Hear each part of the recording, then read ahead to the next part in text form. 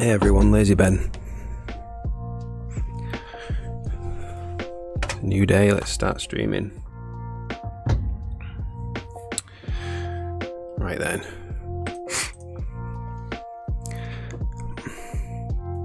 Add data to the card. Add a data card to the charger.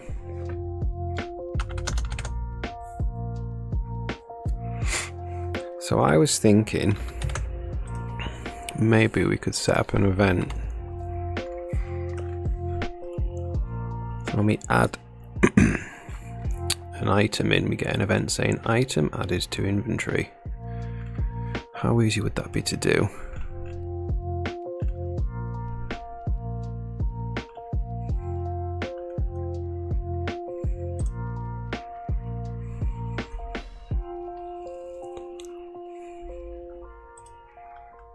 So it happens here.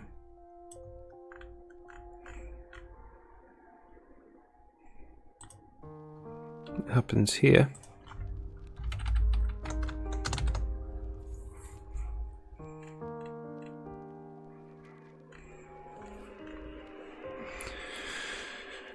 It happens, well, the remove happens here.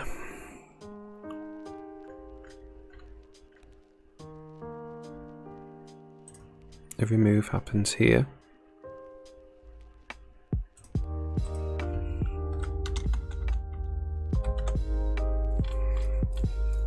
Alright, so we're going to create two private methods.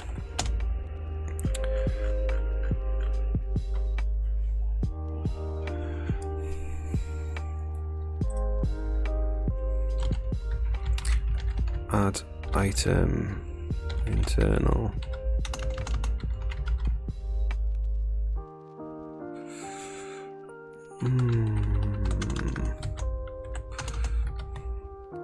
Now we'll say void on add item.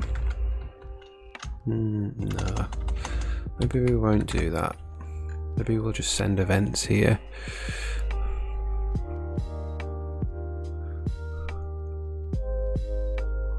Well, we have inventory item. Okay, yeah, let's do that. Let's say void on add item, inventory item, and then void on remove item, inventory item. And let's just see if we can go through.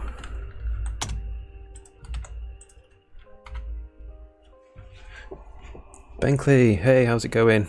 I'm great, thank you. Another day of coding ahead.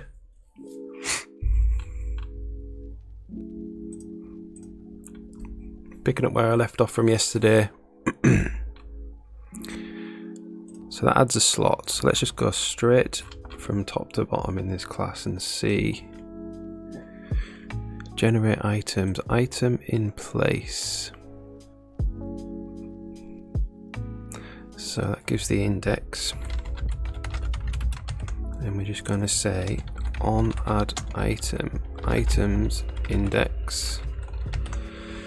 There. Hope you are well.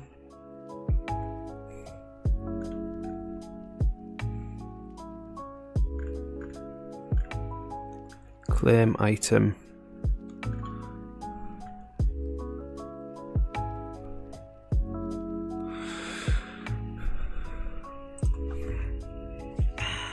So auto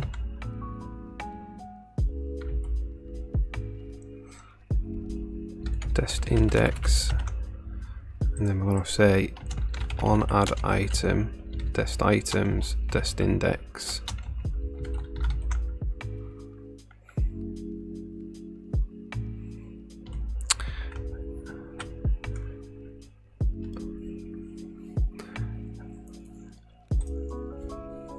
So I'm going to call this after add item,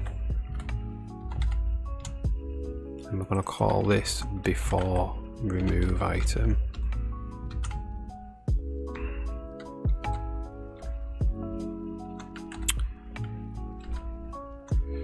Okay, after add item, after add item, and then we're going to go before remove item, source items, source index.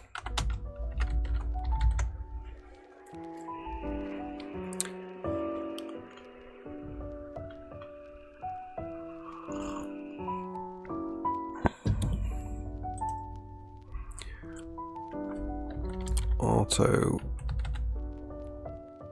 source index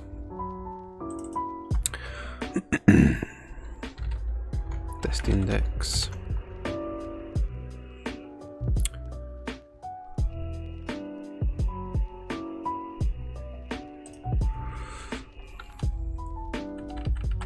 So we're going to say auto test items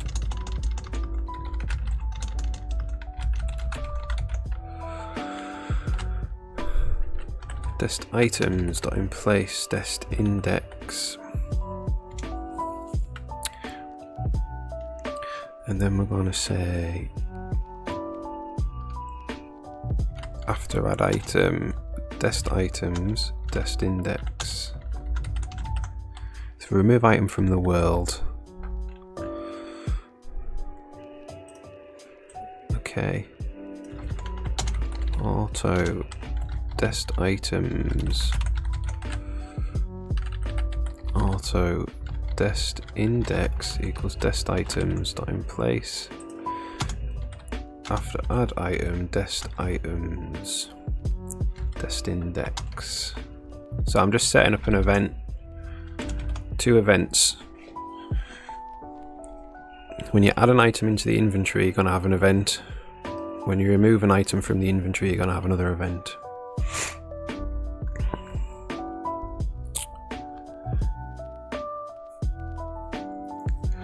Alright, that's that one. So that's called claim item.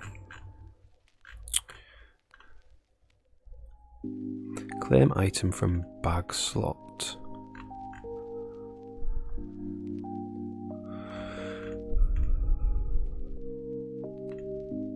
Here we go. So it's auto test index, it's test item, so it's after add item test items test index, before remove items last.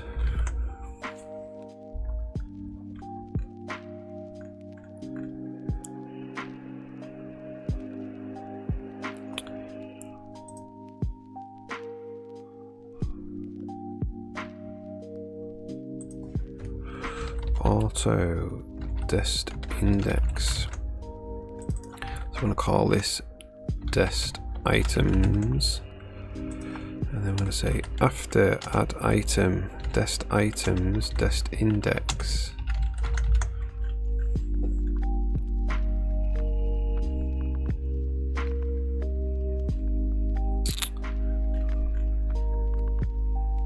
Okay, get a slot. Destroy item. Items remove last. So I'm going to say auto last equals items. Yeah. Last equals items dot last. Before remove item last. And then items dot remove last.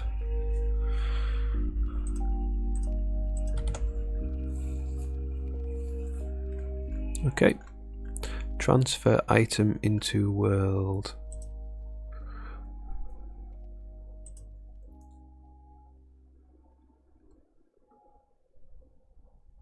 So before remove item last.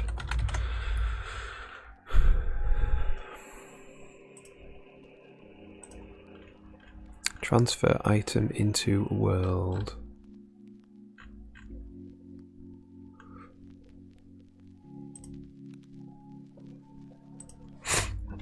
before remove item, items.last. Set active slot, get active slot, get active prefab, apply modifier, breakdown.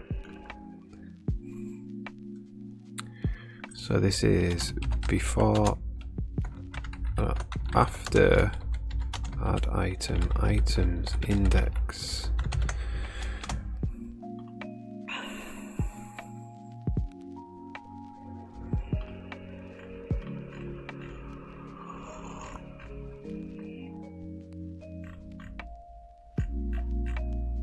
Alright,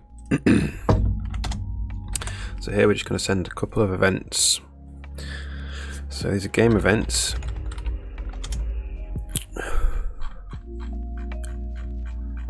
And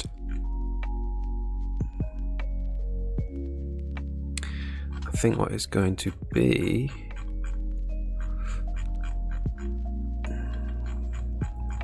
let's go right down to the bottom. Struct G event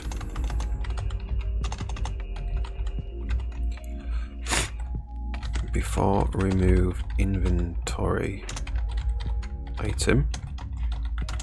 Use it for bag ID. Use it for item ID. And then we want another one. Before remove, after add. Make this one after add.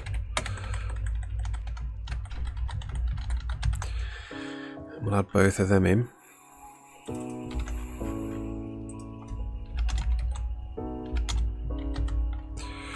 G event before remove inventory item. Alright, let's just check that that compiles.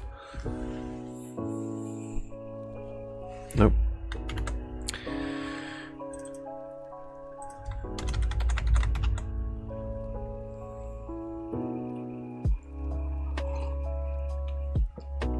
All right.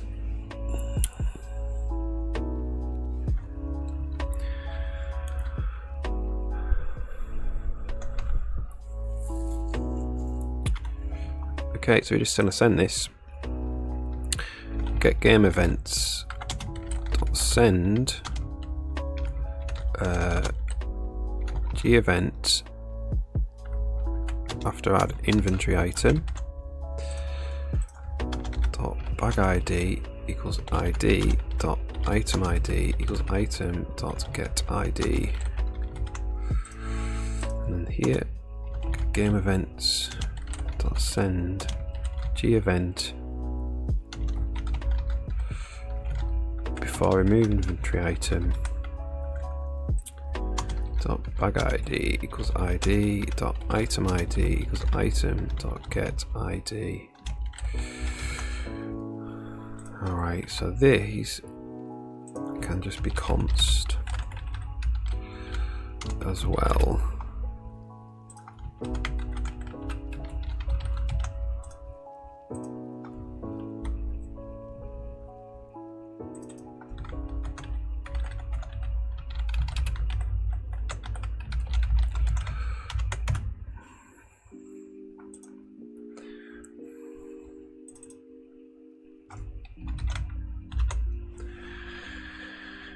All right then.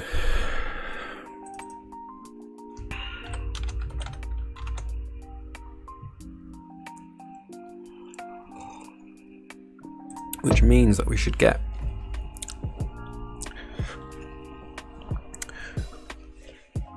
events whenever items are added or removed from any bag. And the reason I've done this is because in Data Charger Controller we want to listen for this.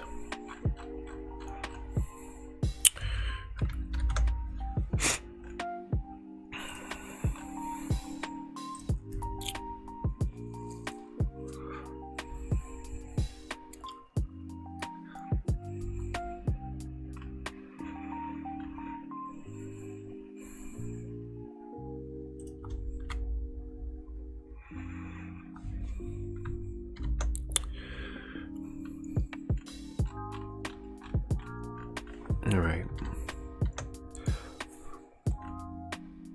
We call open charger.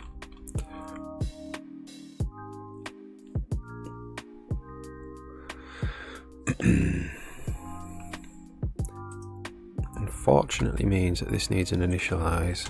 That's fine.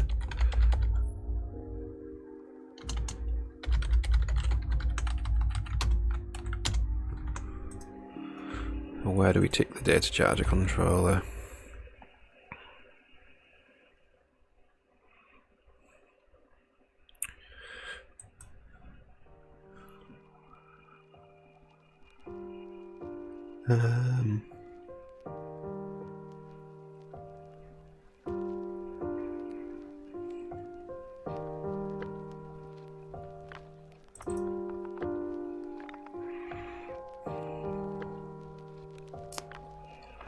Nowhere there. I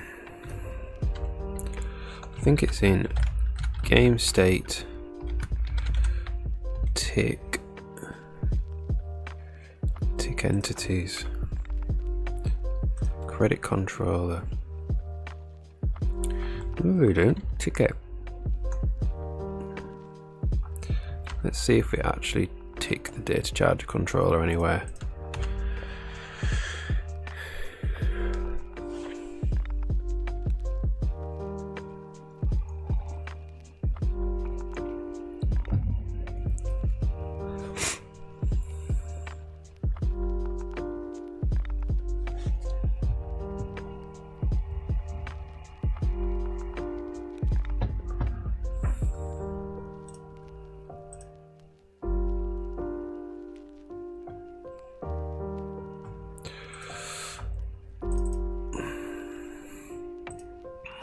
We don't need this anymore.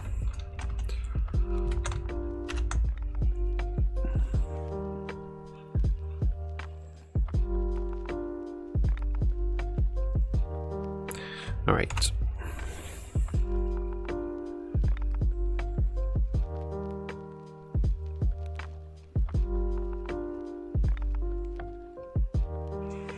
So I don't think we're ticking it anywhere,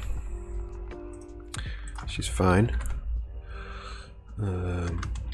Game.config. So let's go back to prototype state and then game event, game state. We're going to say get data charger controller.tick, and then on initialize, get data charger controller dot initialize.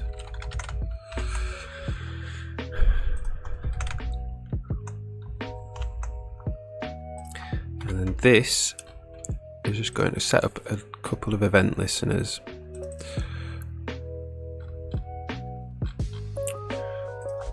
Include data charger controller.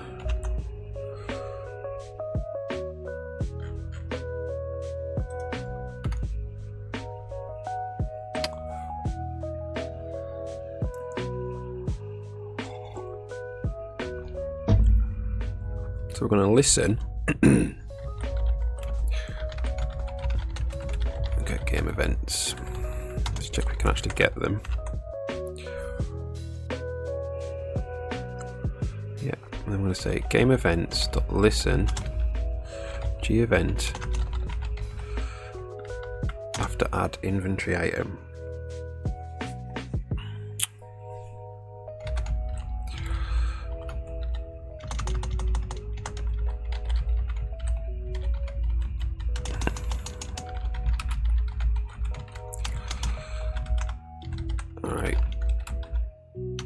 I'm going to say if e.id equals id, and we'll just set up a breakpoint there.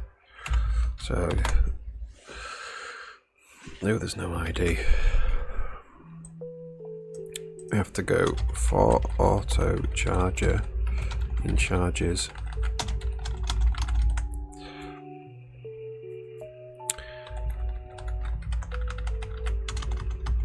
If charger ID.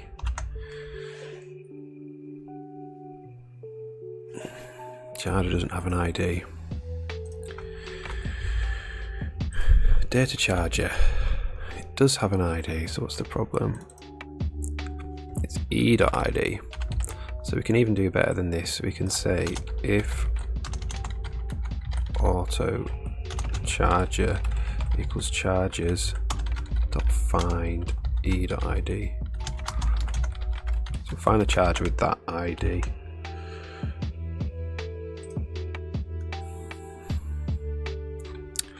Probably can't look for a data charger by ID. Oh, we should be able to. What's the problem?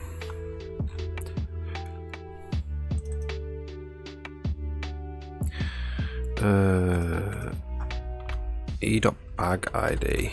That's what we want.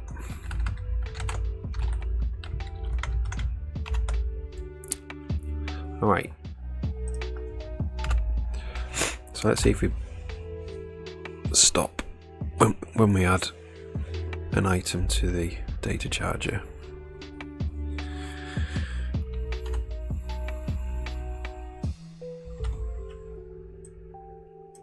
Boom, there we go. Right then, so if we've added it in,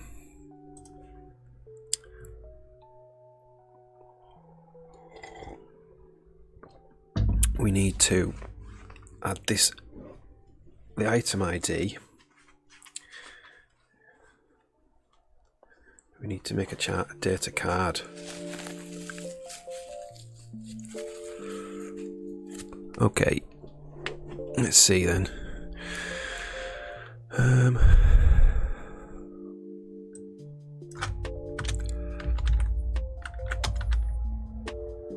So it's charger.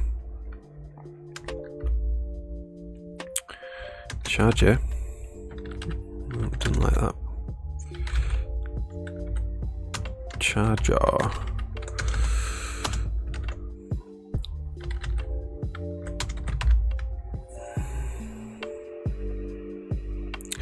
Data cards. What's going on? Telesensor's stopped. There's no problem. Dot find index of e.item ID.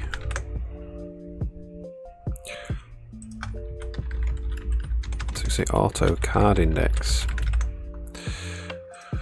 to data card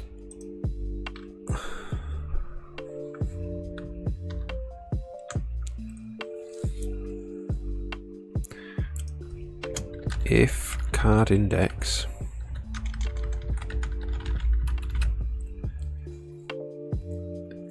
equals charger equals, so we'll say auto data cards charger data cards.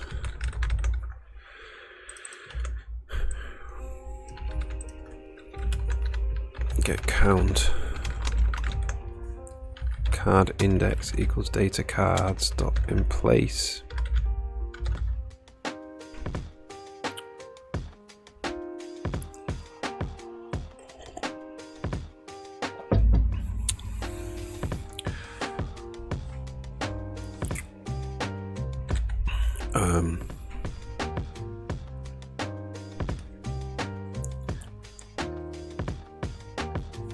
We'll just in place a new data card. E.item ID.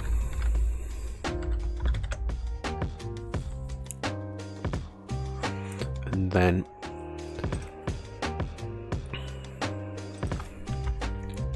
we want to know, I'm going to say bool is active.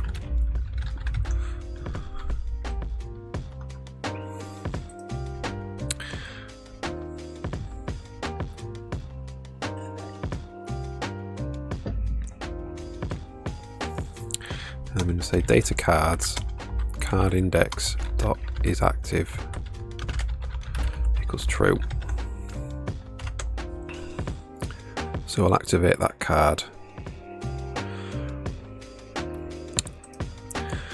And then we have to say if card dot is active, we'll tick it. Okay, we want to listen for another event. G event before remove inventory item.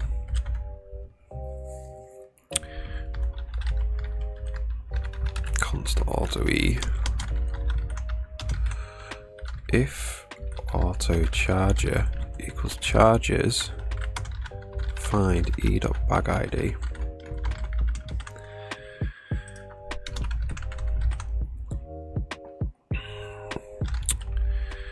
If card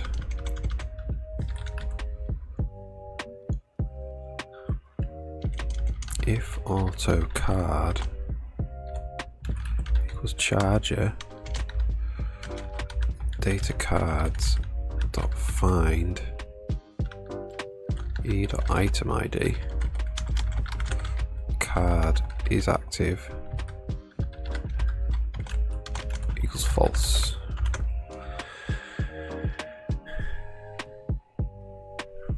Alright,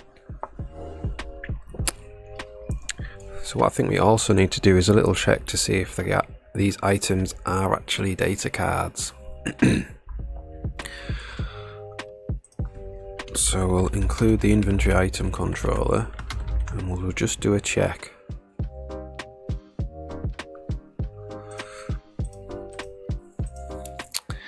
We'll say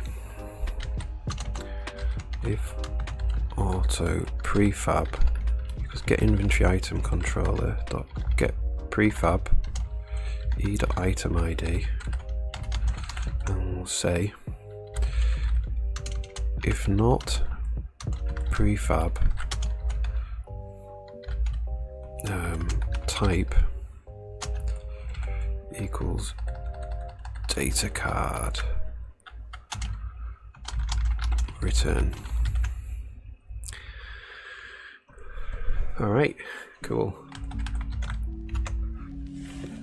We don't need to check here because we've checked already before the item's been added to the inventory that it's a data card. Oh, can't do that.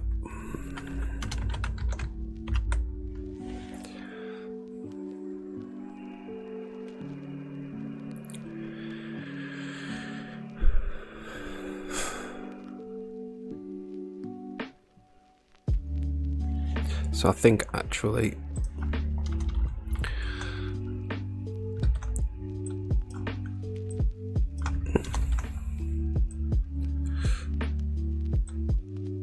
we'll do this.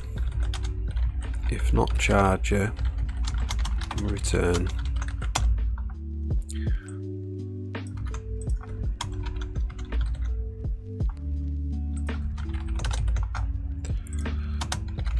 If not prefab, return. If prefab's not equal to data card, return. Then we will do that. Stop all the nesting.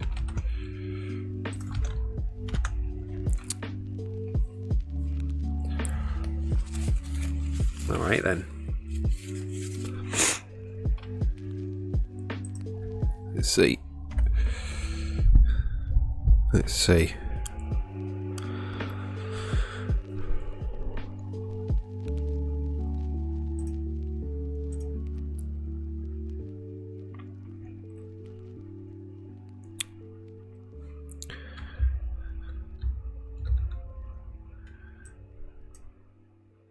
Okay. So we've put one in and we've said it's active.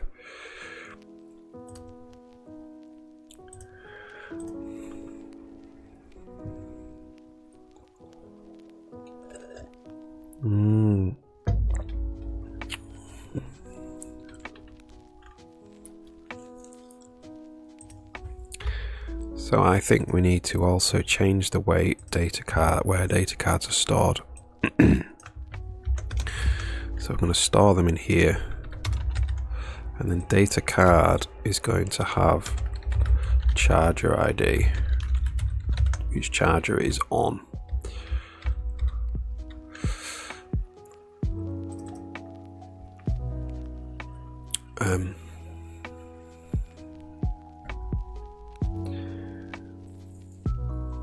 That's even better. So we have data cards.find e.item ID. And this is the card.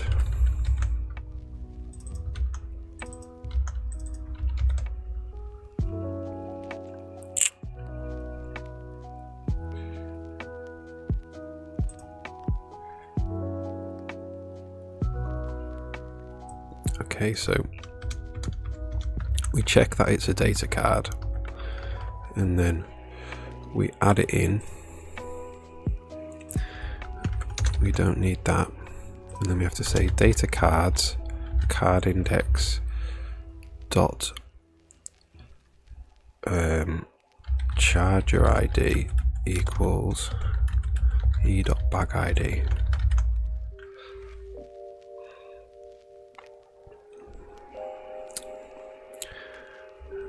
And then we do, so we don't even need actually in is active, we just have to check that it's got a charger ID.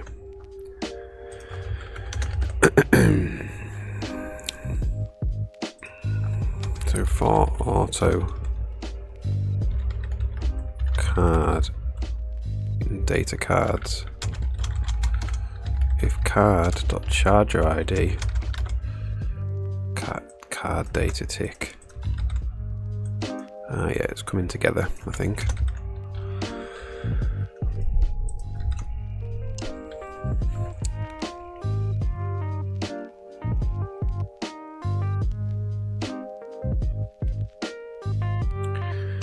And then we have to find it. If auto card equals data cards dot find e.item ID card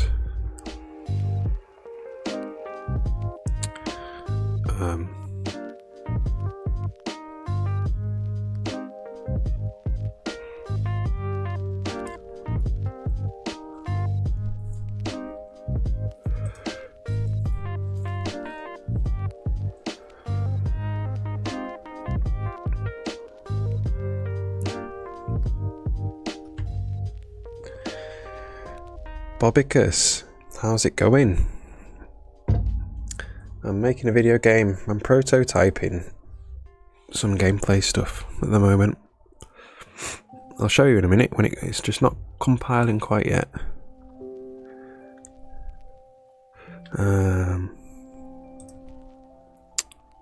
Minecraft plugin, great.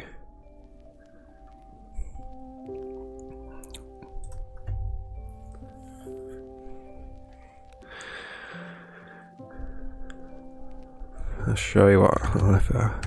See if this compiles.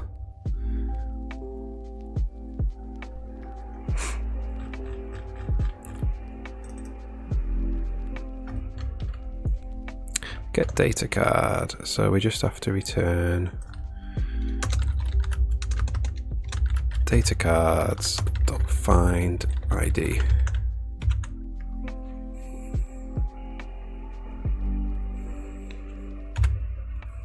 So if this builds, I'll show you the game.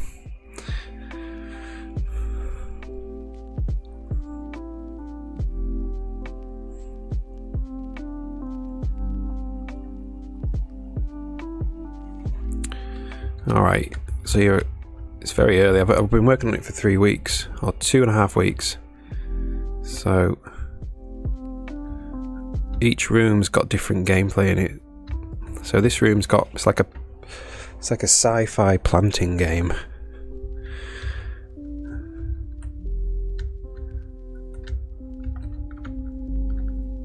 So you can destroy grass, and then you can like plant things like that.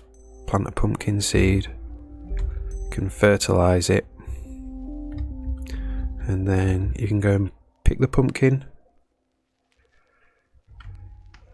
Yeah, so it's like each room's, it's just prototyping, so I don't know if the real game, that all the gameplay is going to be mixed together, but I'm just kind of going through a game design thing. So I'm made different room, and each room's going to have different element of gameplay that I can prototype. So this room's planting. So yeah, make a pumpkin, and then this room down here is quests and stuff. Quests, cutscenes. You can make a cutscene. NPC offers you a withered husk, and then another withered husk. This NPC can offer you a quest,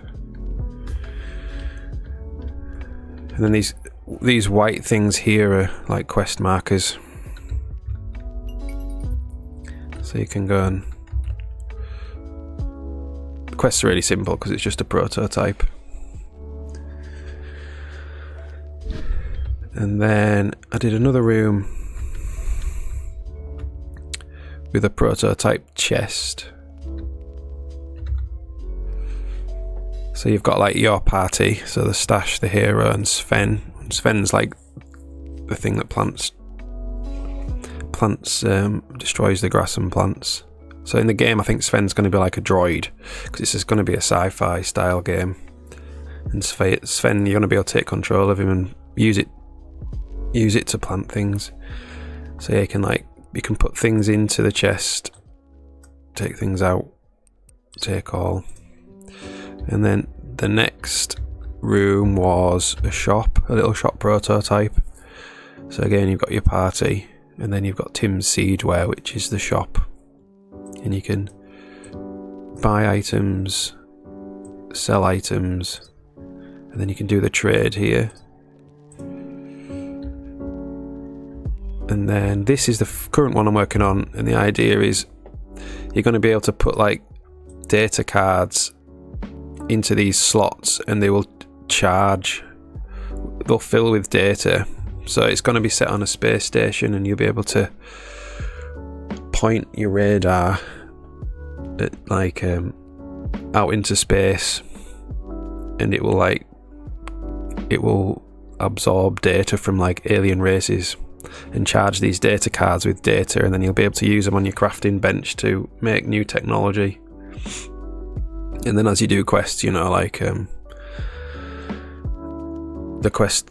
result of a quest might be a new data card, and you go and slot it in this machine, and it gives you a new blueprint for some cool item or something like that. That's what I'm working on at the moment, this bit.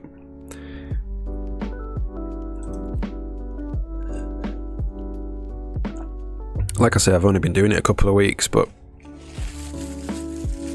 there's quite a lot of gameplay now. After 2 weeks, it's pretty good.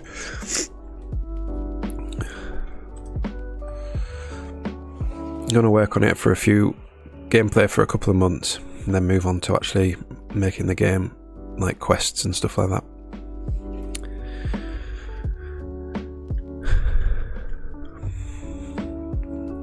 How are you doing your Minecraft plugin? I've never made a Minecraft plugin. Is there much coding, or does it have an editor?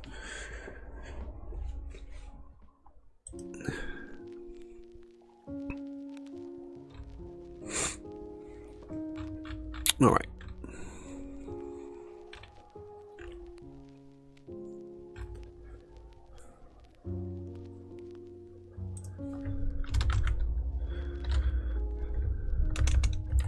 So auto charger equals chargers.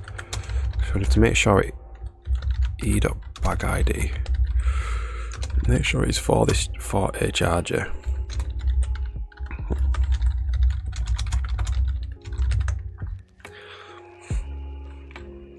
And the same here. Java, yeah.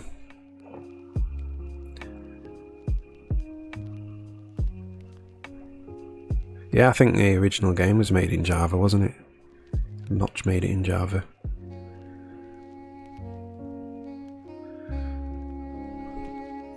Yeah, I've made a couple of games in Java a long time ago. I quite like it. This is C++.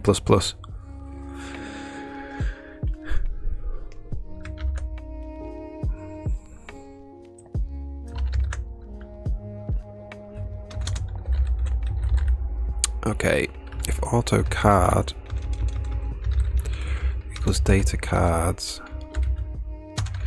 find e.itemid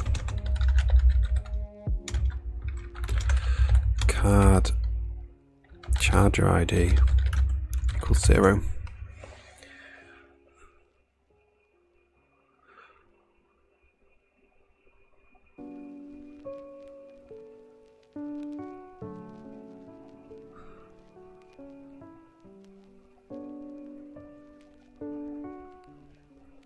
Oh, fantastic. Yeah, great. Good project.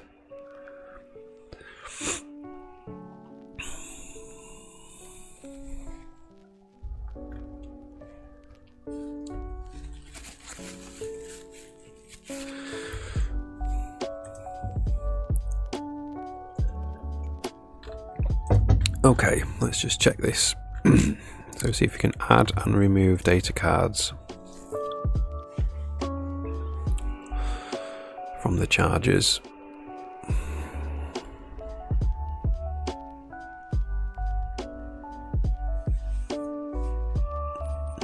So we need to check. It's going to get spammed with item adding. So we'll just make sure it's a data charger first. Alright. So made a card and it set the charger ID, which means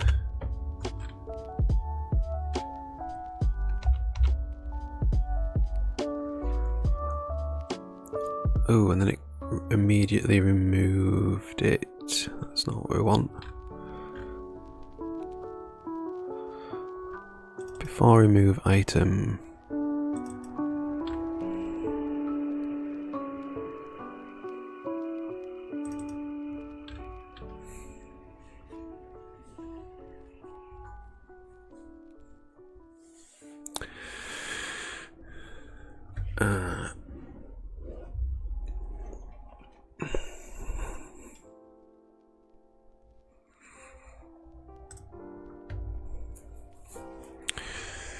So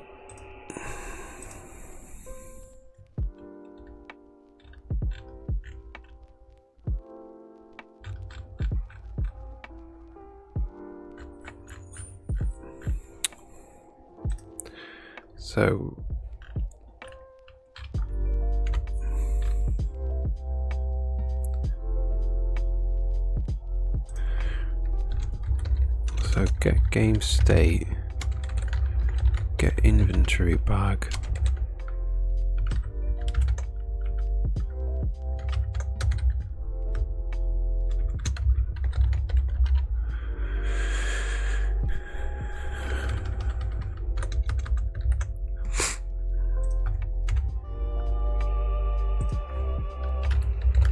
Bag ID.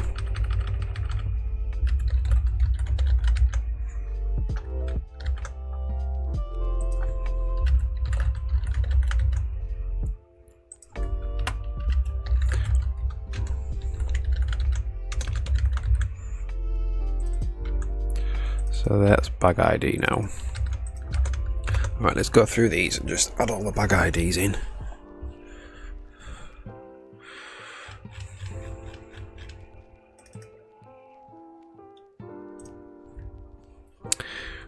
So this is this ID.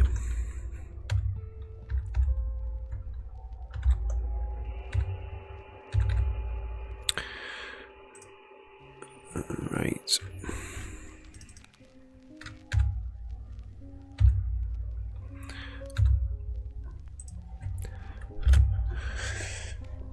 This, the desk items is desk slot, so it's this ID.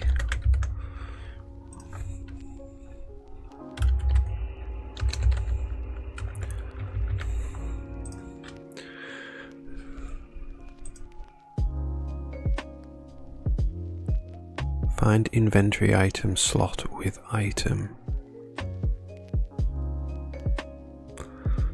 Alright, I think we could do that here as well. Let's just remove all that.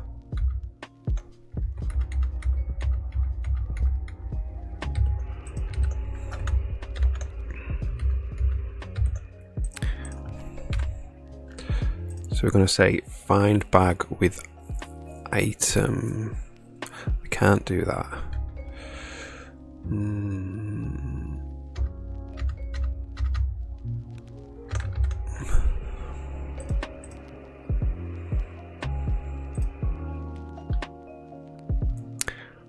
Find source slot.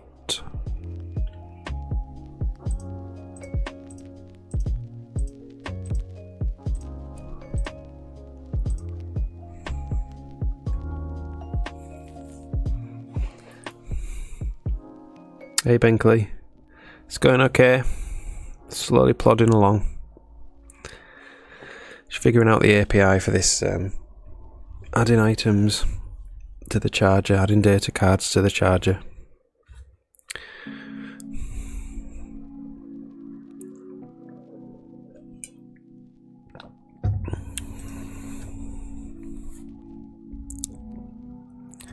Okay.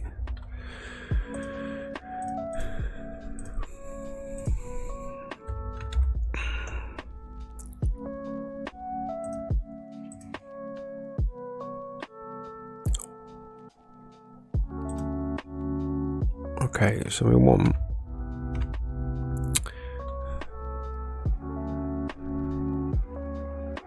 find inventory bag with item.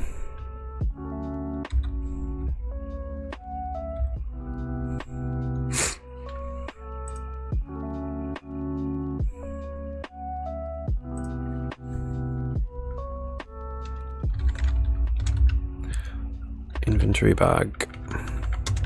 Source bag.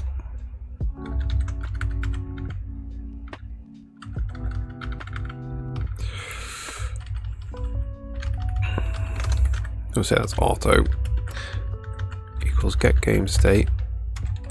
Find inventory bag with item ID.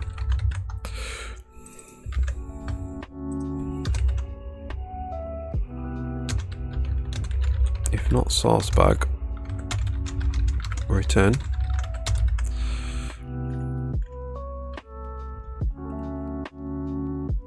Actually,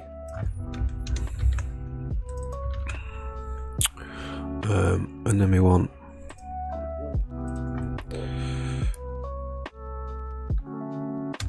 if source bag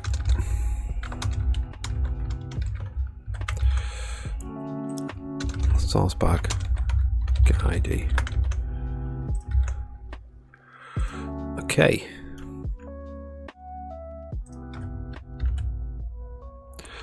Add item ID.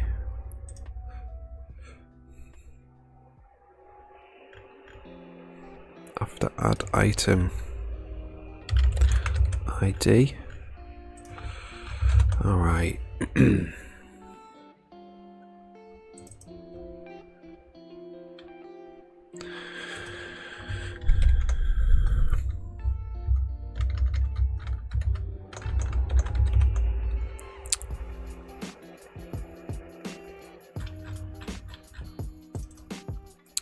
After add item ID, before remove item, source bag ID.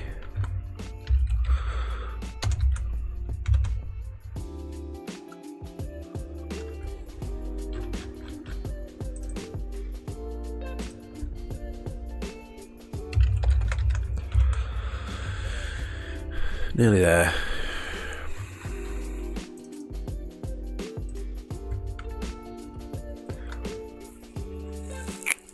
Destroy item in slot. So this is this ID as well.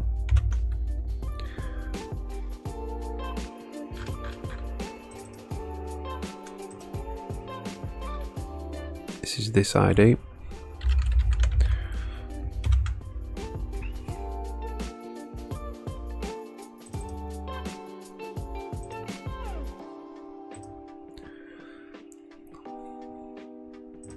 This is this ID.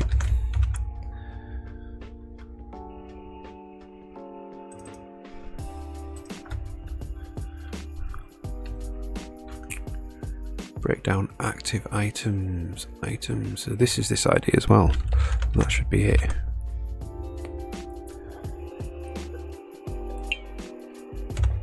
Okay, let's try this again.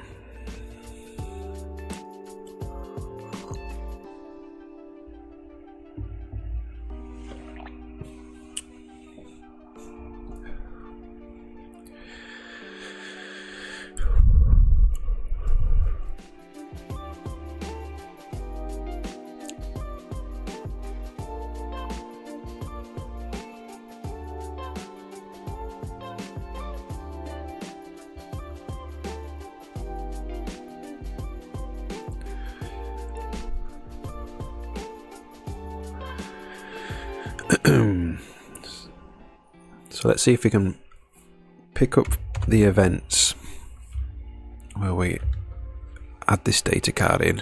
So, alright.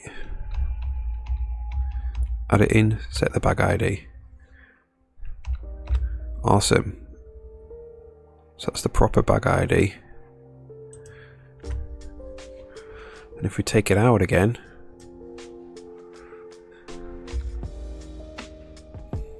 item ID was 0, so that's incorrect. So we can detect if we put it in the bag. We can't detect if we take it out yet. So that's it, goes in properly. I think that's fine. If you take it out again, item ID is 0, so that's incorrect. Item 0. Last.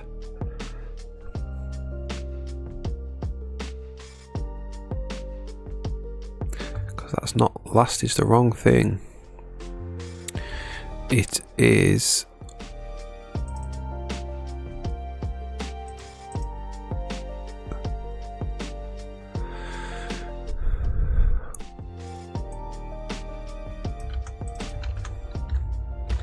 that.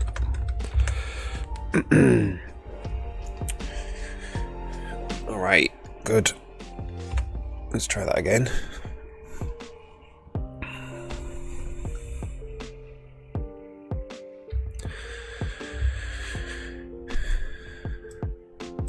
So if you detect, you can take it out. And we set the charger ID. Alright.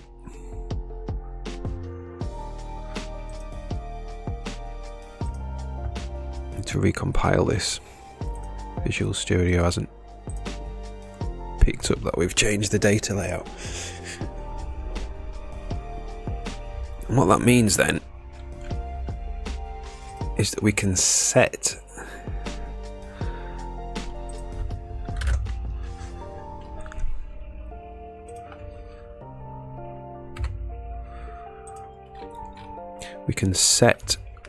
that we want to charge to 100% when we add it in. We'll see if it actually moves these bars.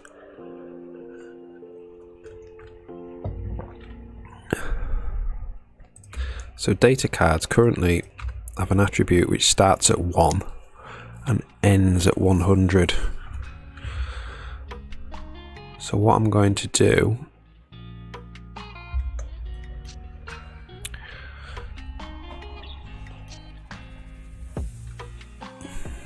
is when we add it in, we're going to just set the data charger card, the data card's attribute target to be 100 once it's compiled, and it should charge it to 100.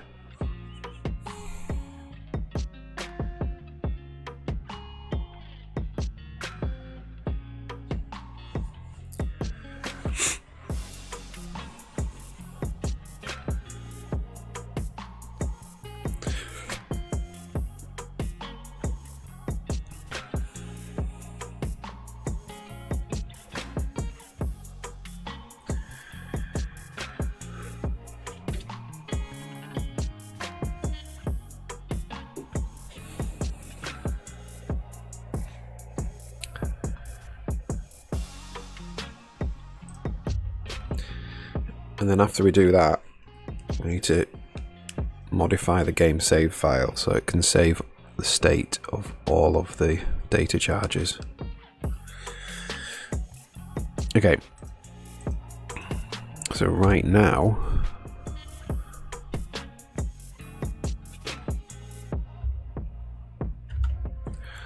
put a data card in, you can take it out.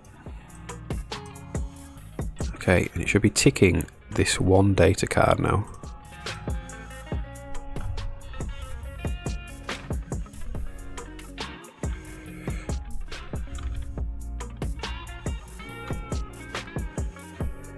But it's set to 1.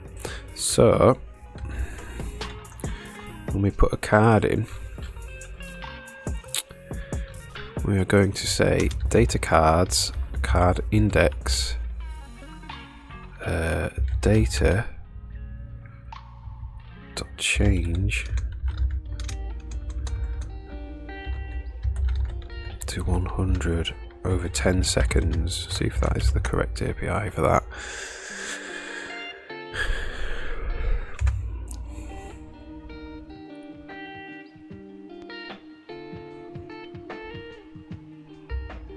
Alright, let's see.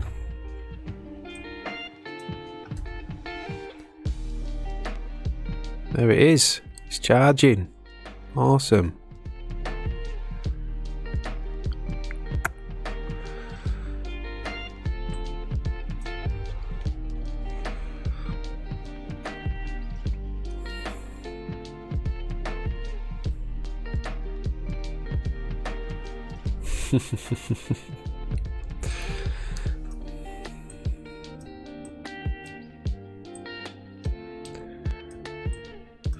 Alright, cool.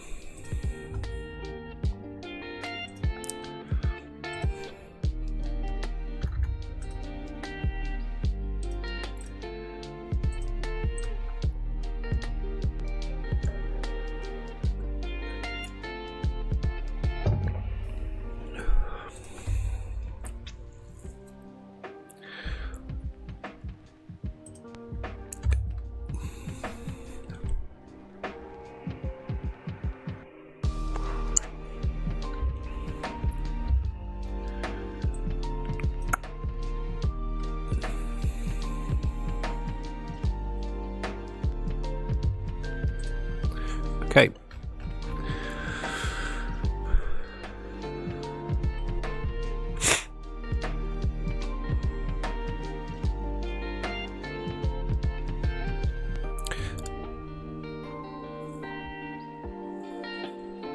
So I think we'll modify this slightly so it always creates the card if it's type data card.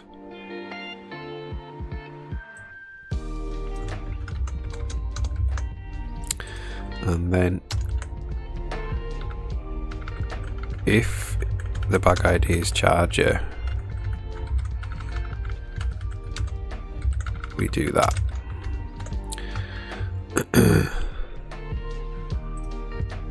So all the data cards in the world get added to this list, and then but if you add it to a charger, it sets it going right. So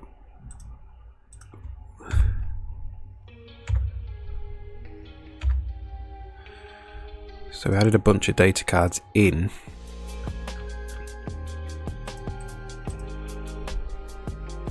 We added 2 in, but there's no charger ID.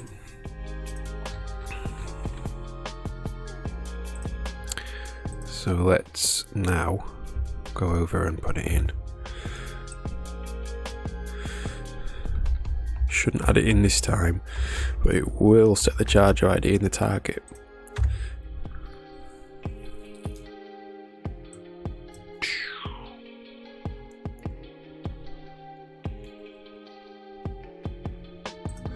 Pleased. Okay.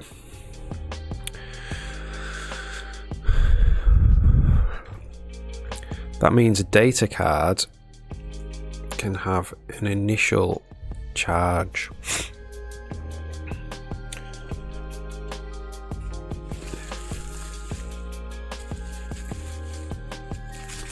Which could come from the prefab.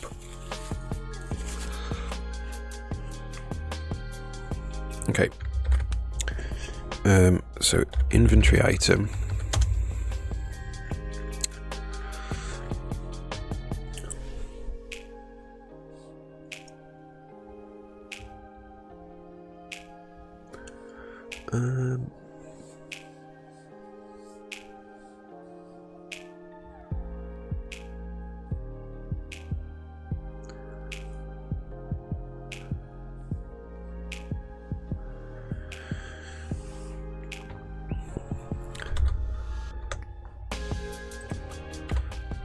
So what I might do is I might just say void or bool set data card charge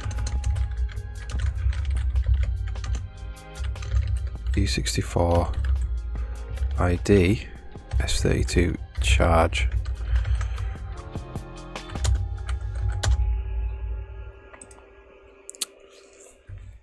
And then we're going to say if auto card equals data cards dot find ID card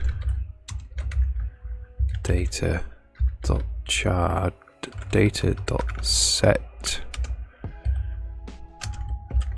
charge, return true.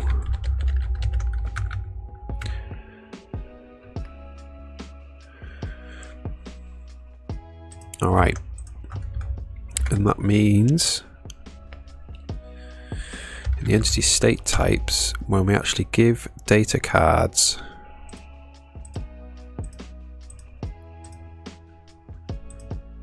to the bag, we need to go, we'll just set it to 1, so we'll say if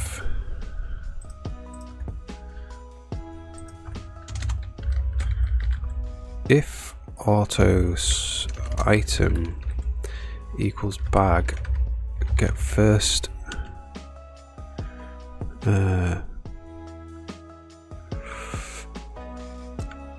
find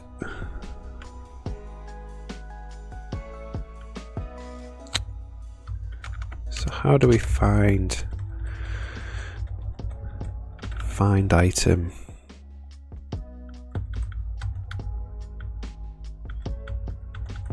How do we find an item of a particular type?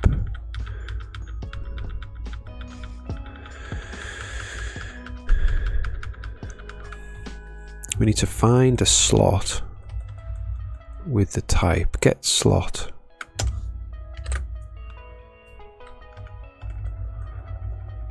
Data card.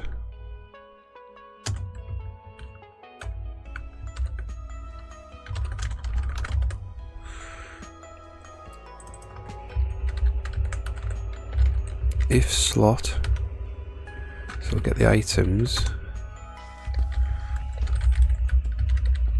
get items, and I'm going to say if items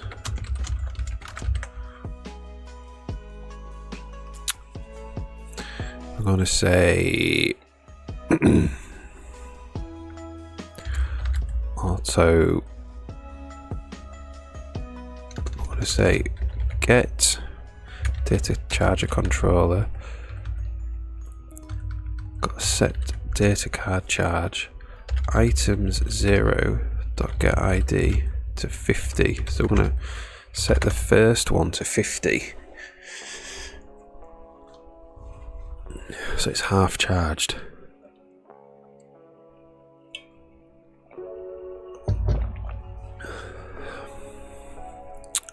All right.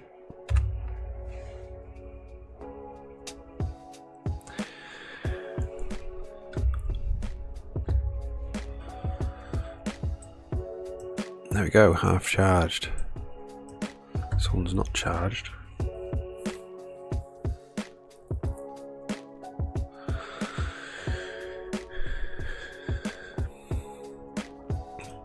Okay, and that's mint, that works really well. Okay, so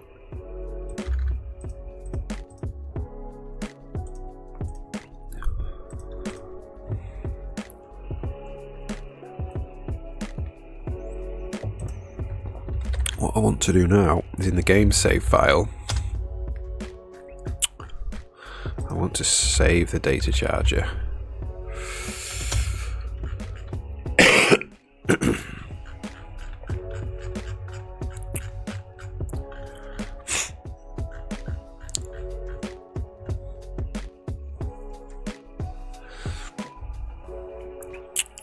So when we load the game inventory, what does it do?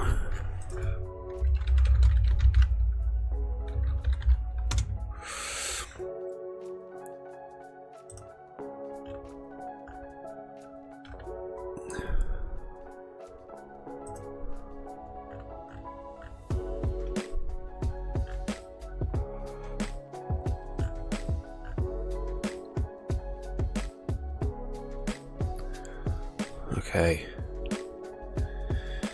just puts it in the item. That's fine, that's good.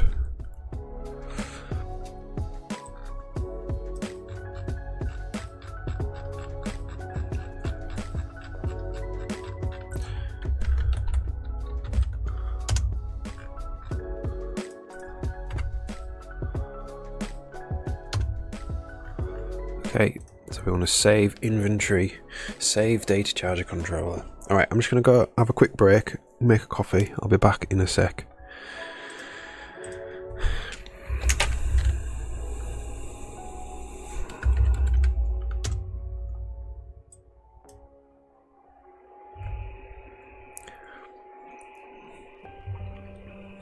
Back in 2 minutes.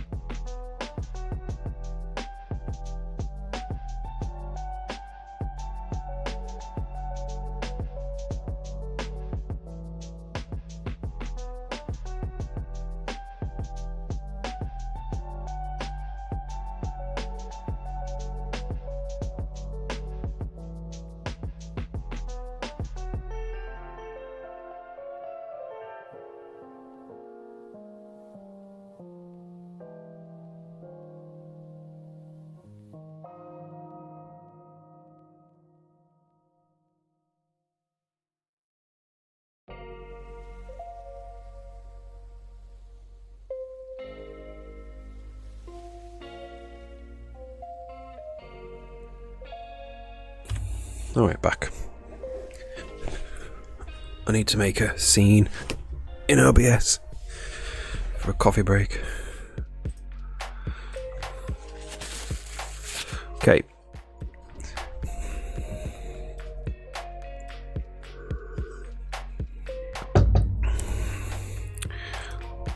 So we want a save data charger controller.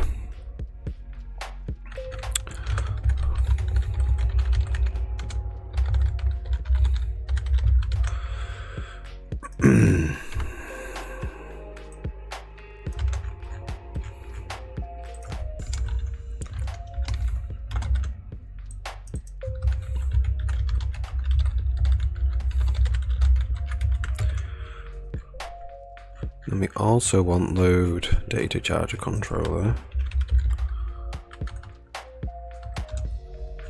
Nope.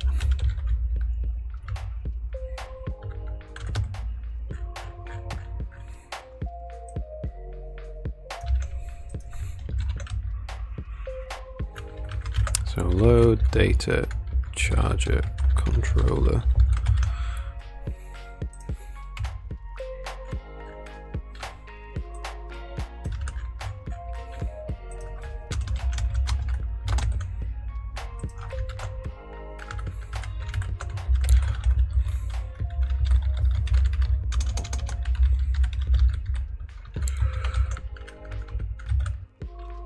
All right.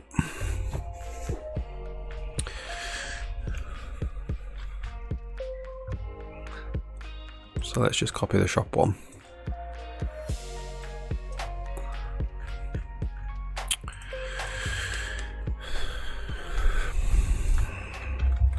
Save shop. Right. So, data charge controller. We want get chargers and get data cards. I don't think we have to save the charges. We do have to save the data cards. Array, data card, get data cards.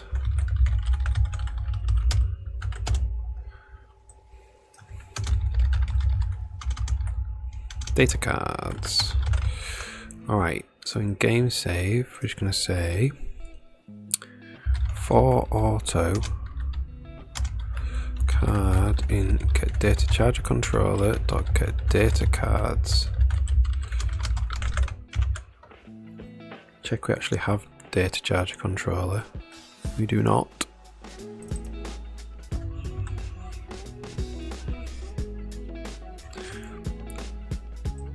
So include that.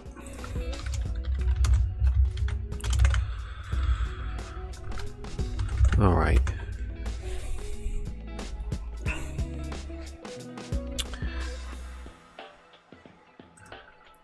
What do we want to save in the card?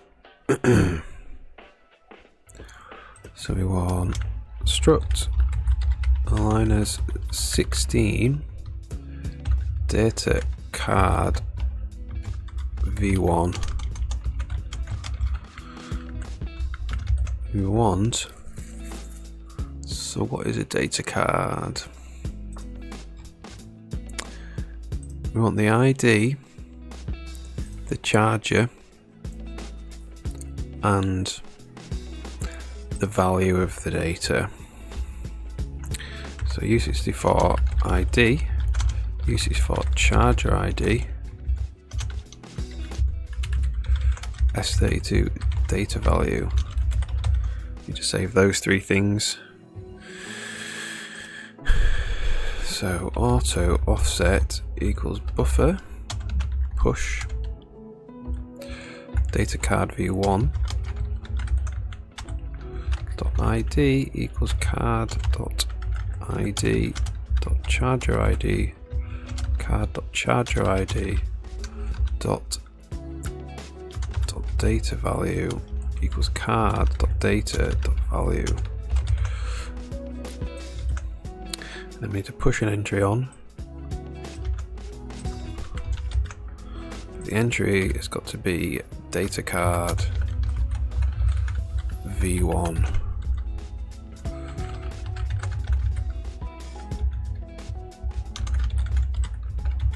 Awesome. Whoops.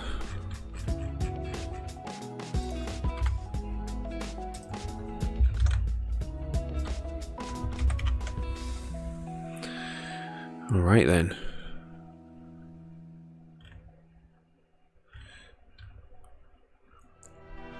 So that saves the data cards. Loading.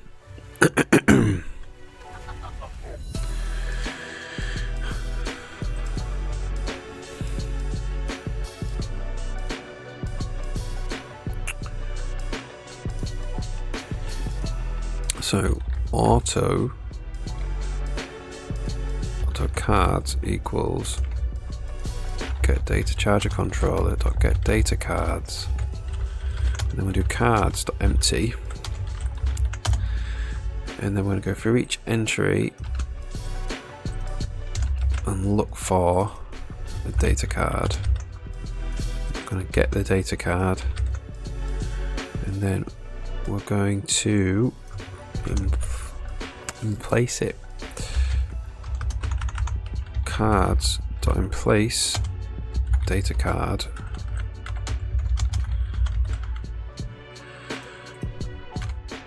ID charger ID data ID equals data ID, charger ID,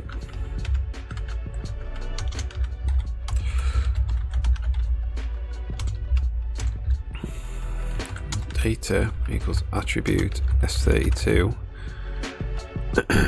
data value 100. Or maybe rather than doing it there, we should do it here. Then we can set it cards index dot data dot set data value. So that loads and saves them. That's great. Let's see if that works. So we're going to charge one of them to 100 and then save the game.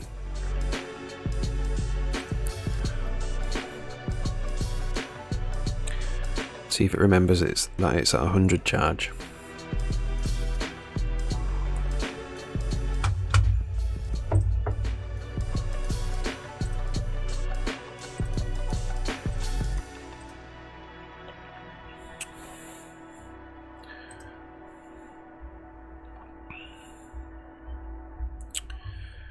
All right.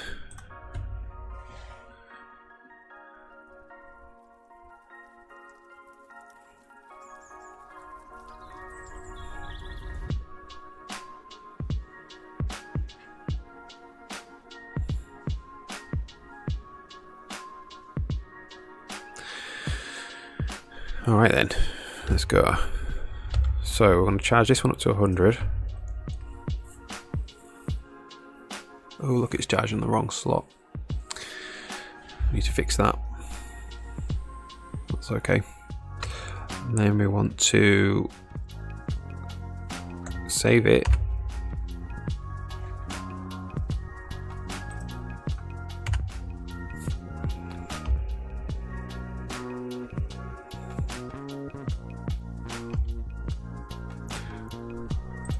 Card.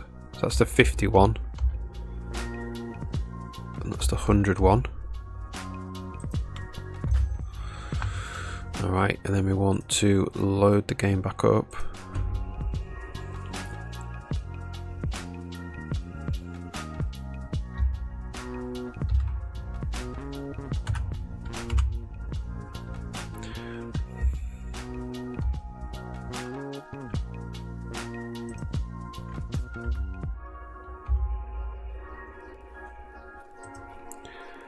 $51.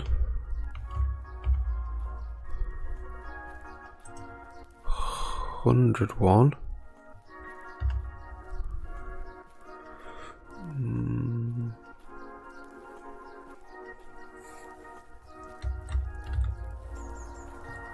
There we go.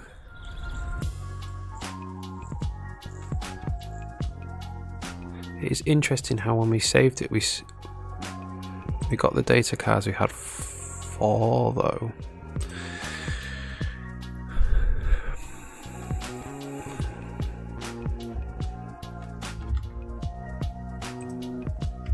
Quick load. Data cards 4 apparently.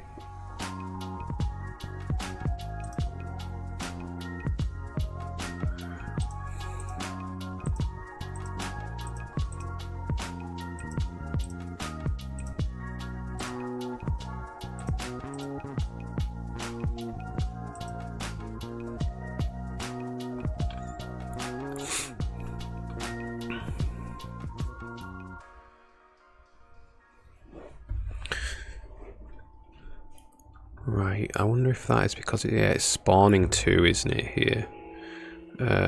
It's spawning 2 every time we launch the game. Is that right? No, that's not right.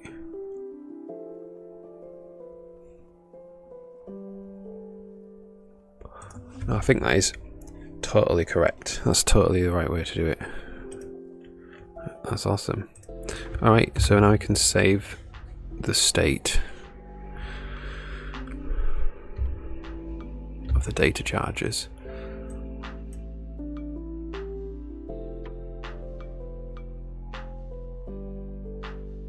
If we do that and we do that, and then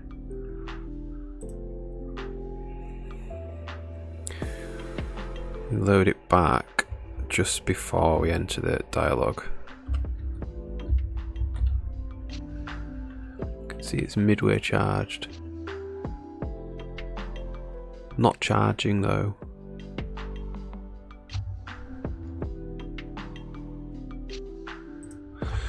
Okay. Why is it not charging?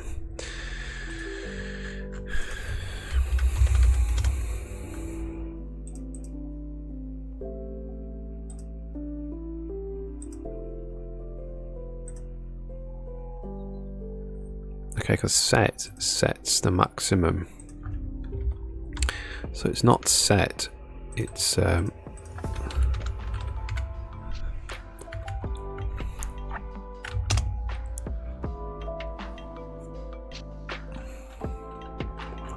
just have to say dot value.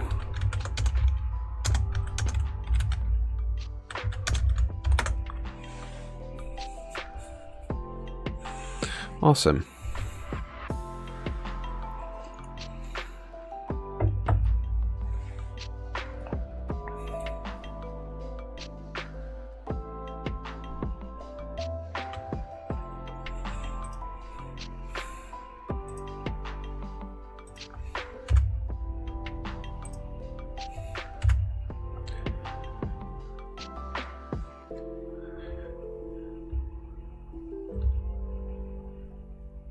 Alright, so now if we load the game, we open the data charger.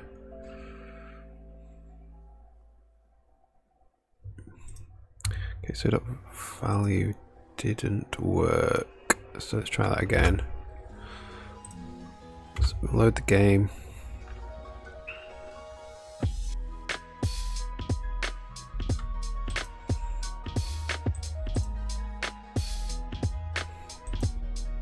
Set target is equal to 1. Alright, because it's corrupted the save file that time.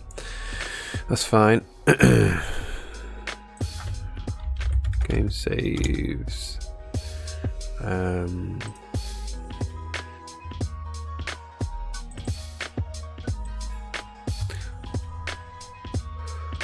are we? Assets, game saves. Let's delete all the game saves. Try that again.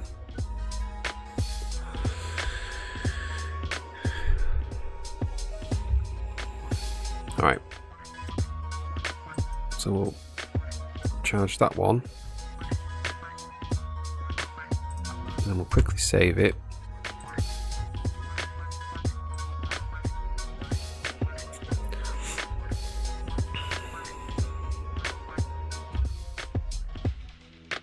Okay, and we'll load it.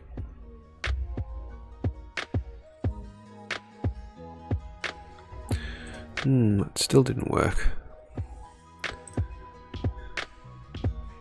Let's try again.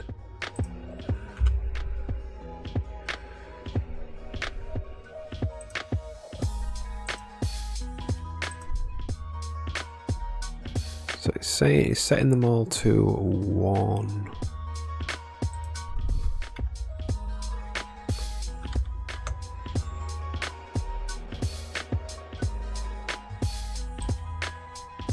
Not calling the constructor properly there. So look.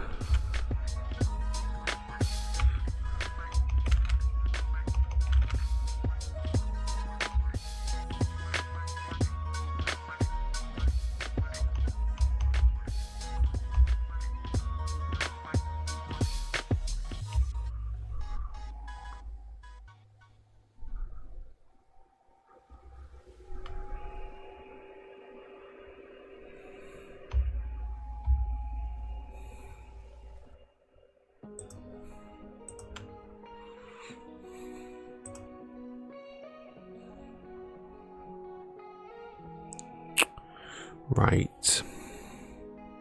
So we need to set the target 1 to be 100.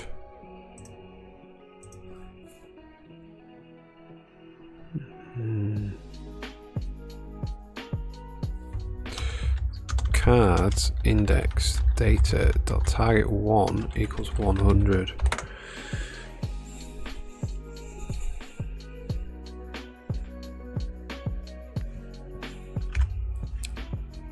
Let's try that again.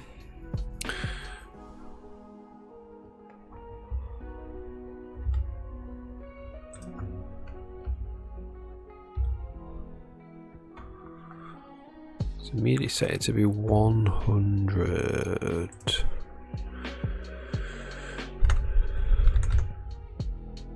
Try that again.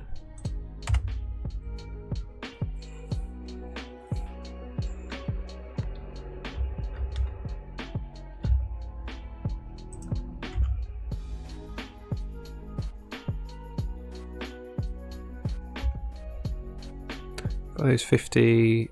Target is 100. Value is 11. Target is 100.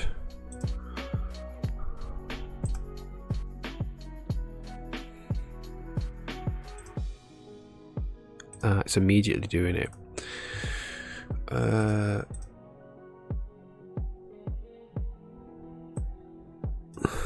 Okay.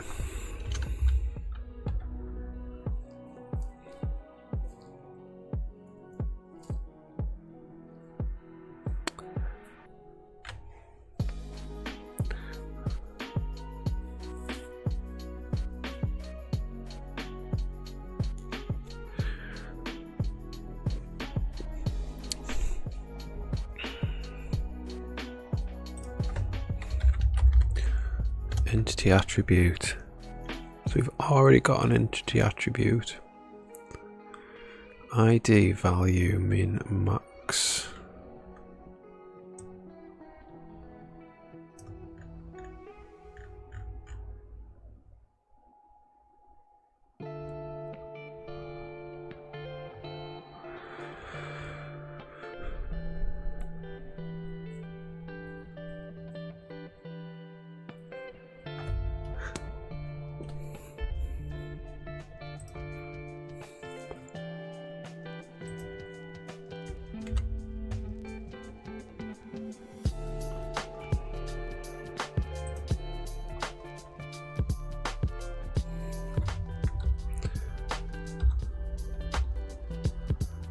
So I wonder if we should change that to entity attribute.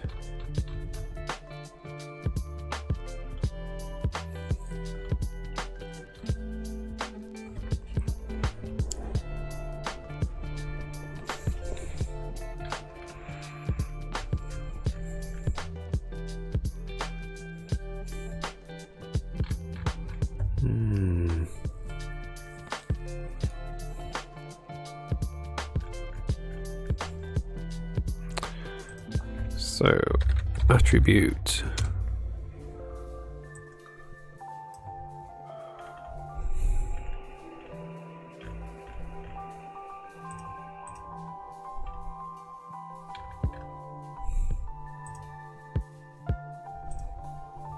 So we actually need to save T and T max as well.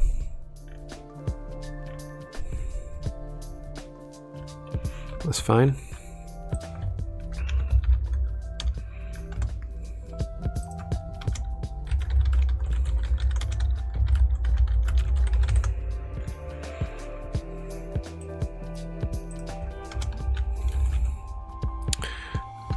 B dot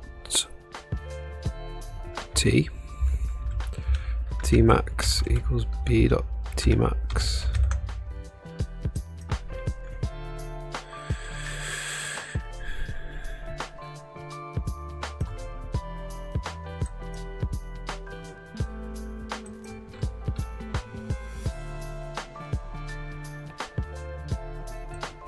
Well, no, we don't need to save it there. Actually, we need to save it just here, Where are we? Float t max. And then we just have to say .t equals card.data.t .tmax equals card.data.tmax. Then when we load it, to say .t equals data.t cards index data.tmax equals data tmax. Alright, awesome.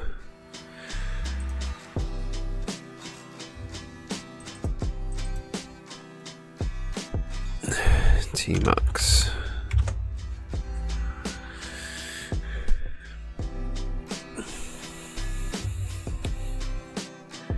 So let's delete this game save.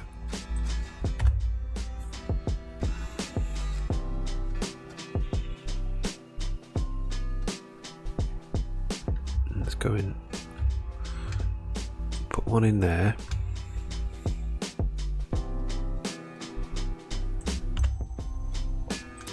Alright, let's load this back up again.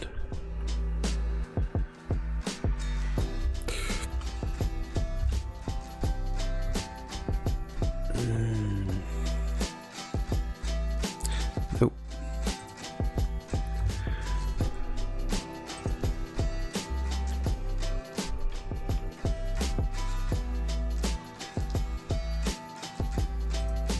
Alright, let's try again.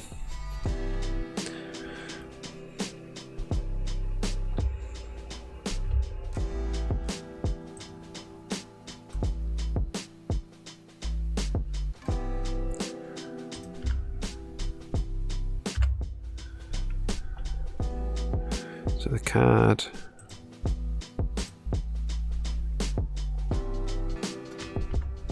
the second card, that's T and T max, 29, 6.6 and 10.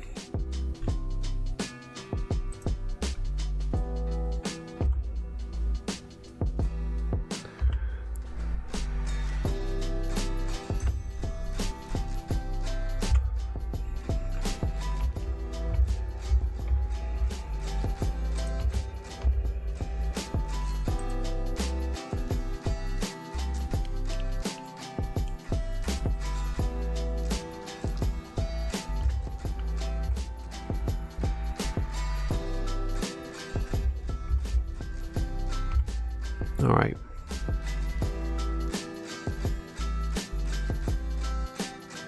So target 1 is wrong. That's why.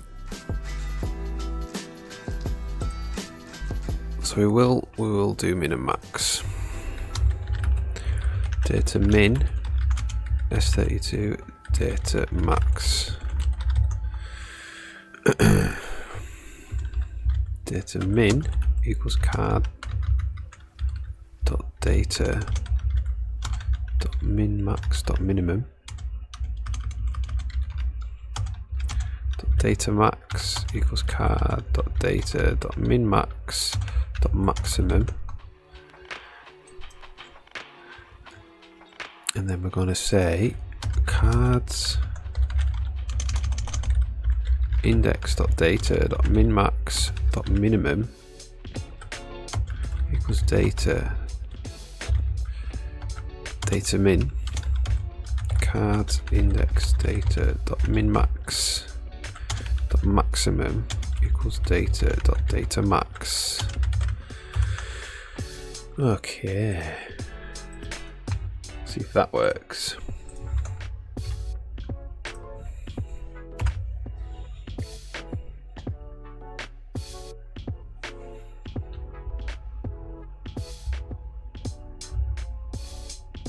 Alright, put that in there. Do that, we'll quick save it. Then we will load the game.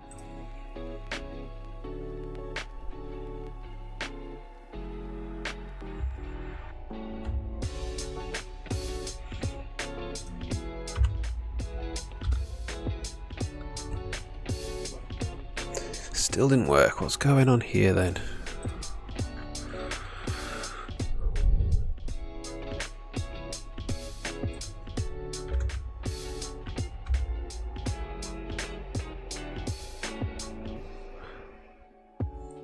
Alright. So we actually need S32T0, S32T1 as well.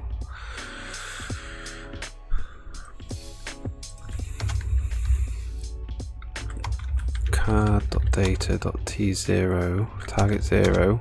Oops. .T1 equals card.data target 1.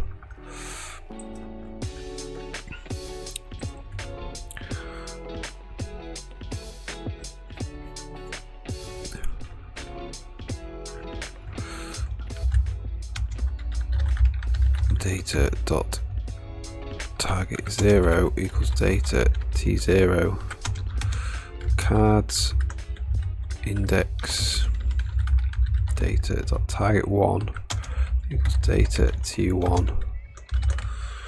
All right.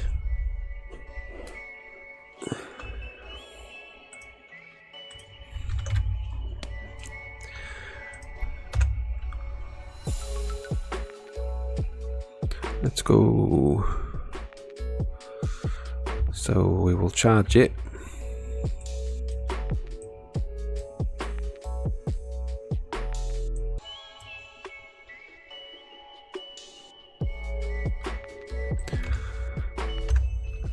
Quick save it.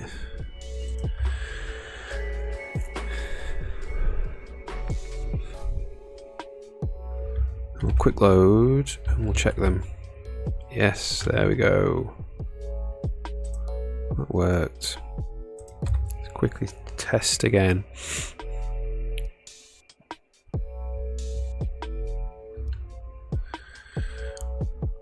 So we're going to put that one in there.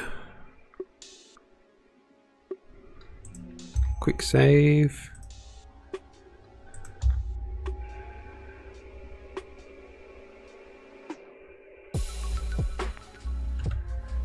Alright, quick load. Great.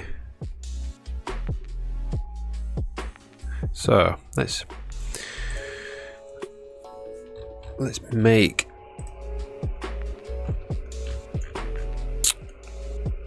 so we've got this thing called entity attribute. ID value min max.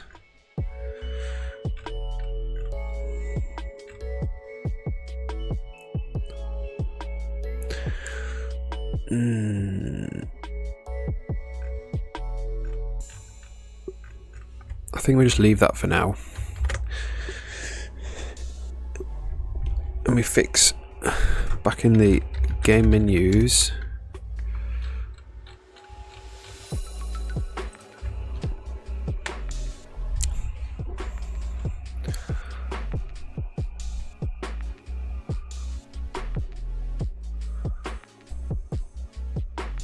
So what we need is a go to here, I think.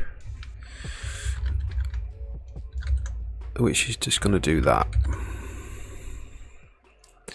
And that's just go to end. All these are just go to end. Go to end.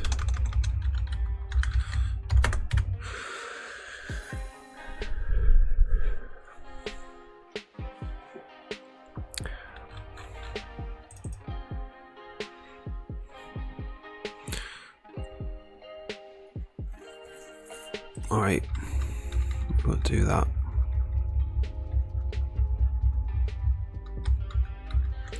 We'll say on scope exit, do that.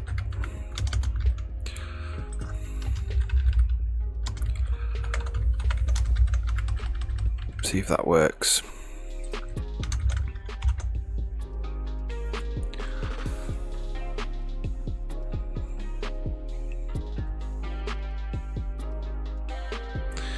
Too big.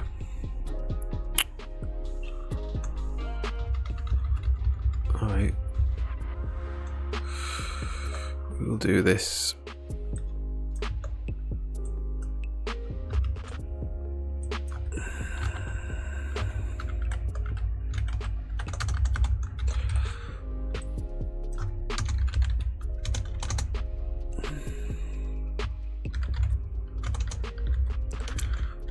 We'll say for auto slot. Yeah, for size T S equals 0, S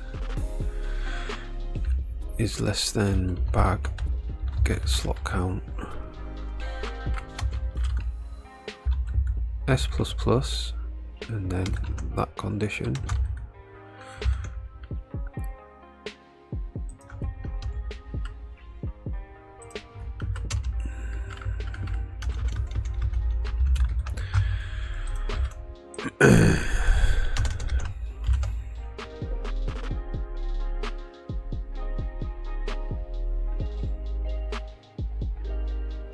Right, let's try that.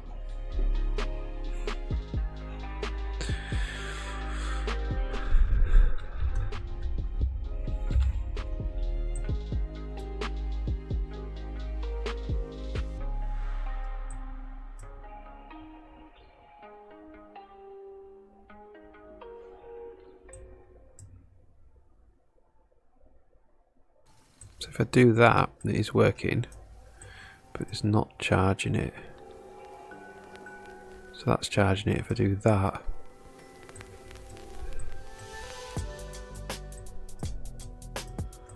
it stops it charging.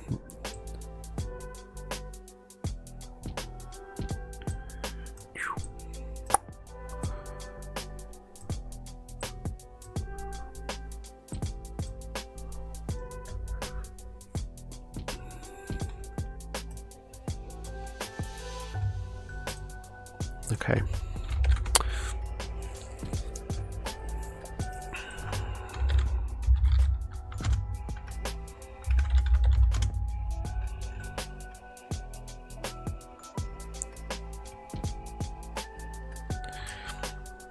It's probably because it's calling the remove, it's calling the add and then the remove.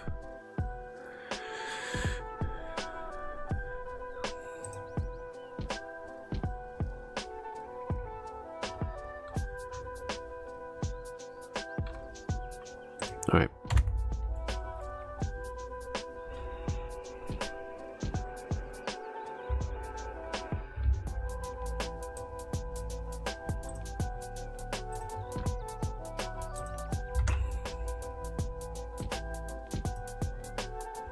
Adding it in, and then we're removing it in.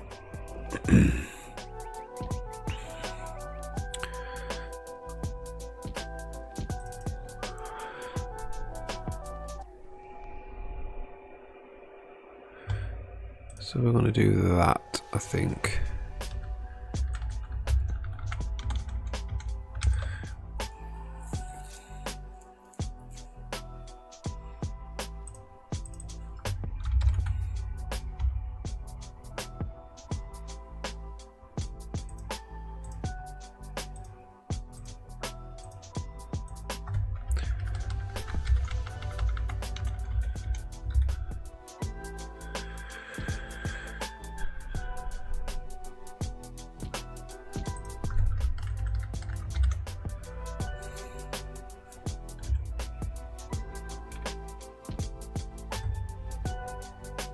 So remove and then add.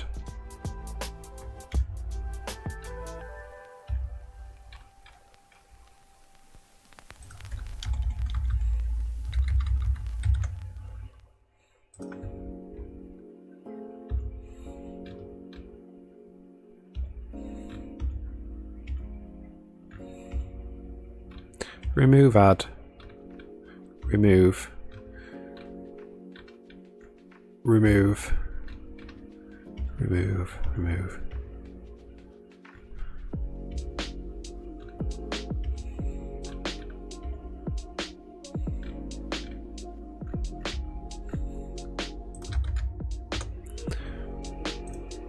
Right, cool. That should work now.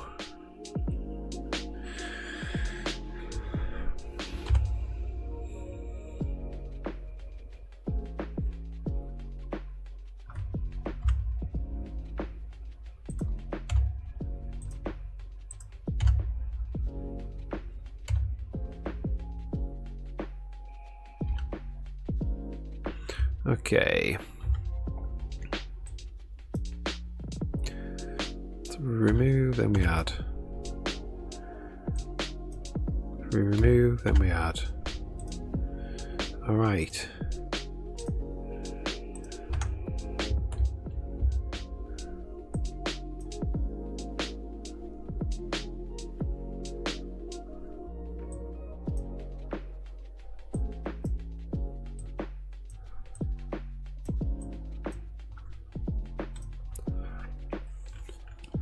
All right.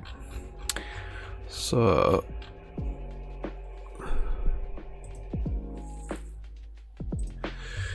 it's not. We don't have to. We don't change it by 10 seconds.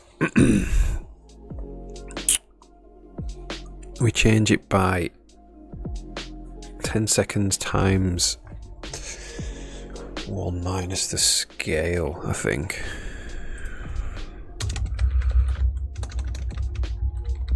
T times 1 minus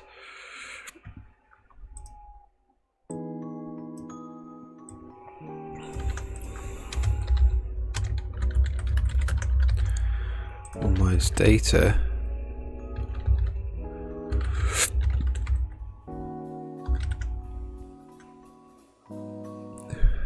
and then that is T.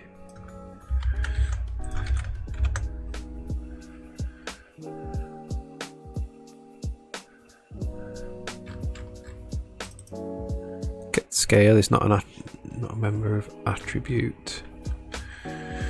Get value scale, get target scale, get value scale.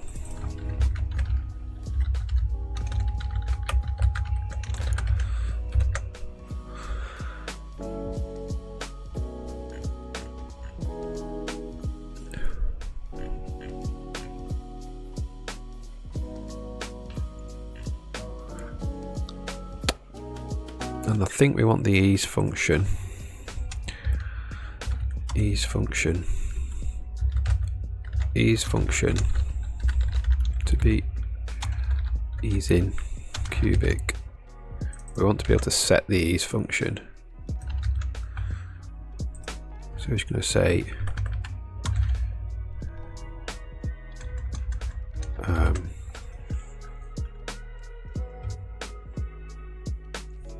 now we won't do that.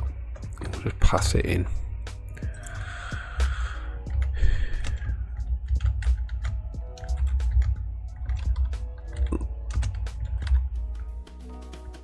In cubic like that.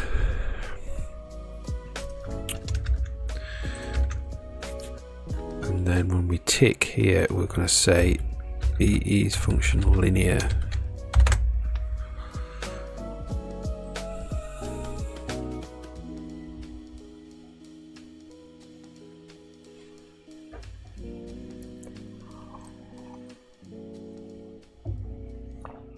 All right, we'll check this.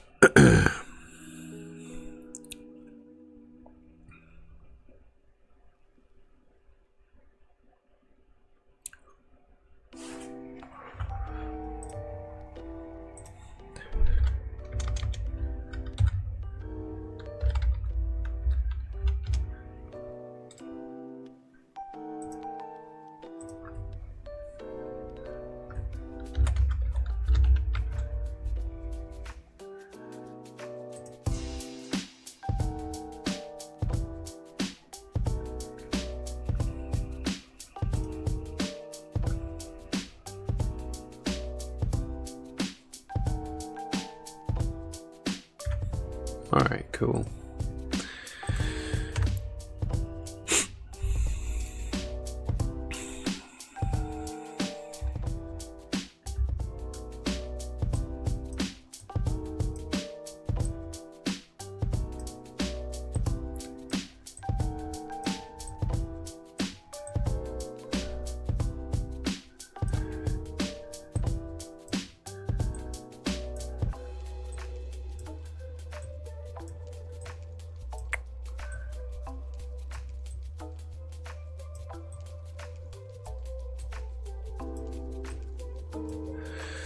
Awesome.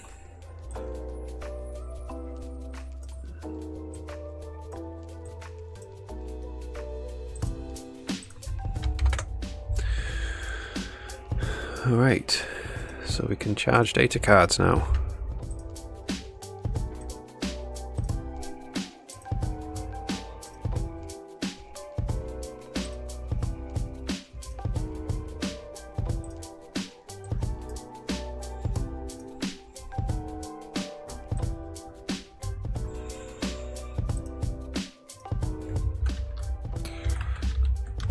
Data cards can be charged at data charges. Awesome.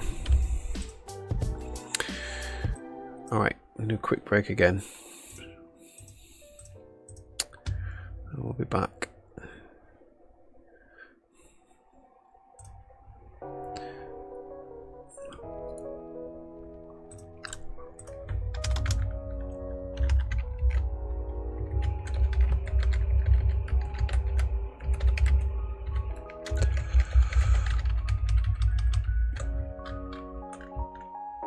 Back soon.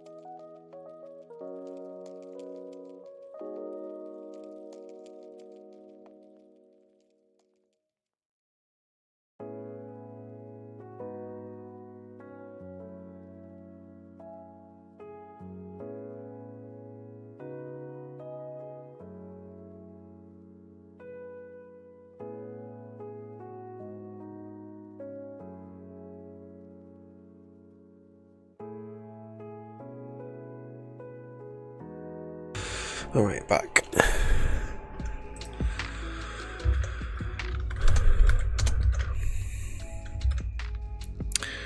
So, what we're going to do now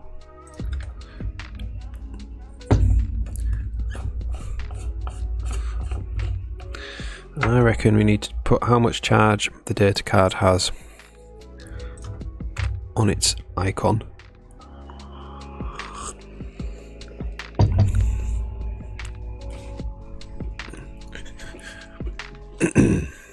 So right now,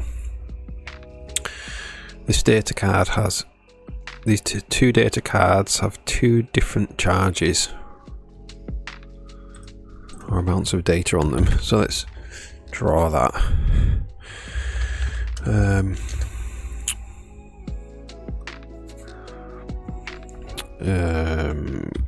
Game UI canvas, draw inventory bag.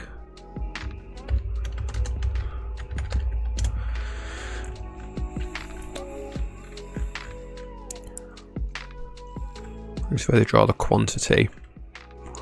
If flags draw values, we're going to say so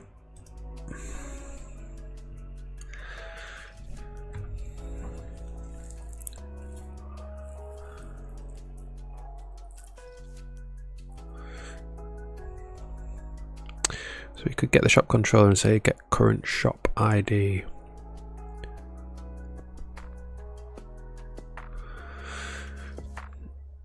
I think what we're going to do is we're going to say,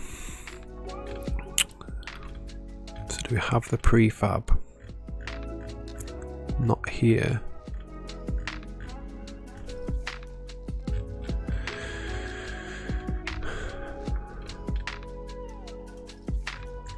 We'll say else if, say if auto prefab equals get inventory item controller dot get prefab.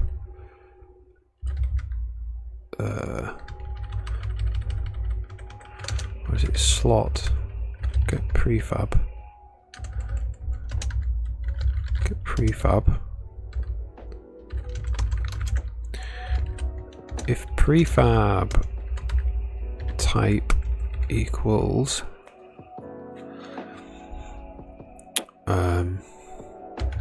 inventory item type data card, just draw here how much data it's got, like in the top right or something.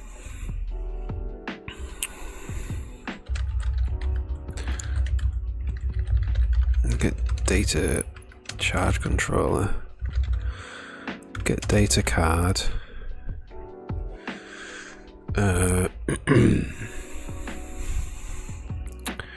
so we need the ID for the item.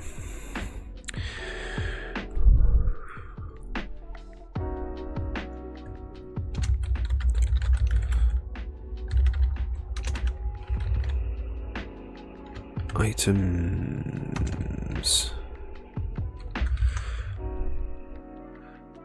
So I think actually we have it on the slot. If slot dot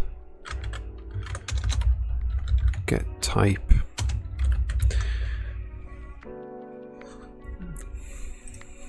I'm going to say if items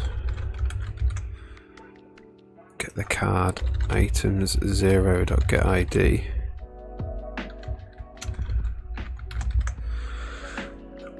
Do we have get first item? That would be a handy function. Let's do that.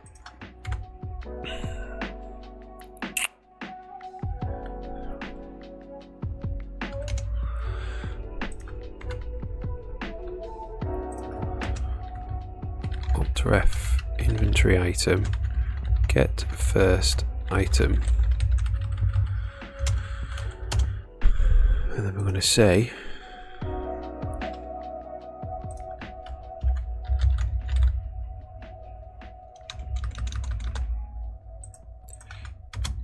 if items return items 0, else return that. And then we can say get first item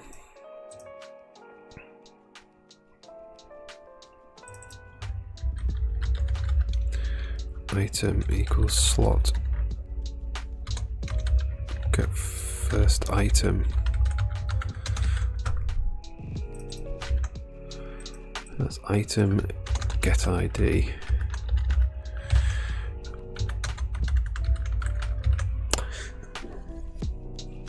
And then we just want to draw the charge.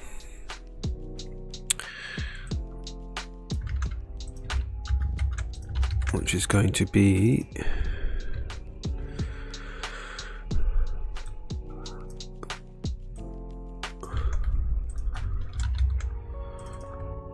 charge string. Make a string out of it. Card data.value It's going to be in the top right.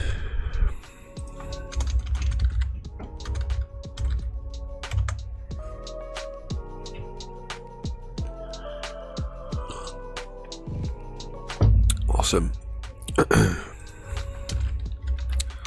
Include data charger controller.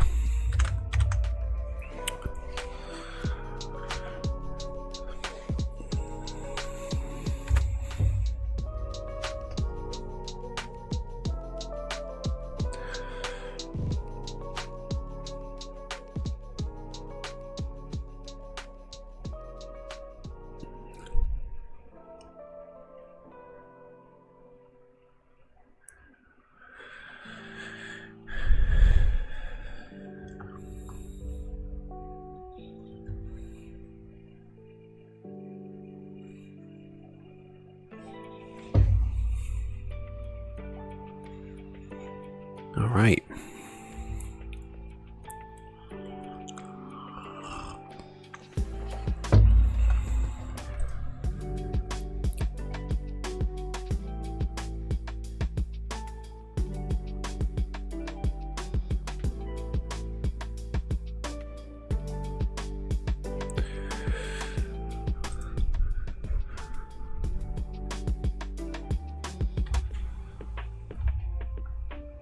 There we go, 51.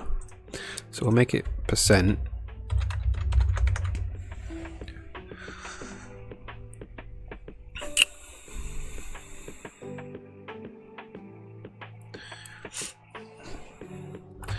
And then if you stick it in there, it starts charging it up.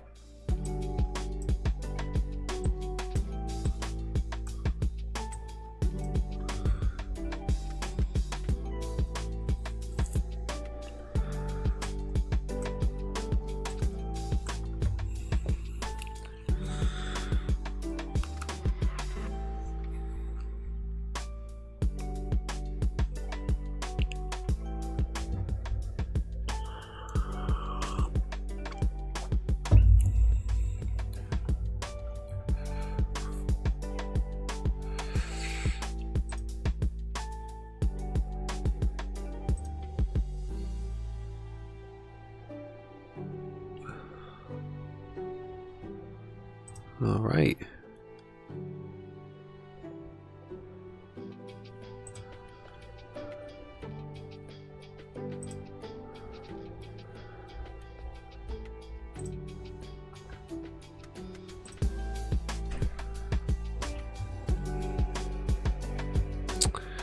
Okay.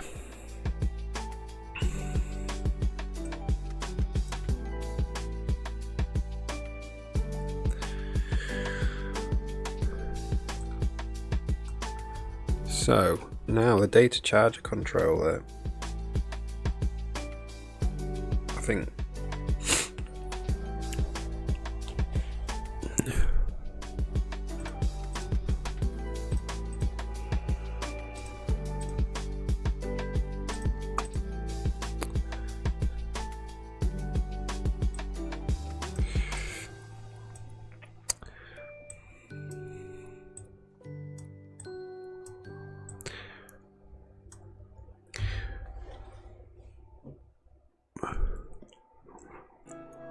we need some conditions on when it when it's going to charge.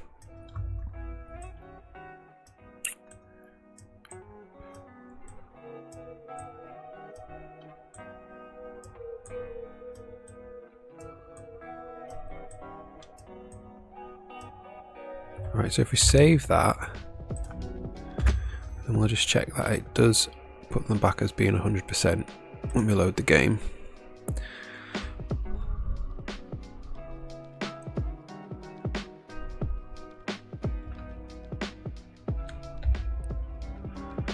Yeah, 200% data charge, data cards.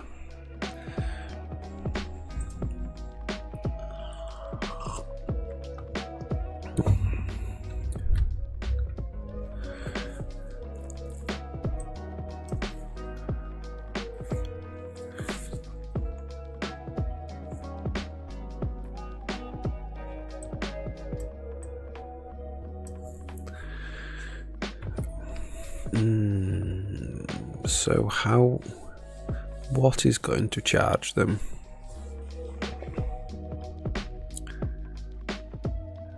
Thinking of like a cool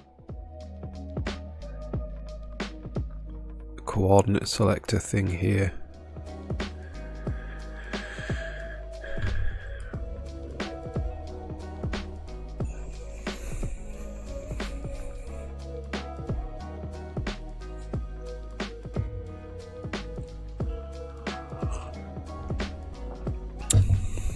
So we'll draw that.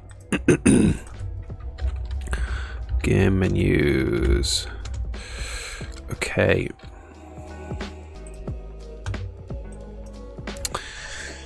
So currently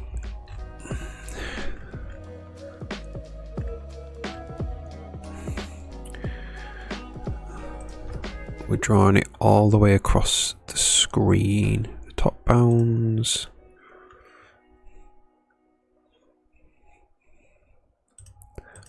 Bottom bounds.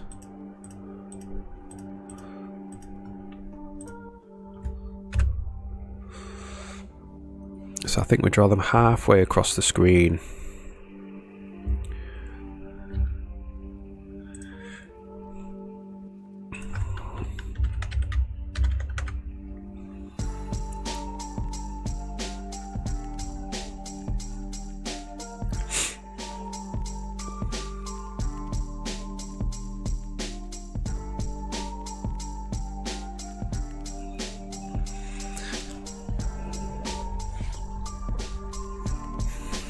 Like that.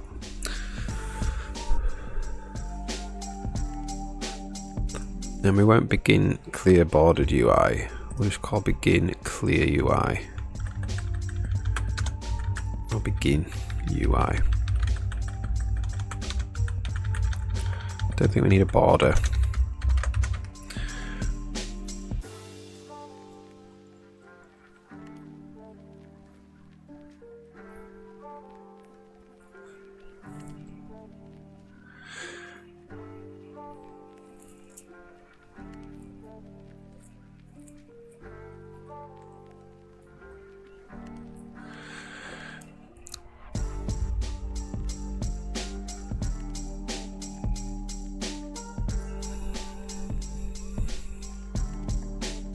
So we'll draw another, we have another canvas here. So we've got the top canvas, the bottom canvas, and then we're going to have a right canvas. Holland Grace, thank you for the follow. One more to go, and I'll be a big time Twitch guy. Thanks for the follow, much appreciated. If you've got any questions, then ask me and I'll try my best.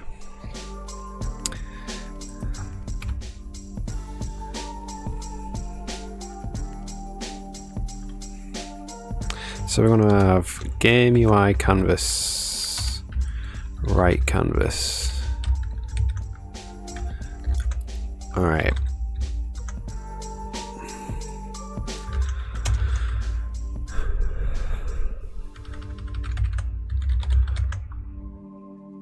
Data charger menu, right canvas.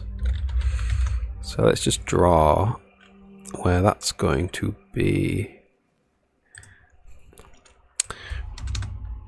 Auto right bounds equals rect.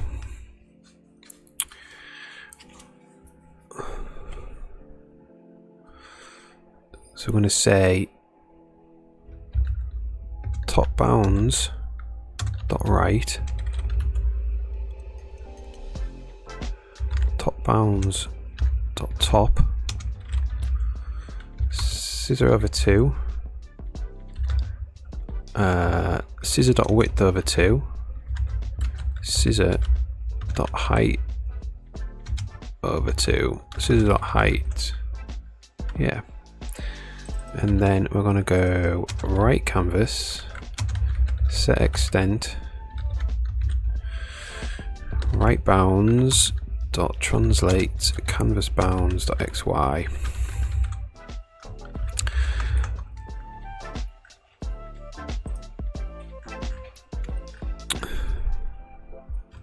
So what I might do is I might separate these into methods now. So we're going to void draw top canvas,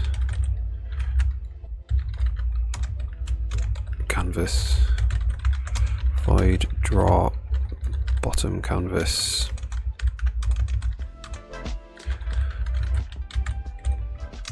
game UI canvas,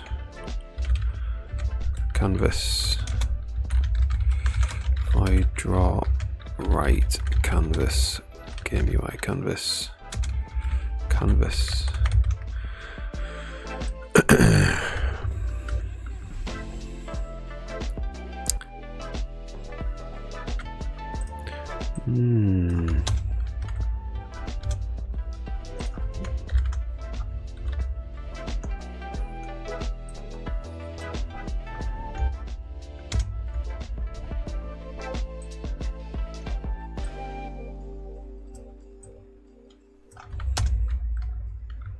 That's weird, that's changed.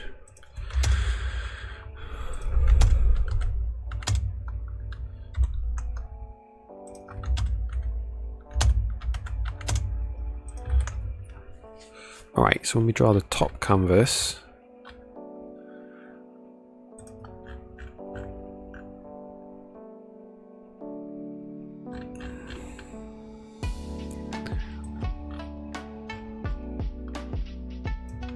do that, draw top canvas,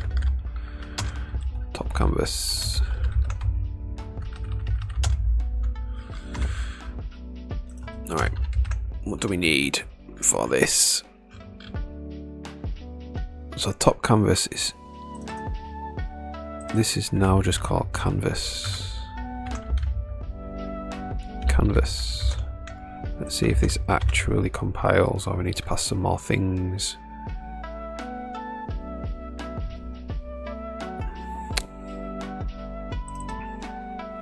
Great.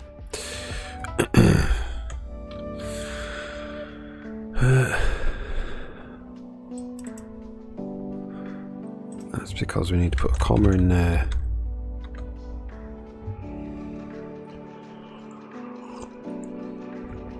Alright, cool.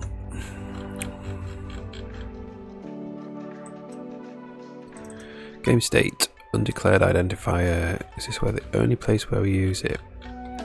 Get game state.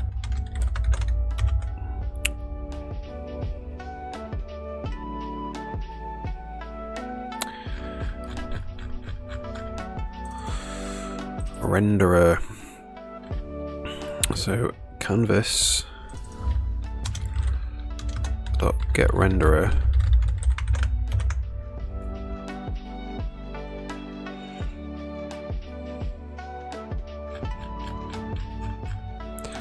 Top bounds. Okay.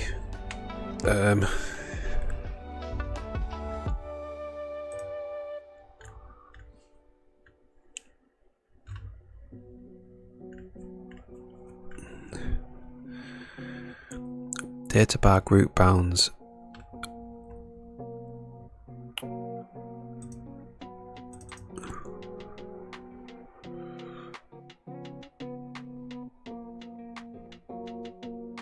So I wonder if this is just canvas.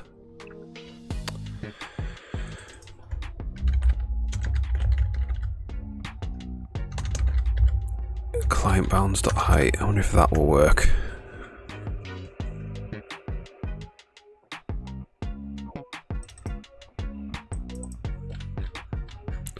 Current party bag.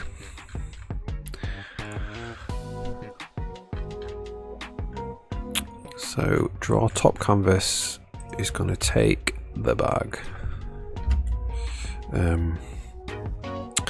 Inventory bag.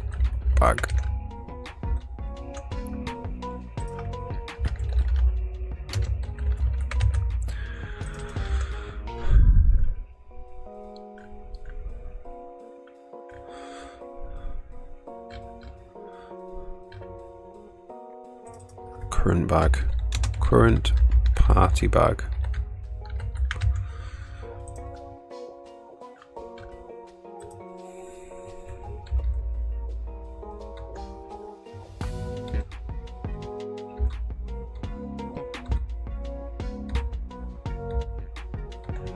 All right.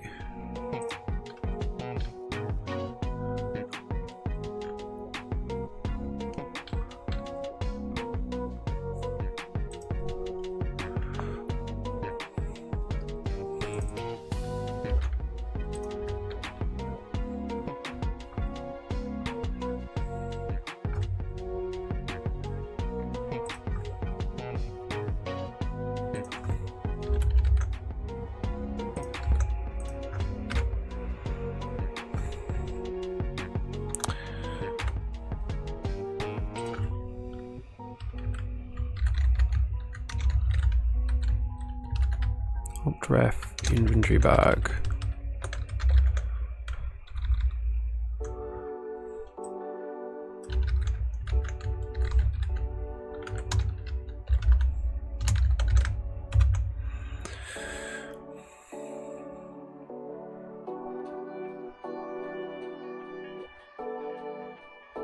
All right, let's check that's not broken anything.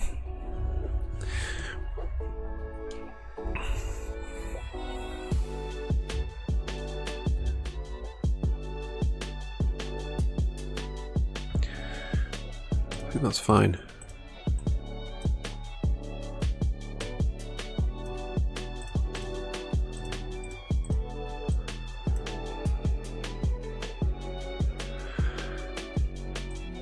All right. So the bottom canvas.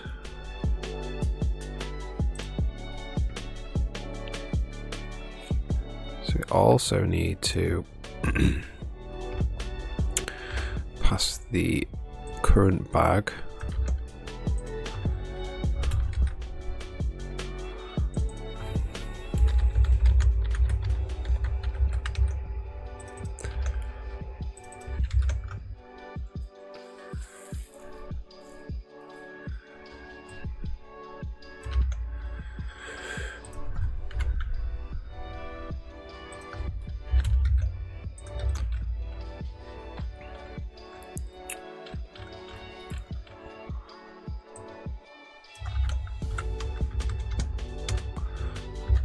bottom canvas, current party bag.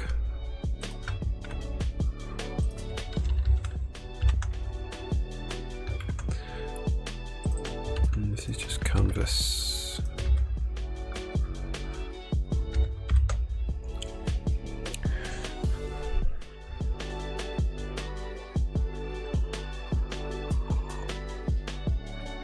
All right.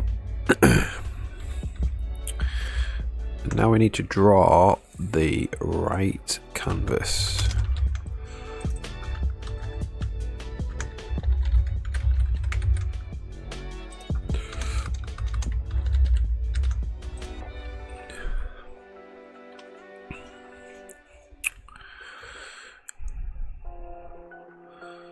Okay. We're not going to pass in the bag right now. We might need to.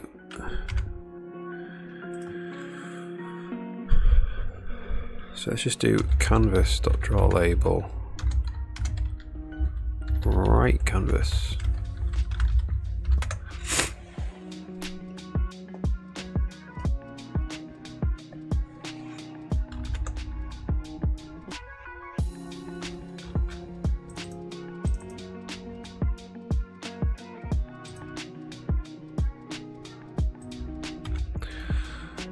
Game UI canvas.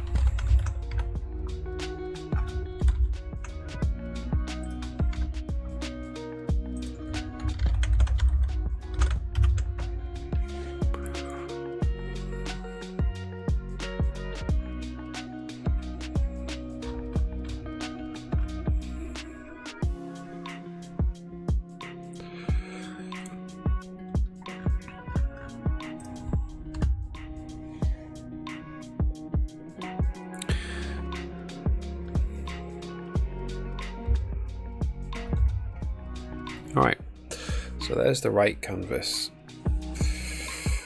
So we're going to do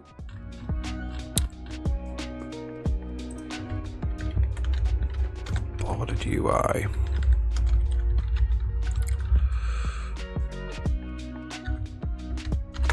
Do that for now.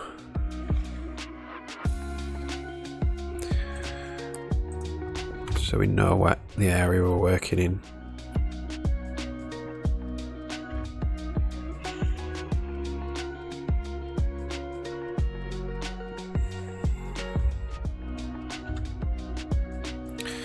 Okay, so it's a bit big.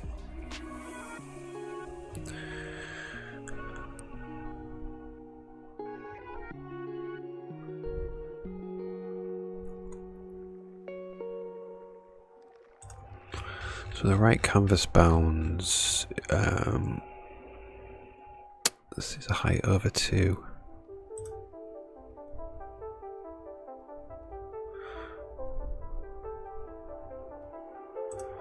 We'll just say minus 32 for now.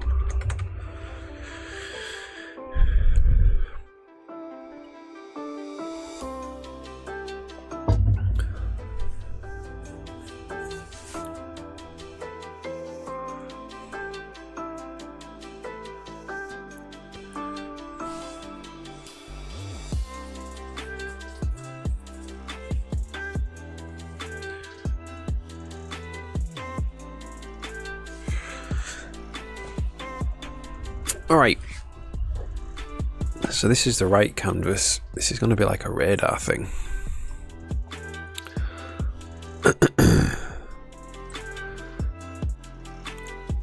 Alright, so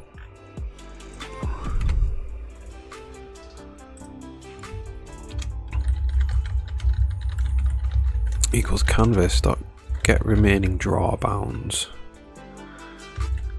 Canvas dot get renderer get remaining draw bounds, and then we need to do canvas dot add to bounds scissor, and then we're just going to go canvas draw quad outline scissor 1 float color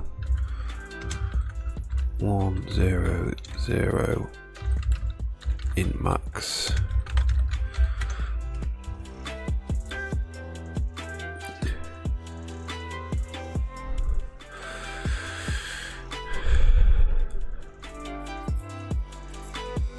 In the renderer then,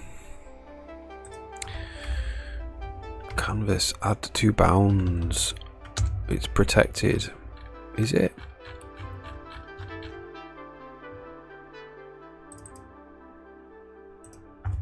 Why is it protected? Let's make it public. This might cause a bit of a recompile. Oh yeah. Oh well.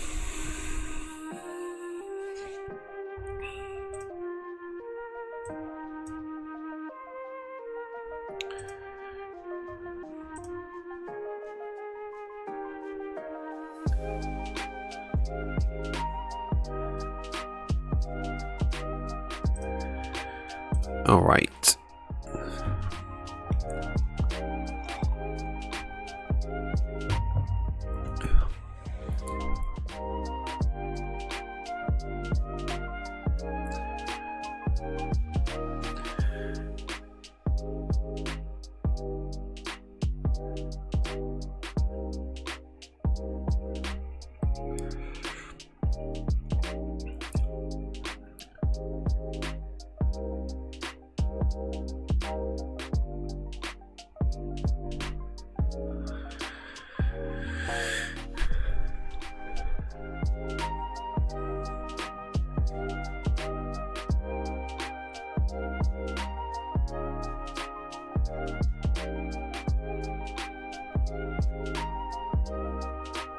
Oh, this is a big recompile.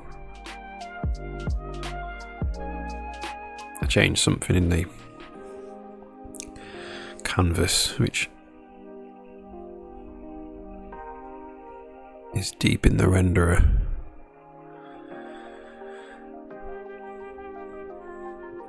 Causing a lot of files to change.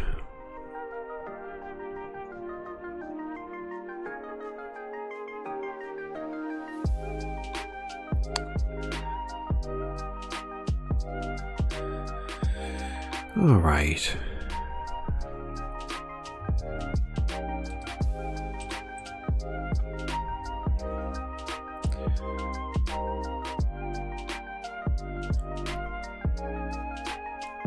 Nearly there. Risen 85, alright. How's it going?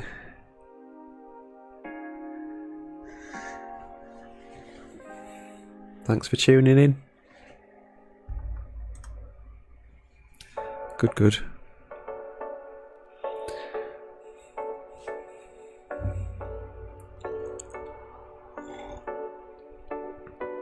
I'll show you. Just need to get it to build.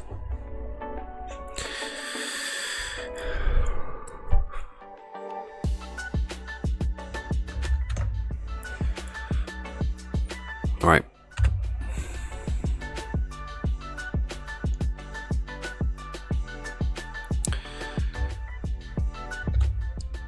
So we've got, this is going to be like a data charger.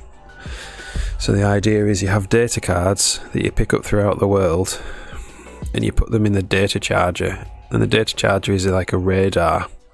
So this right canvas is going to be where you select in space, in outer space, to point the radar to. So it's going to be like an X and Y coordinate, and you select it, and then you can, if there's a hit, you can place your data cards in the charger and it will download data through the radar from, like, it could be like another spaceship or an alien spaceship, and it will charge the data card up with data.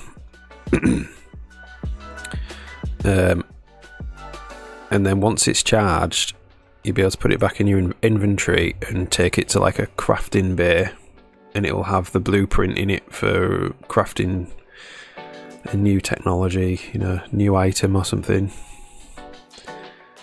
So it's how we would learn about items or synthesizing items.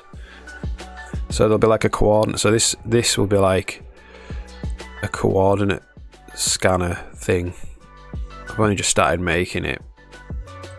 And you'll be able to get coordinates from quests. And you'll be able to be like, oh yeah, well, if I click there, and it'll highlight kind of, I don't know, a strong signal over here. And then it'll charge your cards. It's a work in progress. What are you working on?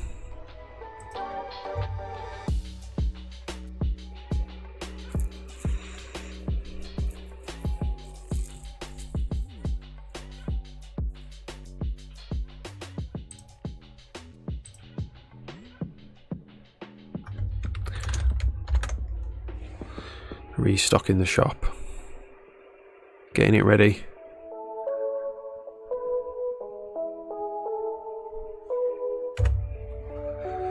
Yeah, I had a few chatters earlier on, but it's a little bit quieter today, I think.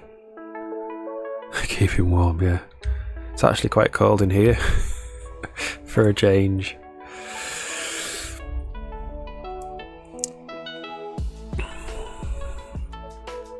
Alright, so let's draw.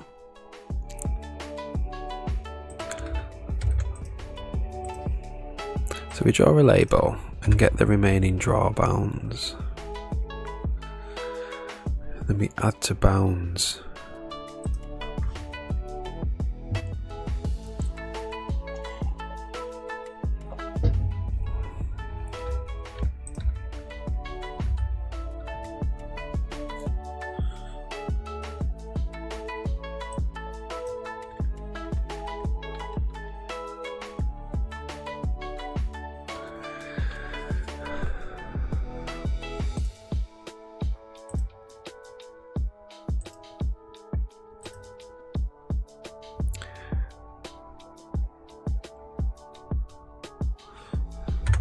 So I'm just wondering why that scroll bar is there.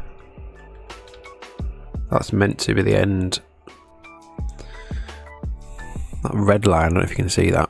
It's meant to be the end of the canvas, but it's drawn a scroll bar because it thinks there's something else.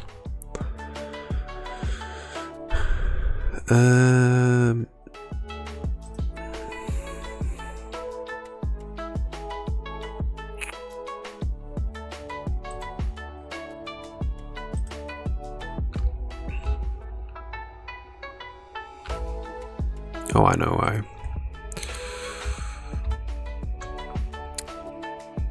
It's got to be scissor.height. There we go.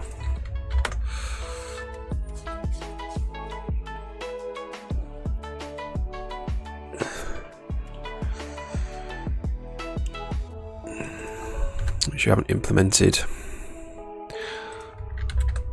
That can take a height. So we want add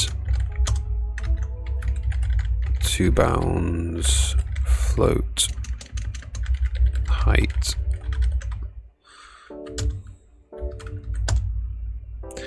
And that's just return renderer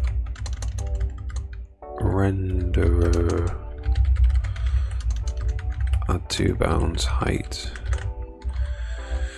Okay.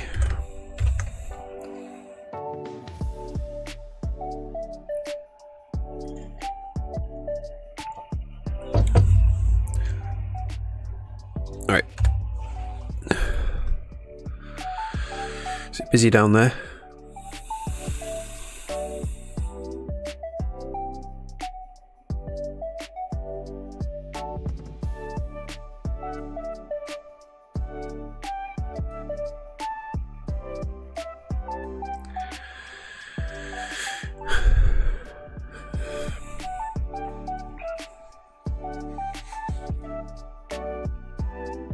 Change the renderer again, so it's a bigger build again, unfortunately.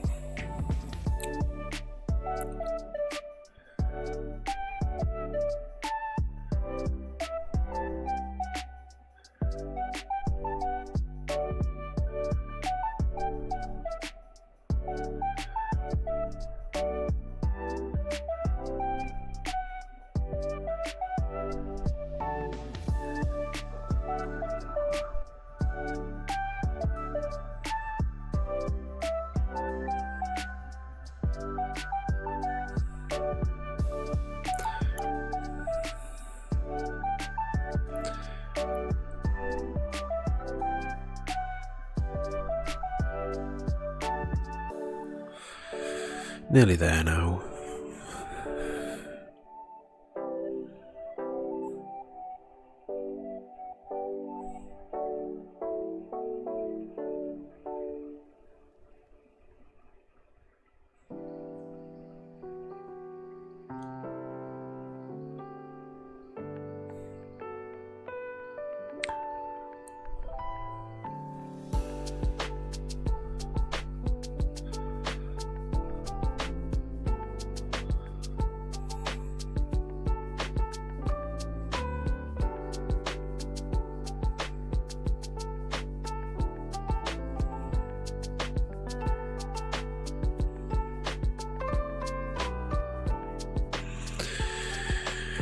There we go. All right.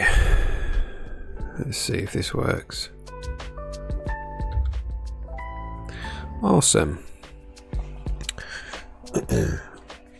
So I'm gonna. This radar is going to be a title probably. Draw title. Nope. Not add to bounds. Draw title.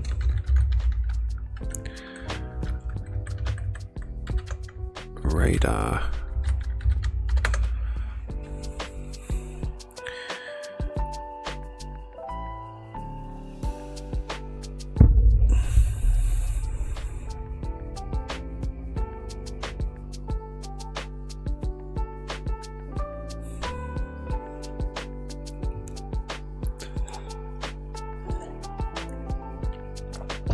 All right. Well, it's taken a while to build. Come on.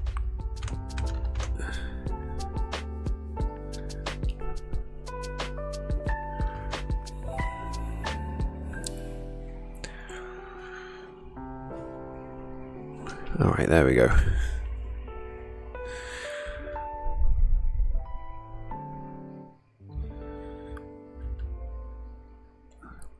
So we've got a radar.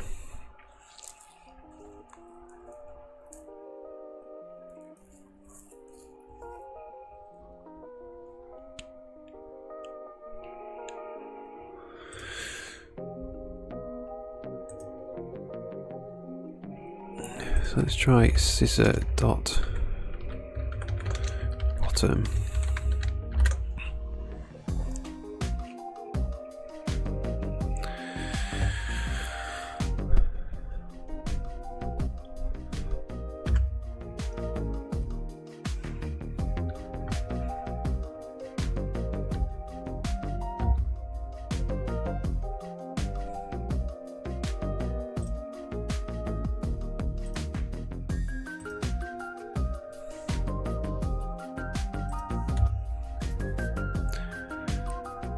Okay, so then let's do canvas draw slider.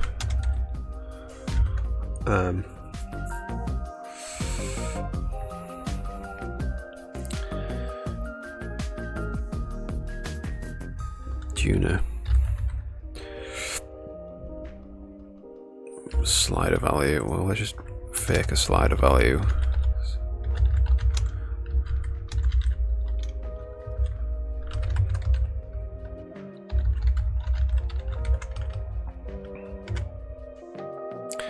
Value min and max. So we'll just say naught min max S32 naught to 100, and then slider value. So we'll draw that slider and see where it appears.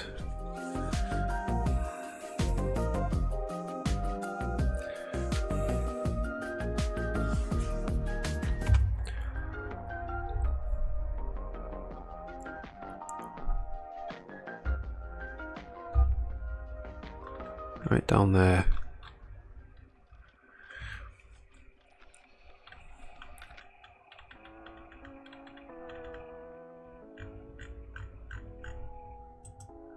It's kind of totally broken, isn't it? That. Alright, so that's height.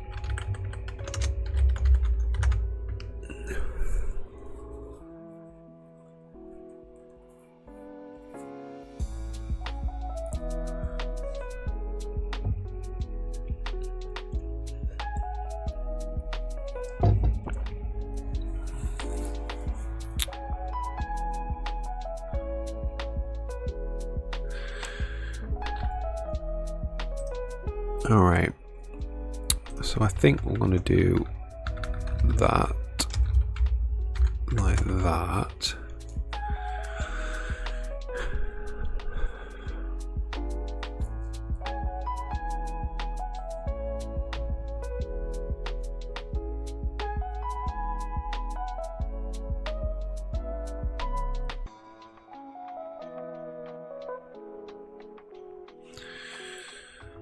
We have a tuner.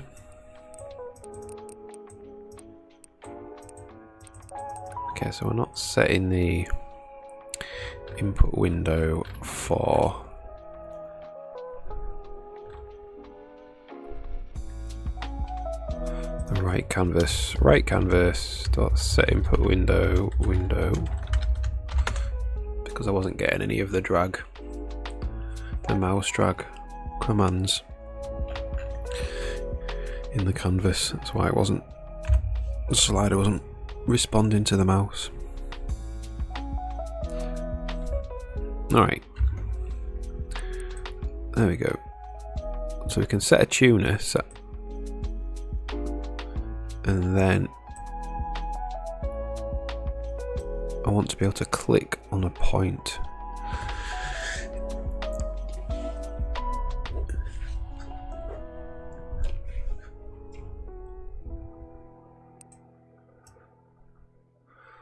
Okay, so that we're going to draw that white.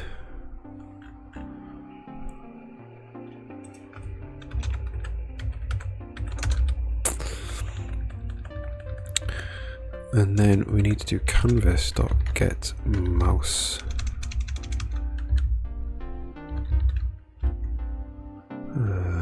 canvas get window.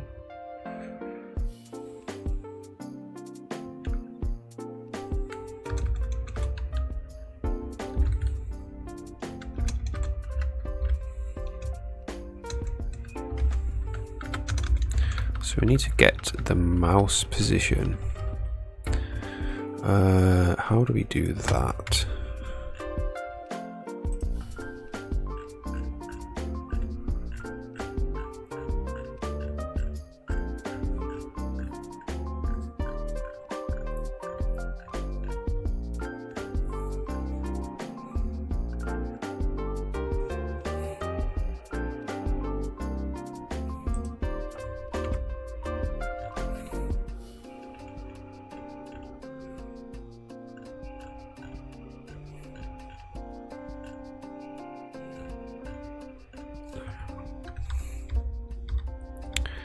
Okay, so I definitely know that the slider gets the mouse position.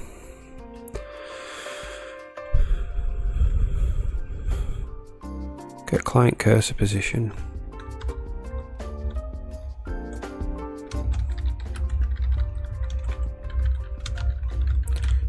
Get client cursor position. If mouse P. So we're just going to draw a rectangle around the mouse for now.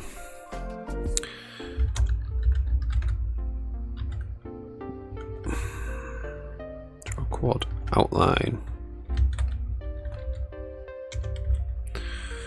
Rect mouse P. Inflate by 32. Float color 11. In max. Okay. See if we get a mouse.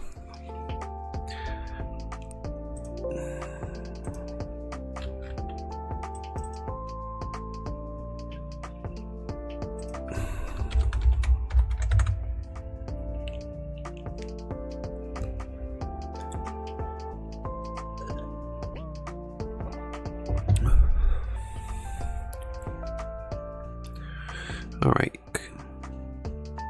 Should end up with a box around the mouse. As long as we're in this white box.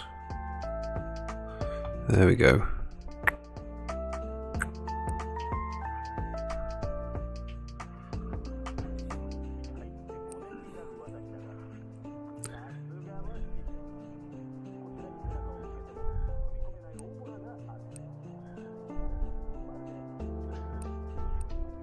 Alright, but what we actually have to do, mouse box, is we have to go mouse box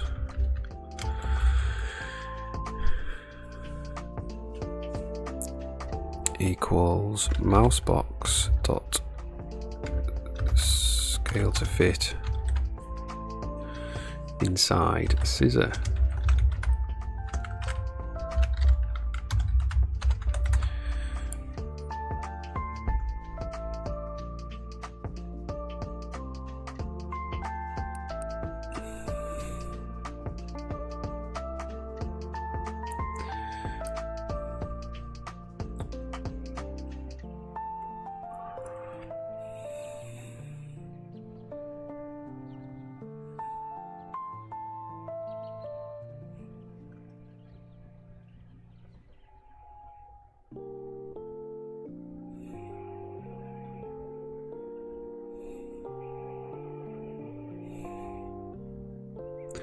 That's interesting.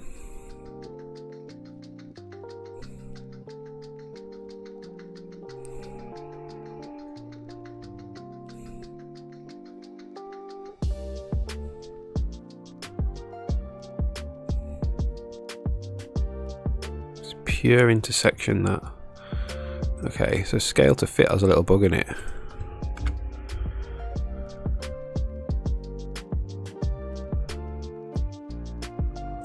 I'm going to say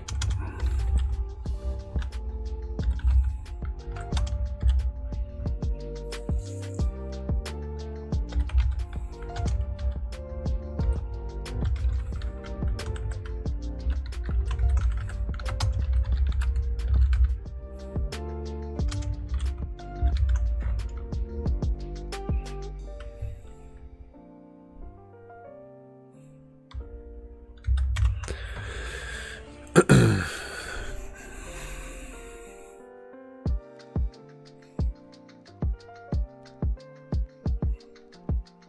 right.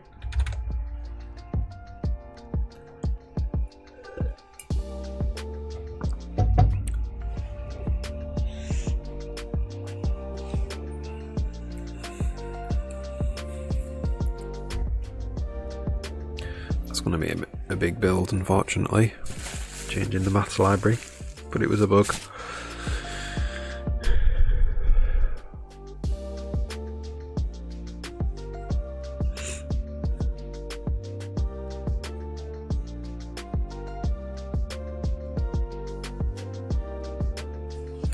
In fact, I wonder if we shouldn't just return a blank one. We should return r.xy nothing.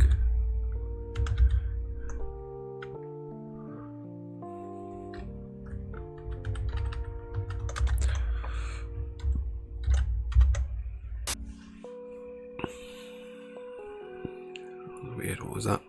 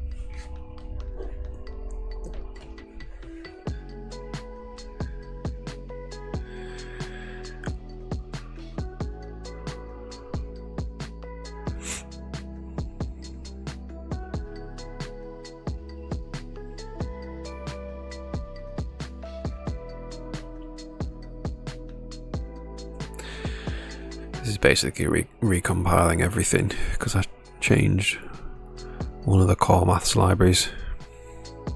Taking a long time.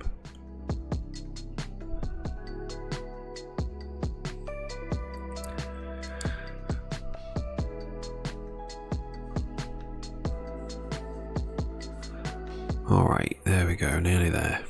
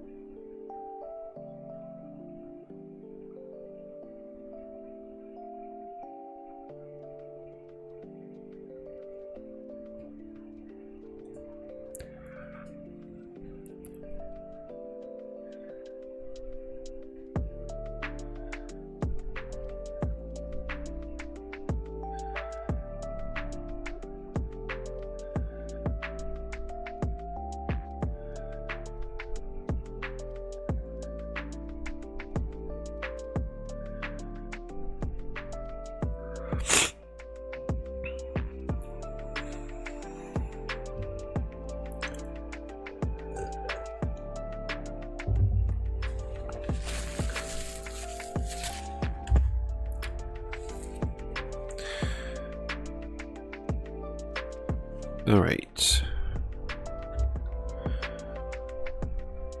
There we go.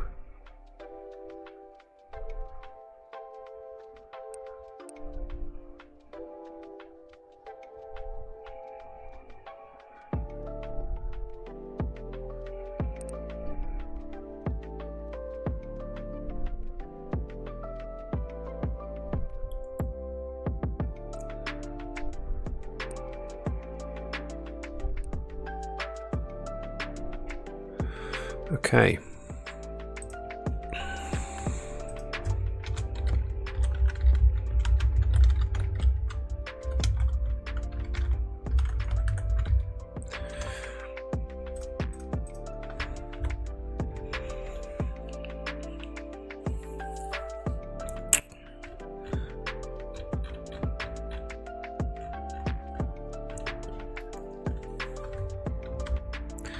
So we could do translate to fit.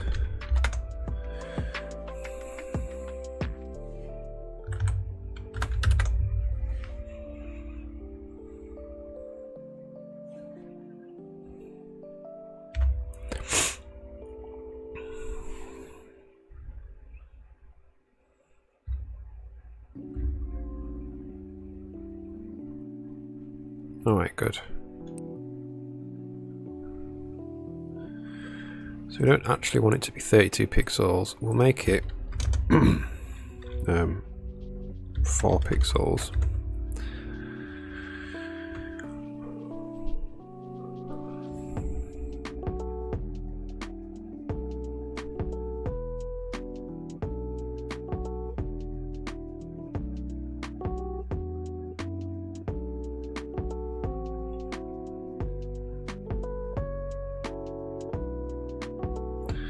Alright, so I'm just going to disable VSync in the renderer, and hopefully it won't crash the stream. So it'll be interesting to see what happens. It's going to cane the GPU. That's not too bad, that's fine. Yeah, much better without VSync. Alright. So let's put VSync back on.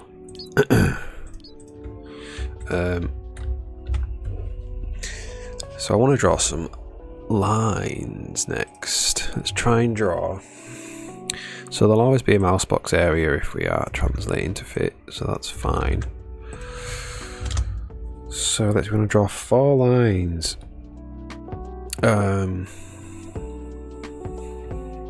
So we want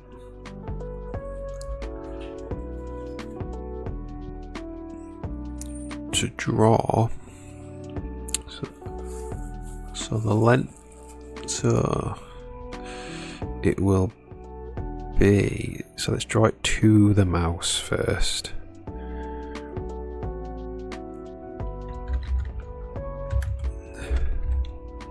So I'm going to say we're drawing a vertical line, and it's going to be mouse P X, and the Y is going to be scissor dot Y, and then V1 is going to be mouse P dot X, and it's going to be mouse box dot center minus vec2 not mouse box dot width dot height over 2.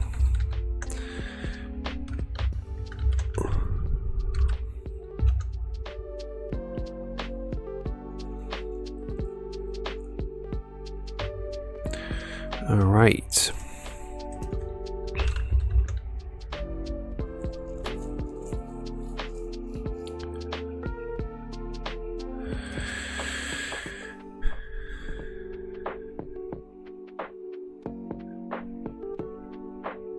Center dot Y.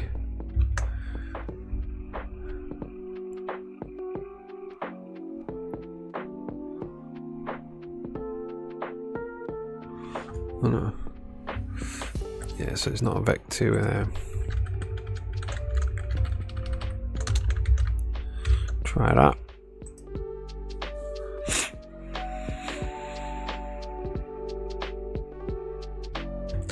And then vec2 v3 is mouse p x mousebox.center mousebox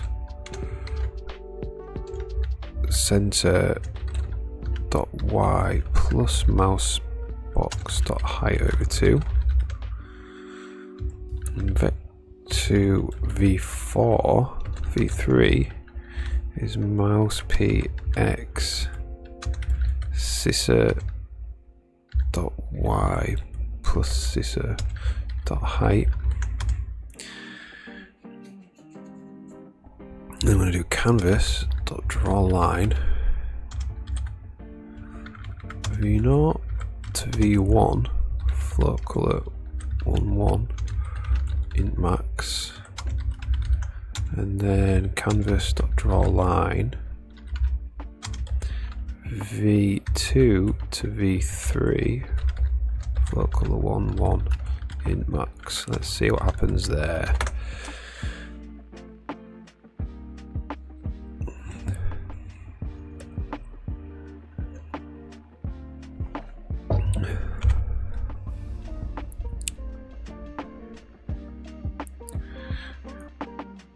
Right, there we go.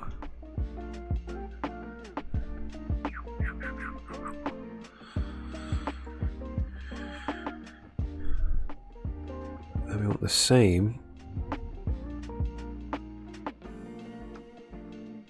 Oh yeah, the mouse has to be inside this box.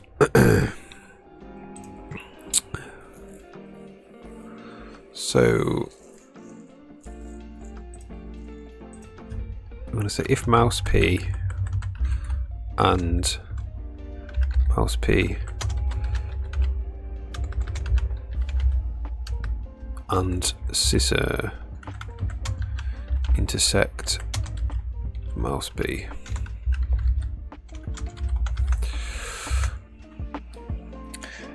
and there. So now we want the horizontal ones.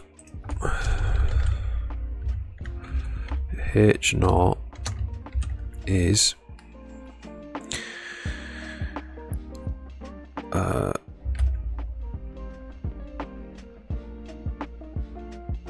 scissor.x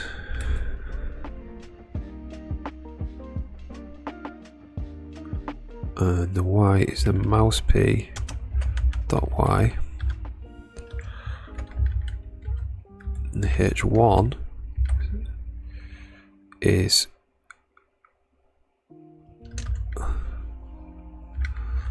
mouse p x, no, what is it, mousebox dot center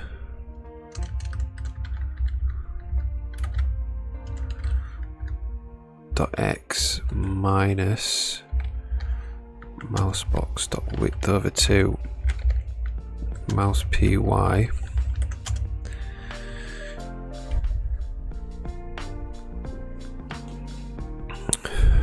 vec2 h2 is mouse box dot center plus mouse box dot width over 2 mouse p y, and then the vec2 h3 is going to be scissor.x plus scissor. It's not scissor, it's mouse box. Not mouse box. What is it? It is scissor. Scissor.width mouse p y. Then we want to draw these two lines again, but with the H's.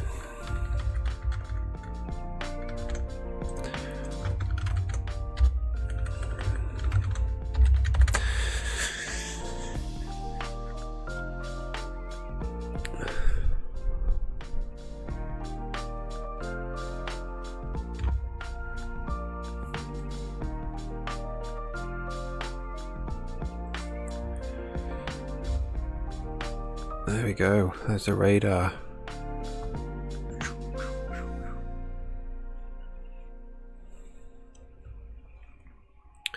So we want to draw the coordinates somewhere.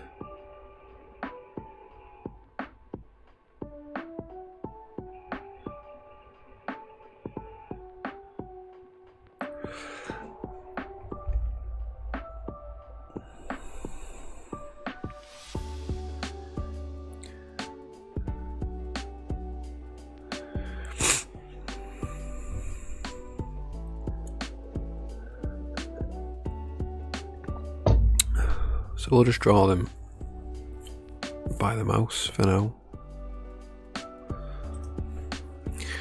So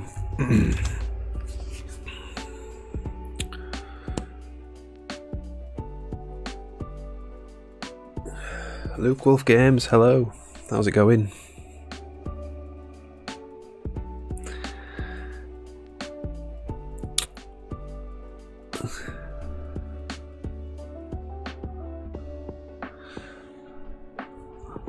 Alright, so we're going to draw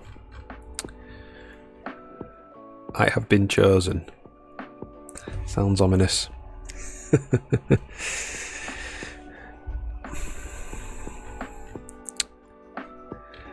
Okay, so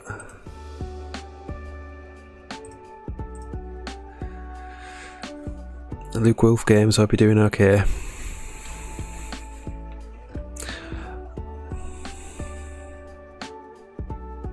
Oh, very kind. Thank you very much.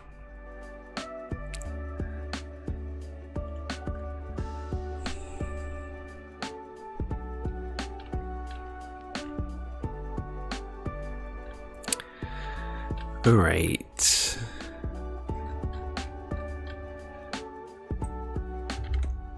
So let's just get all of the font stuff.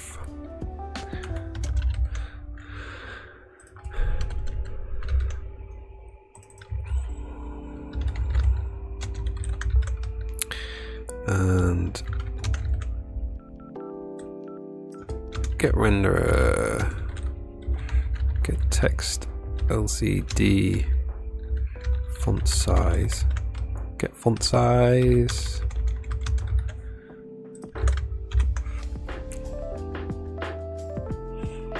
Have a great sleep.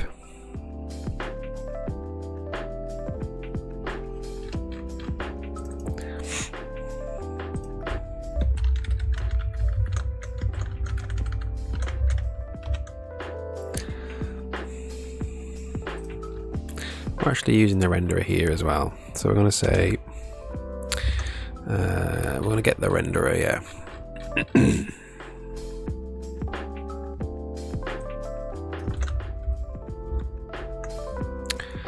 We'll get the renderer there. Renderer. Okay, so now we will just draw some text. Do we do that anywhere here? Draw string.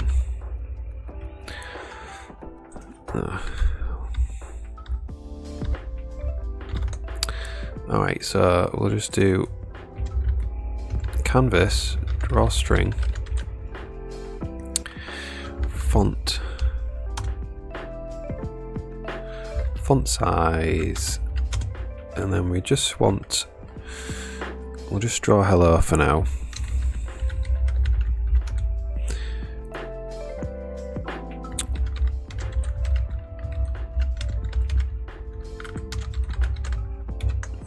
All right.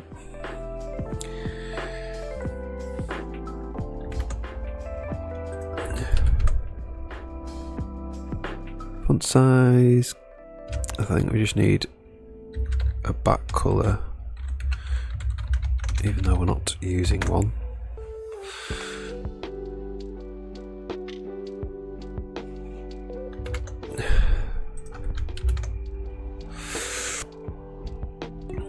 So we want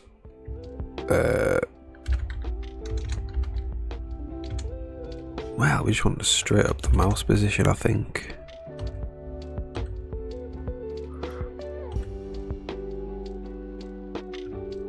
So we're going to say mouse P.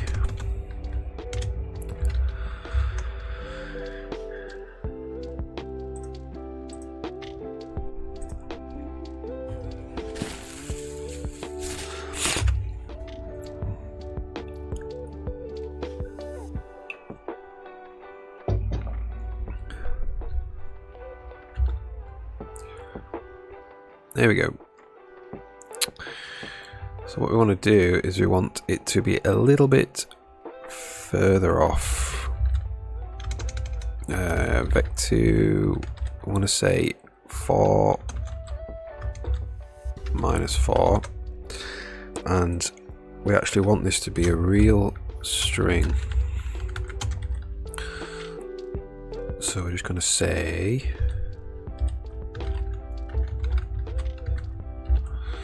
we need to give the coordinates, which is relative to the scissor. So we're going to say we'll have to make up some cool space coordinates eventually.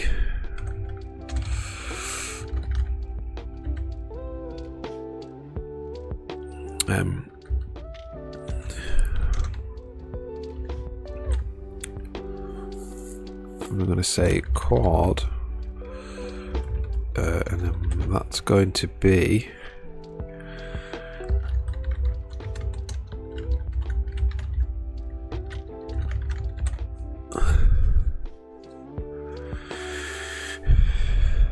mouse P x minus scissor x, and then U32 mouse P y minus scissor y. Maybe.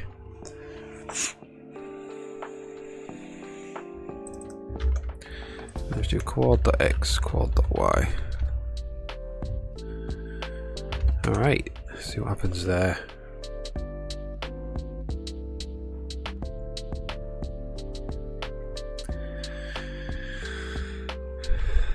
After we do this, I'm going to have a quick break.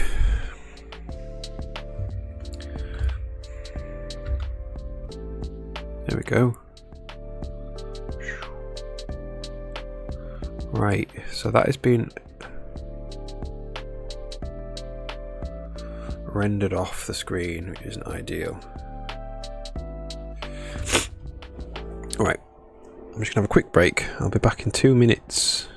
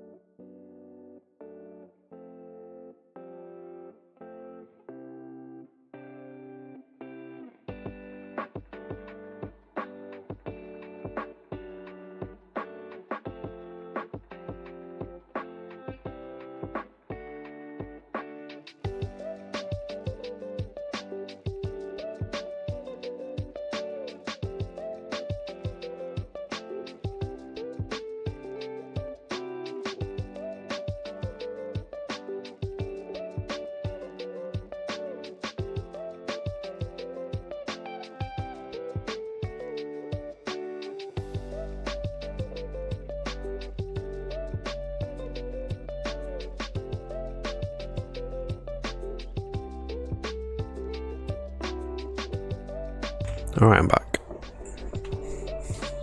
Game Dev, hello.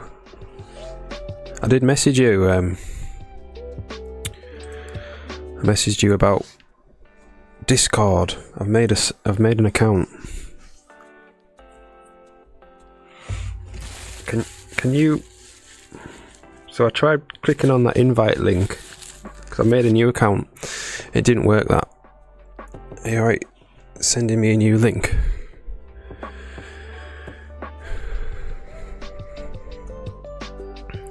And I'll try and log in with my new account.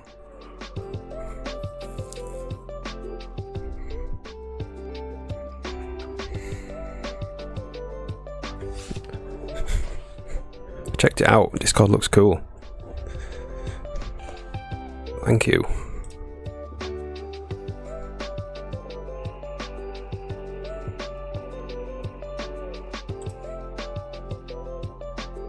It says unable to accept invite. I wonder what that means.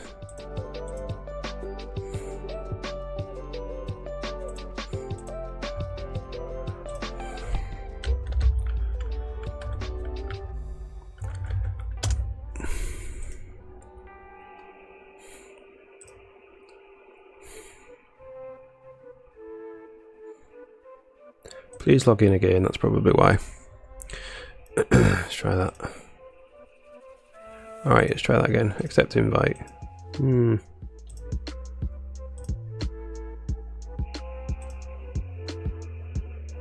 So, I did go in. Oh no, it's worked that time. Fantastic. Oh, this is great. Right, now I'm in. I tried to have a look last night, but I couldn't get in because it wouldn't work. But it's working now. Now I'm in. Tonight I will go out and check it all. I will go and check it all out. Thanks very much, man. Lazy bot. I like that. I like the cool hand drawn. That's mint.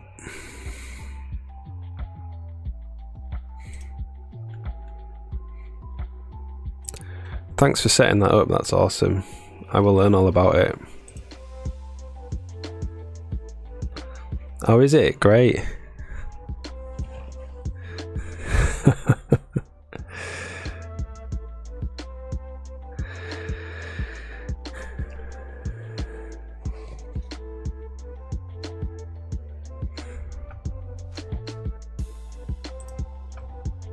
Four members. I think two of them are me.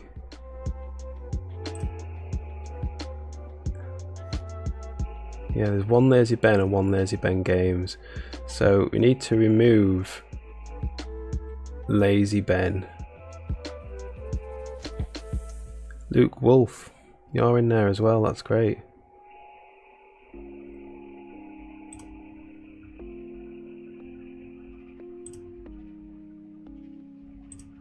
So if to remove Lazy Ben, is it possible for us to do that here, or do I have to log back in as my other Lazy Ben, which I have no idea what the password was? I'll be able to figure it out and then remove myself, or can we just do that? Yeah, so remove Lazy Ben and keep Lazy Ben Games. That would be awesome.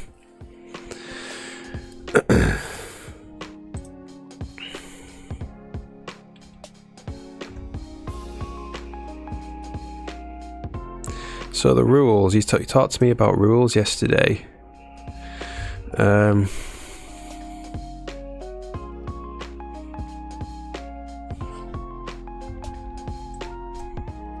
those rules seem reasonable to me. I want to make it very easy for people to join, so I don't want really any rules against people joining. But obviously rules once you've joined is good.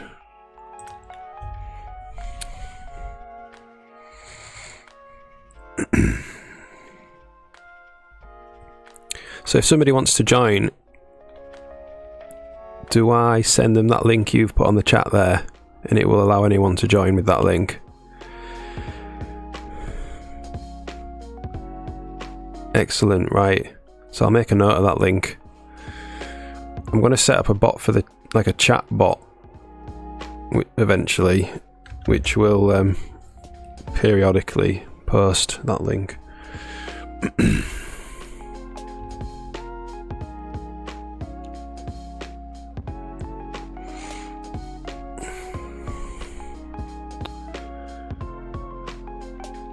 Right, so I'm going to put the Discord link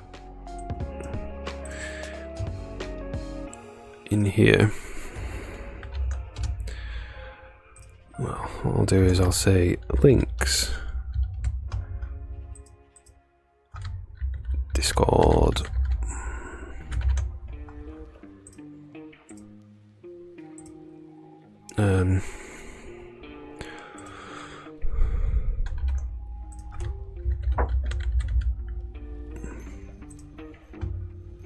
so I can remember it.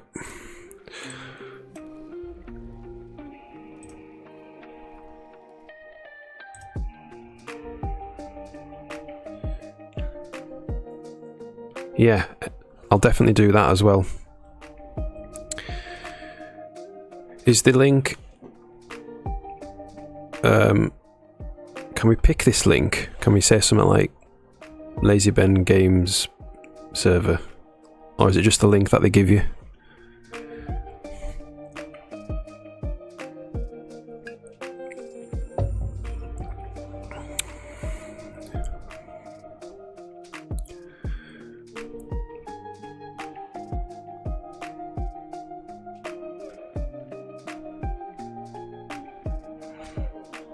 Okay, cool. That's no problem. It's very similar to like a YouTube video link, isn't it? Yeah, so I'll put that when I finish stream today. I'll put that link on all of Twitch and Instagram and everything, and I might make a Instagram video about it, like a reel.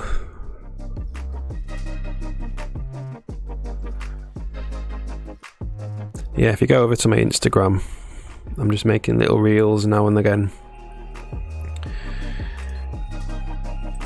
which is about what I've kind of done that day. I think you can get Instagram links on my profile, my Twitch profile.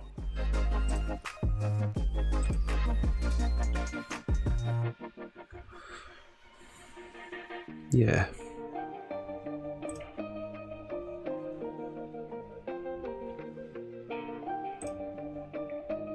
Yeah, so you can go over there and see some cool...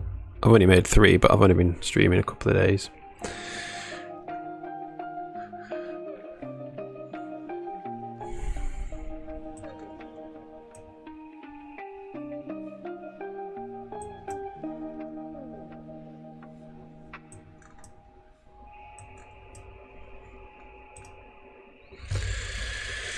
Alright, let's get back to work. Yeah, thanks very much for setting that up. That's really awesome. I would have had no idea if it wasn't for you. Alright then. So currently, I'm making this radar. So these are the data cards, and they've got a percent charge, and you can stick them in these slots and they will charge. But I only want them to charge if the radar's locked onto something.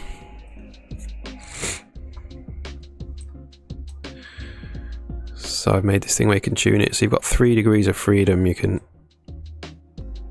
put tuner 66, and then you can do that, and then you'll probably be able to press on it, and it will mark where you're listening.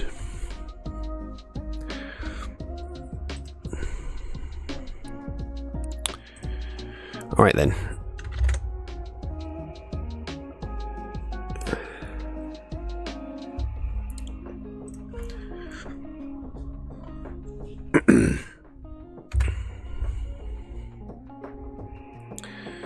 So...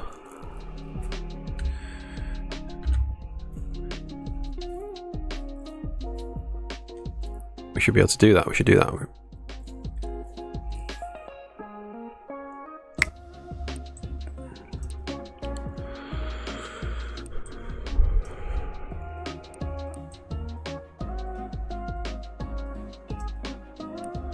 So we might call that channel instead of tuner.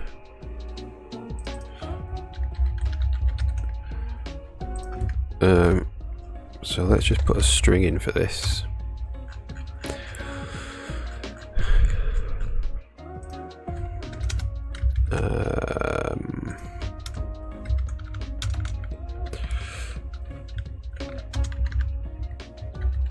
Data charger. Data charger. Charge.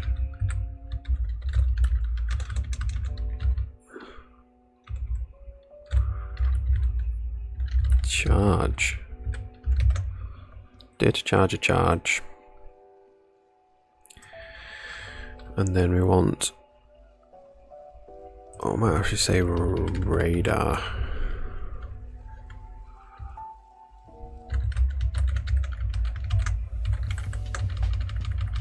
Radar. It's not charge though, it's channel. And then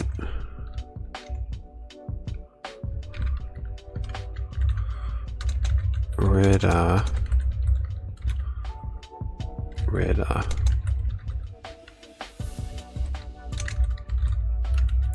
Radar. Radar. Radar. Okay, so we'll just, this is just going to be radar, radar, localized, and this is going to be radar channel, localized.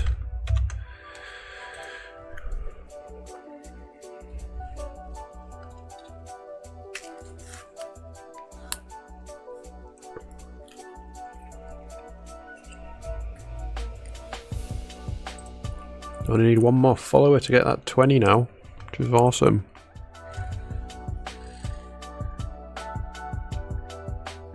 First goal.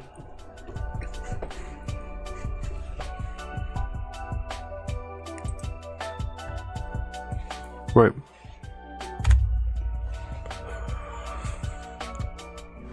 So now I think we're going to make it so you can click on the radar.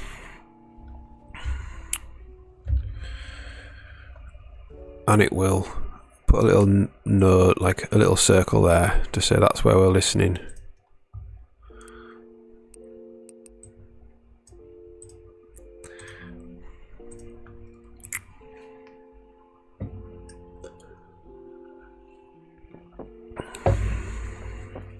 So, in data charger controller, we need the radar. Struct radar, and it's just going to have S32 channel, S32X, S32Y,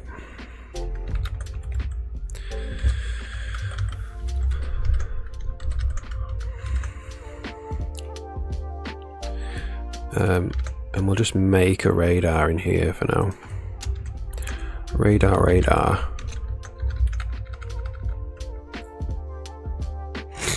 And then we're just going to have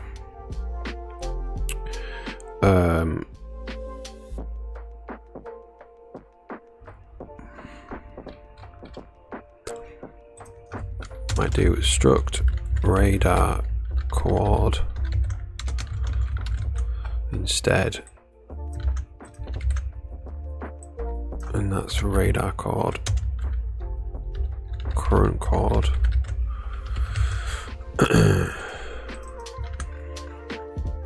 And then we're just going to have, so that's actually optional. Optional radar chord, because it might not be set.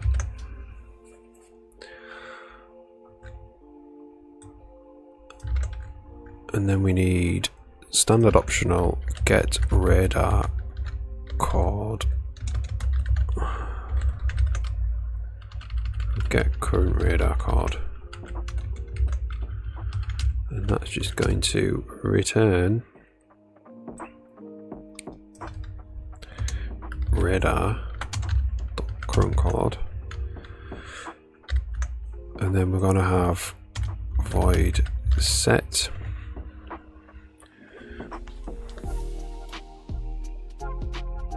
current radar chord channel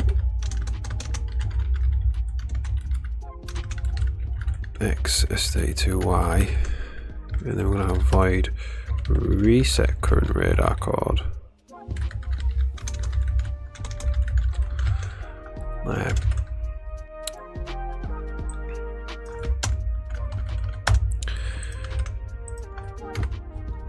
So set current radar chord is radar.current chord equals radar chord, and then we're going to say dot channel equals channel dot x equals x dot y equals y, and then the reset is going to go radar dot current chord dot reset. All right.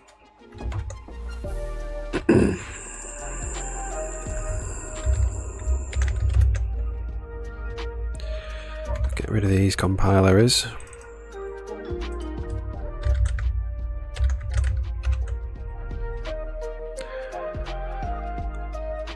Oh, this music's a bit over the top.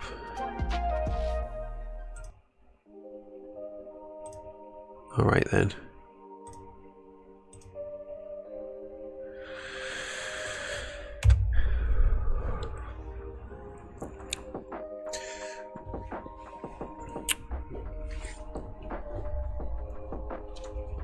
So now we can set and get a radar coordinate, just one at the moment.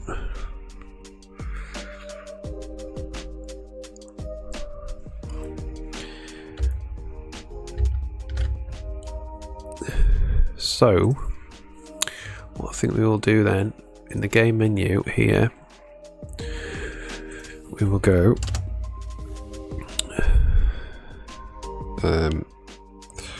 auto current chord equals get data charger controller dot get current radar chord. If current chord,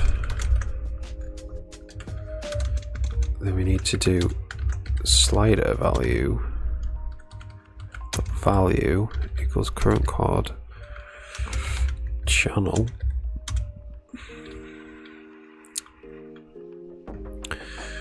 and then we need to draw it. So we'll say canvas draw circle outline. We'll draw the circle. The center is going to be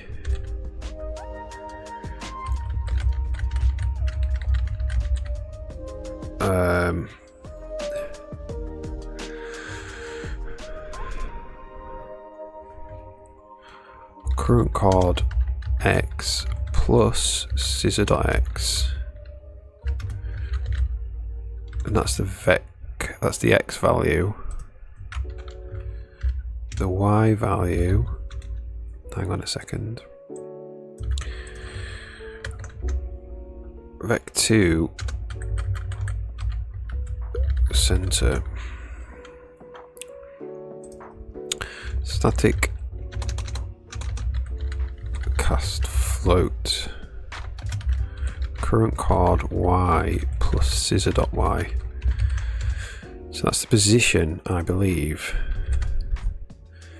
So center, radius, I don't know, 8 pixels, seg count 16.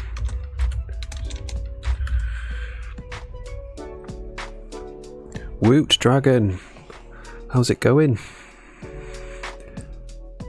Welcome. If you got any questions, then let me know. I'll try my best. actually working on gameplay prototyping. Specifically, I'm building some kind of radar. I'll show you in a second. Right, so I'm going to make this green.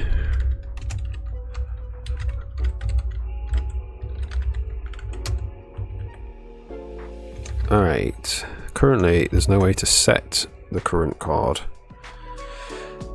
C++, yep, that's it.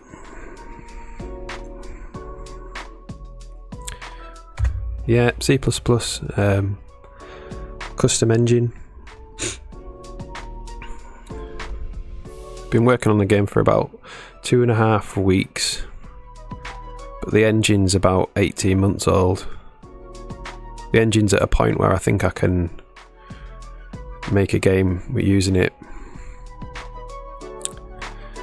So I'm making gameplay prototypes. So I've got, oh thanks. I've got a series of rooms, and each room's meant to prototype one thing, one gameplay thing. So this is the shop. This is a shop. This room. So you've got your party's stash, hero, your party's inventory, the shop's inventory, and then you drag in, if you want to sell something, you drag into there, sell one of them. It's all rectangles and text because there's no art, because it's just prototype. It's DirectX 12, and then the next room is a chest. So you can put things into a chest, take things out of a chest, like a normal RPG chest. This room is planting things in the ground, so it's a sci-fi game. Oh really? First time? Yeah. DirectX, I've been using DirectX 12 for about 5 years now. Before that, DirectX 11 for quite a long time. So you can plant using a droid. Sven is a droid. He's just a square, but he's going to be a robot. He's going to be a droid that flies around, and he's got technology. He's got technology equipped, and then this will shock the ground, shock the grass, turn the grass into carbon. And now I've got this blue square. You can plant something, so you can plant like a pumpkin seed, and then you fertilize it, and now you've got what was a pumpkin seed is a pumpkin that you can pick with the hero.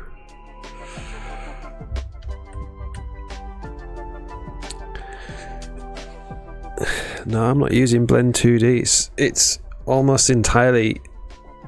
I've written everything almost. I'm using a few image compression libraries, but that's it. And then this room's about interacting with an NPC. So the NPC can do various things. Can give you items, give you a withered husk, and then it can send you on a quest, and then you can complete the quest by just going to these markers.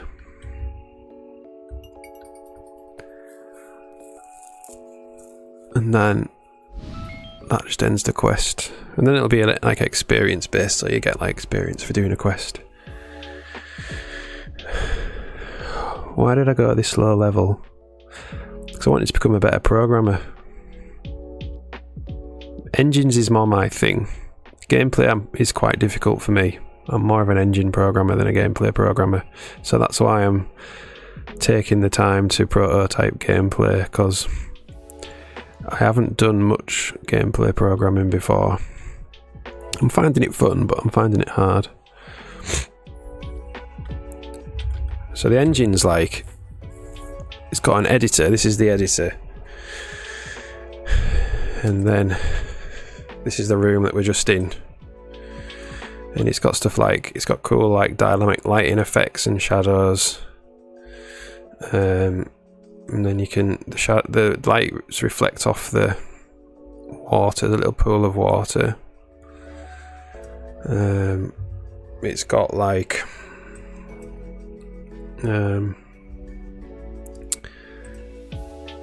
dynamic weather, so I can like turn the rain on, and then like, what else has it got? It's got like dynamic night and day. Make it nighttime.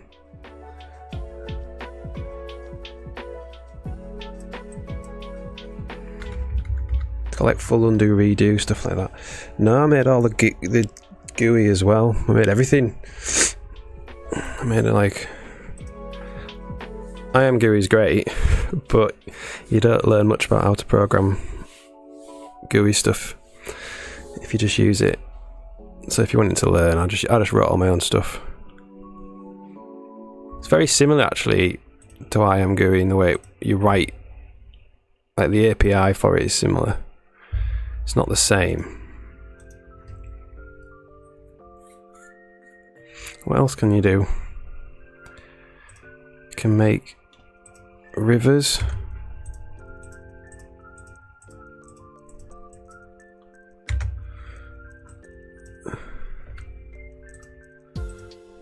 You can do all sorts. It's good. And then like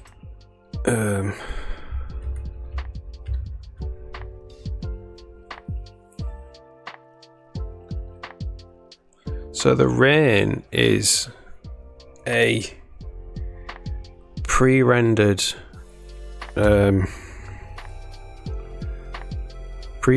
kind of video in a way. It's a trick I've always used for rain because I think it looks quite good. So let's turn that. The clouds, the mist is generated. The mist is generated using smooth noise, like Perlin noise, and the rain is like a video effect. But then like I don't know if you can see on stream, but the rain bounces off the water and stuff like that, and that's individual, kind of individual. It's a shader effect using noise. I'm not actually individually rendering hundreds of little dots with geometry.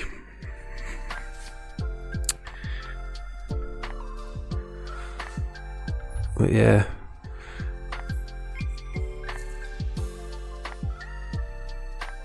Oh yeah, shaders are good, definitely.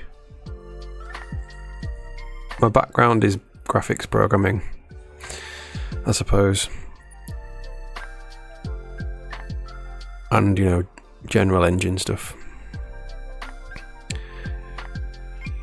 Yeah, shaders for the lighting.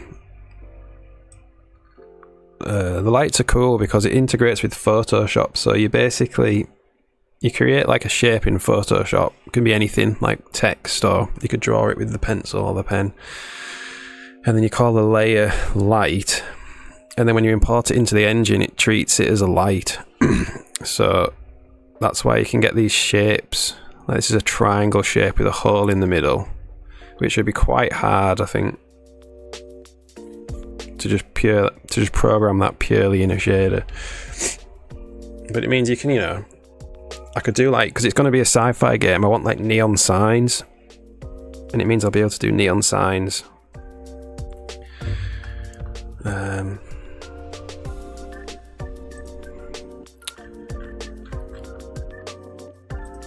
don't know if I've got one. I'll try and make a neon sign.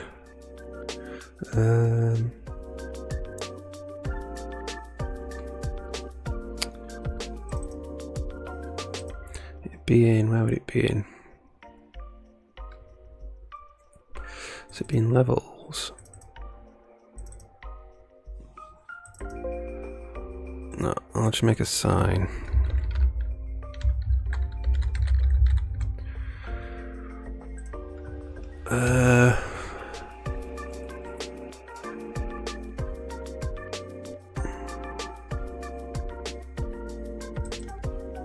So I've got this light. Can't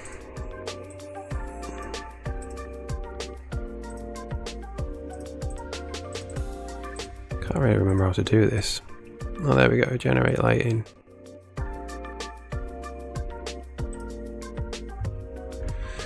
There we go. Whoops. Oh, it crashed.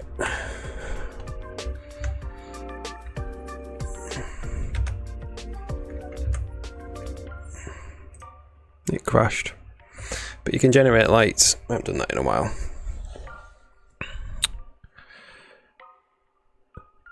So I'm reading the PSD files. So you can read the PSD files in a various different ways in the engine. You could just pull in the image, or you could pull in like different layers in the image, or you can pull in paths, so you can draw paths. So lightning and stuff, you could draw a path in Photoshop, and then it will the lightning strike will like follow the path. Let's see if I can get that without crashing.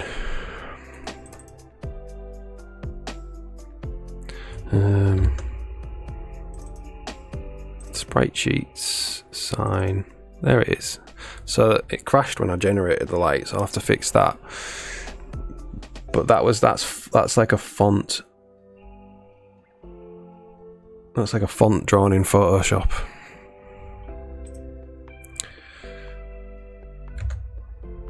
Yeah, it's good. It means I can do neon signs, and they're all dynamic, so they all cast shadows and stuff, even though it's a 2D game, and they all cast God rays and stuff like that.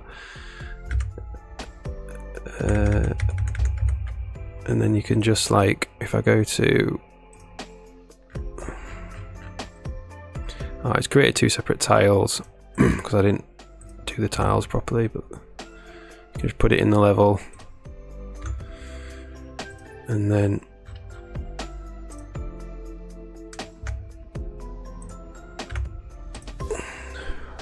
bring the shadow up a bit, and if I like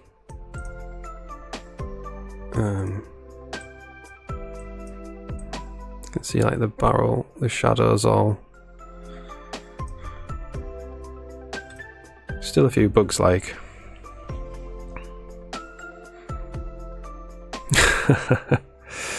No, the smiley I got online. So the smiley is I needed a shape that I knew what it was, because it's actually for a cloth. So if you see that, it's like actually cloth. So I wanted to see like the cloth warp and stuff like that. So that's why I have the smiley there. So they could be like, yeah, and they're like blowing the wind and stuff like that.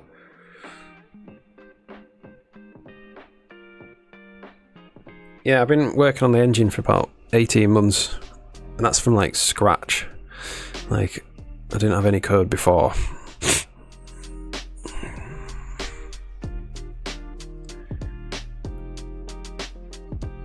What else is there?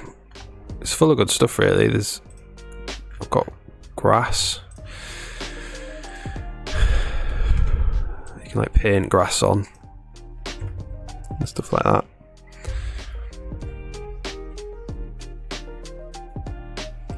Woot Dragon, thanks.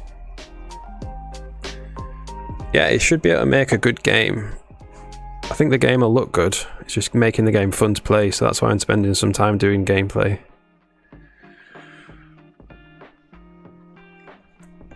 Oh, the render code. I'll show you some render code. Right. So everything's put into the renderer using a canvas. So the analogy is you paint on the canvas. So it's all these calls like draw quad in world. So that's a screen quad. That's a quad in world space. Outlines, bordered quads, lines, circles. So this is basic geometry. Then you've got strings, individual glyphs, Game Dev, thanks very much. Brilliant. Textures, so they're just images, so you can draw just images at positions on the screen or images at positions in the world. Lights, so that's, you just call that stuff and then that all gets put into the renderer, and then the renderer gets, you do a command to end the rendering and then draw the whole canvas on the window at once. And then, so that's kind of the front end of the renderer done. So the window gets basically a bunch of draw commands, and then it gets sent over to DirectX 12.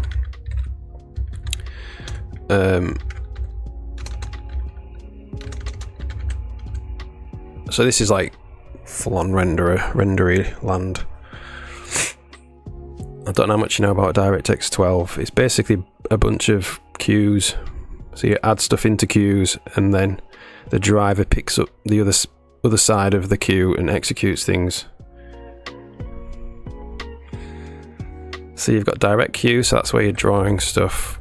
Compute queue, that's where you're doing, I mean, you can draw with it, or you can do big calculations with it.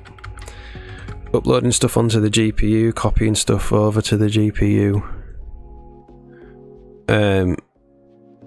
Pipeline, so this sets up things like, what does this do? So this makes sure all the meshes, cameras, dynamic objects, textures are all resident on the GPU before it needs to draw it.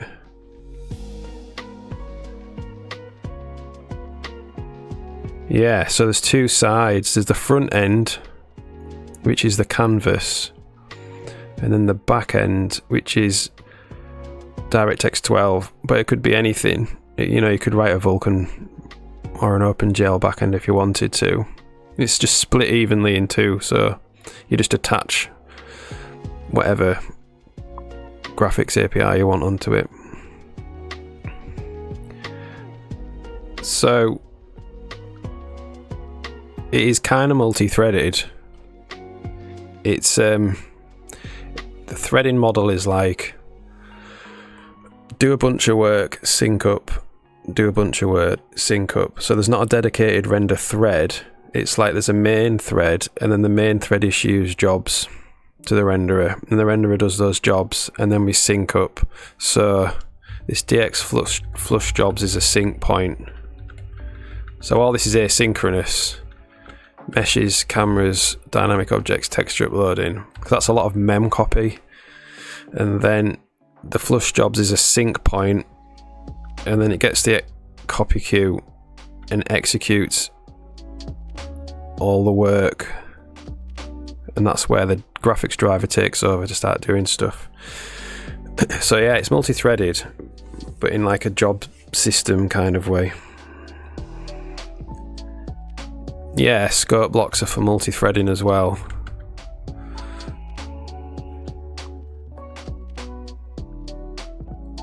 So you could do this over multiple threads.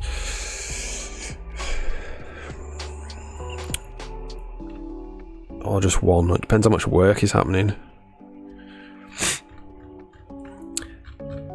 Yeah, I mean, this code's quite old actually, really.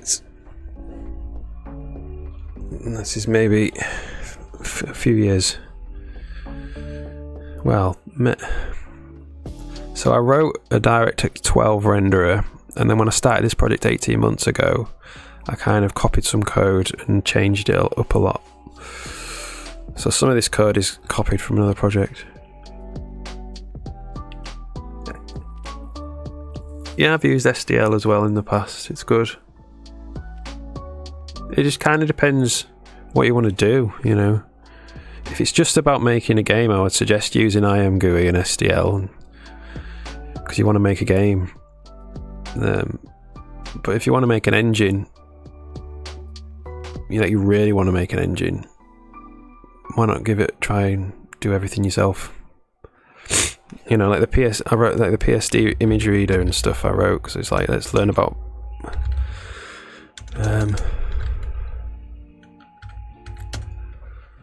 so this is just going through reading out stuff from PSD files.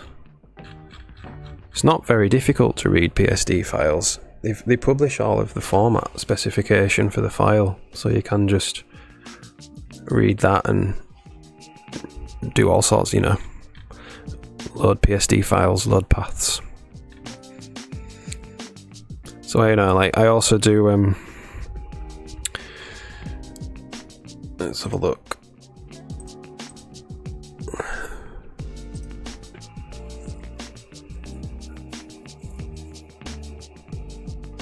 So I also do like all sorts of framed animation stuff with PSD files. If I can, there's not much in the game at the moment. If I can try and get, so the lightning shock is from a PSD file, so it's following the path of that I drew in a PSD file, and the little smoke thing that pops out from the base of the lightning is a framed animation. It's a video. So it plays a little video of some. It's what they do in the movie industry as well.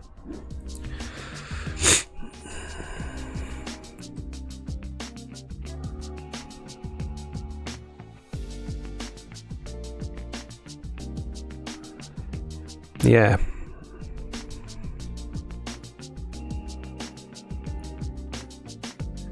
That's right, SDL2 you can render to software, you can do software rendering. So you can on DirectX, I've never used it, but you can, there is a software renderer in DirectX as well. When you create the device, I think you can specify to do it in software. I've never used it though. Don't know how good it is. It's obviously designed for a GPU. Yeah, I think so.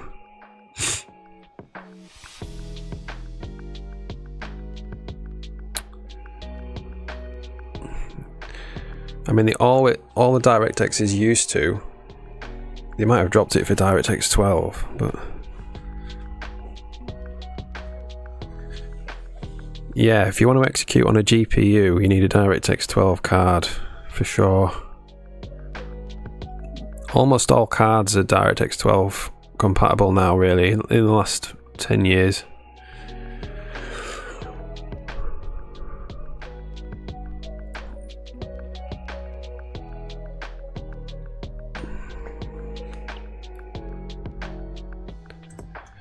Alright. So yeah, what I'm currently working on is a radar. Yeah, super old machines. You know, if you wanted to go really low level and you're on Windows, you could just draw with Windows code. If you wanted to. That's pure software, you could just draw directly into memory.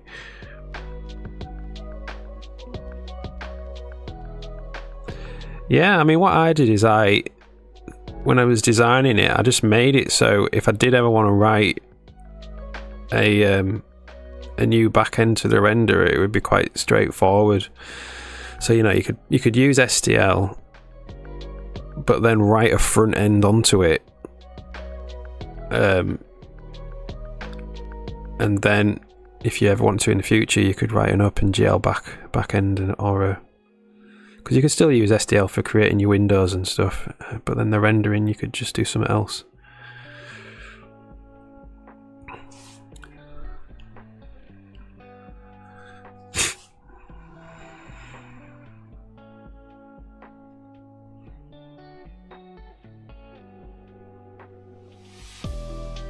Yeah, STL2 is great. Loads of games use STL2. Yeah. All of the handles everything, doesn't it, really? All keyboard input and mouse input creates your windows. And it's all multi-platform. Obviously with the DirectX 12, this is only Windows, so if I ever wanted to run on Mac, I'd have to do something else.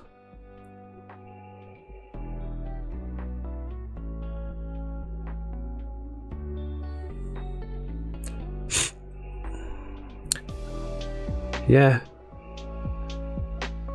I think depending on your level of experience, like if you've never done any graphics programming before, probably just do OpenGL and then spend a month just loading in, working out how to load in meshes and draw models, and then go to DirectX 11 and then spend a month trying to recreate it in DirectX 11 and then go to DirectX 12 or Vulkan or something. Yeah, like DirectX 12 has got a bunch of libraries behind it. I mean, it goes to the driver, which was written by, in my case, NVIDIA. So that's a bunch of code that's written by NVIDIA.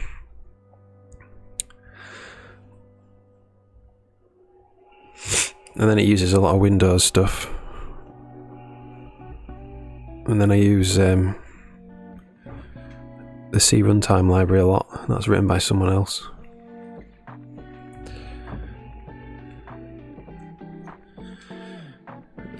Use a little bit of STL, not SDL, the template library. Not much template library stuff.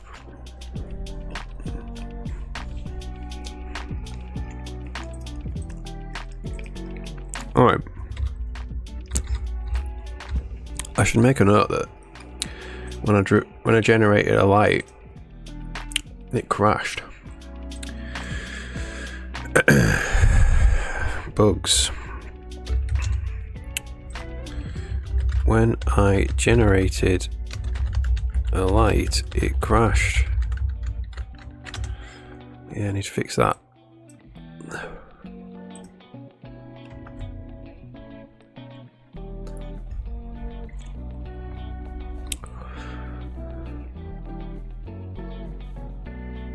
Yeah. Stick with STL. It depends. If you're wanting to release a game, just use STL2. If you're wanting to learn how to do graphics programming, do some STL2, and then when you feel like you're really, really comfortable with it, try and do something else. Try and instead of using the STL2 renderer, try and write a DirectX 11 or 12. Yeah, don't use zlib. I don't think. Unless, I know it's some image compression does formats use zlib. Let's try and see if it's around.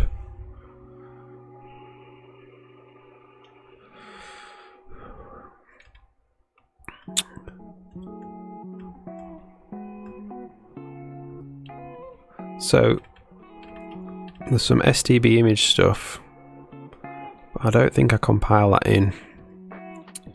Load PNG. I don't think I compile load PNG in.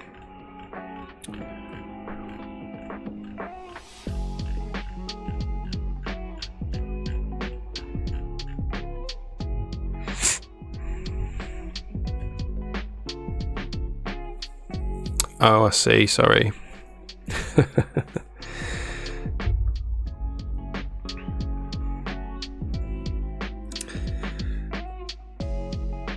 Yeah, I use LZ4 for my data compression for a lot of it, and then for image compression, what do I use?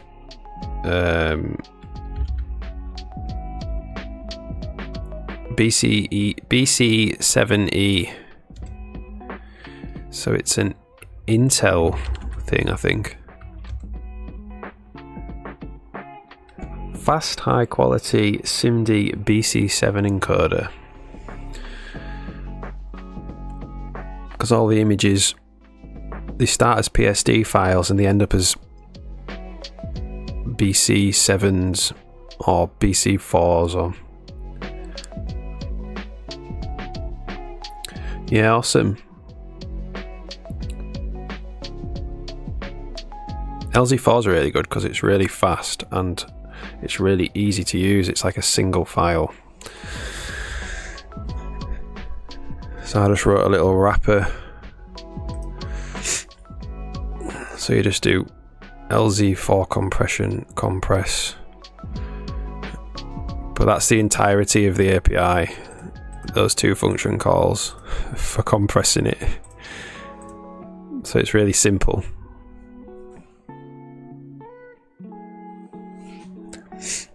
As far as I'm aware, LZ4 is a good license and you can distribute it in your code and it's fine, because lots and lots and lots of software uses LZ4.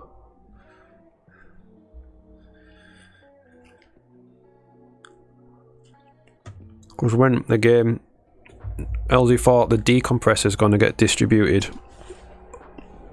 I'm not going to distribute the compressor because I won't need to compress anything, but the decompressor will.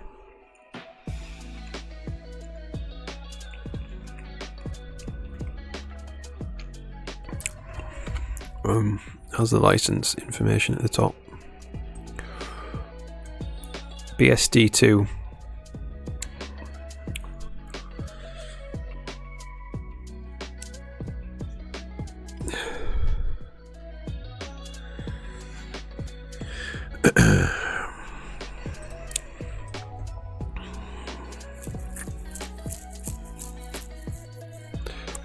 Yeah, I wonder.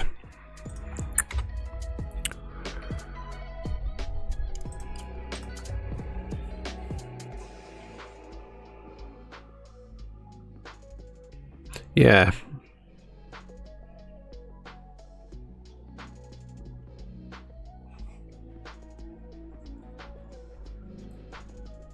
Yeah, so it depends how you're going to use it. I think LZ4 does a lot of other things. I'm just literally using that the compressor. Yeah.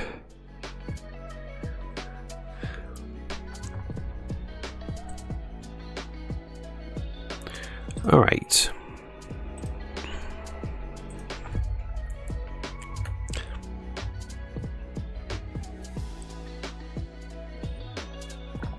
Yeah, let me know how your STL project goes. Are you going to stream it? I'll follow you if you're going to stream it. Or are you going to put stuff up on YouTube or something?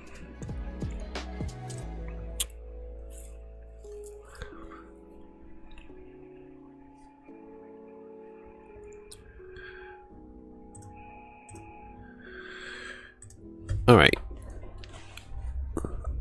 So the first thing, what I'm going to do now, I'm going to actually get to do some work.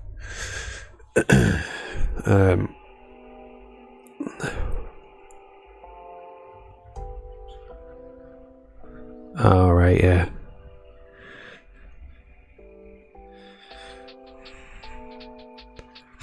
What I've noticed, I've only been streaming this is my 4th stream. And I've noticed that everybody's really helpful. It's actually fine.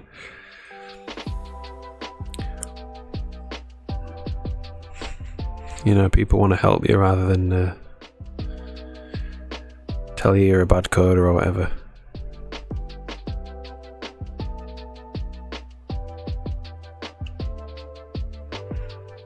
You know, we're all learning stuff, even if you've been programming 50 years.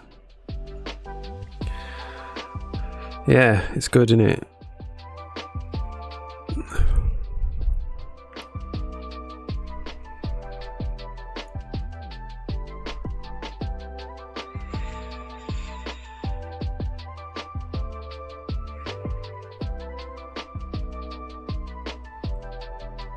Well, I did something and it's caused a massive compile.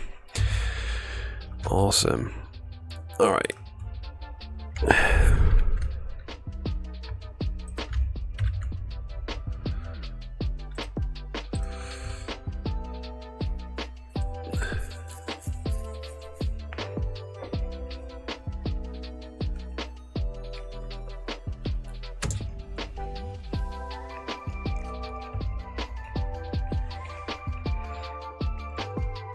See, I've come onto the stream and I don't know anything about gameplay programming really. I didn't stream making the engine. So I'm just like fumbling along trying to write something that's fun. It's hard.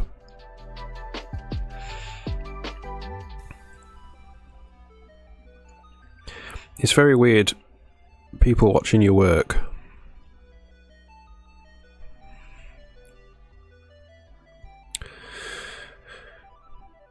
But it's good because you get to meet people who like coding or game development. I live in a small town and there's not many people that like game development.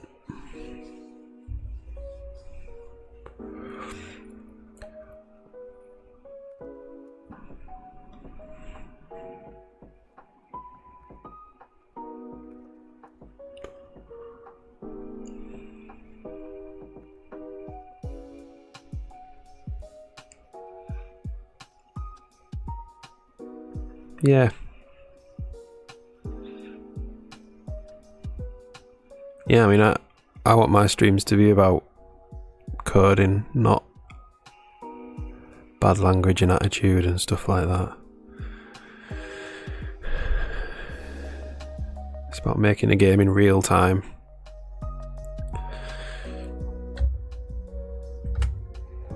Alright. So we're back. This is the radar, so that you'll be able to select a channel,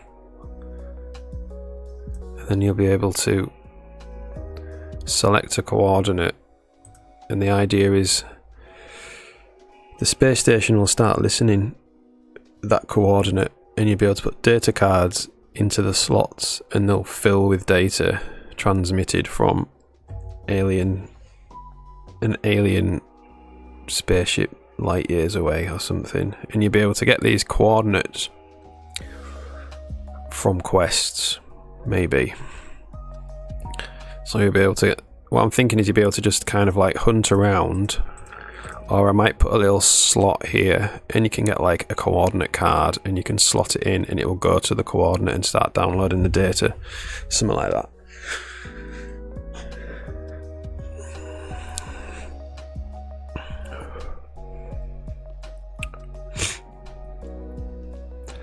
Well, I'm trying to keep my stream kind of relaxing. I know that people do put me on in the background, which is good.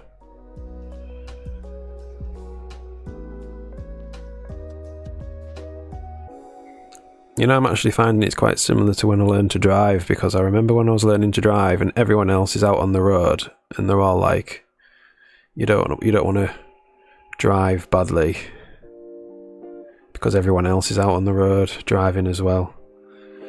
But then after a while you just get confident driving. I'm finding it's similar. You get better at it the more you do it, and then eventually it's fine. But yeah, I was thinking about that the other day. It's kind of like driving. When I started to learn to drive, I was very stressed.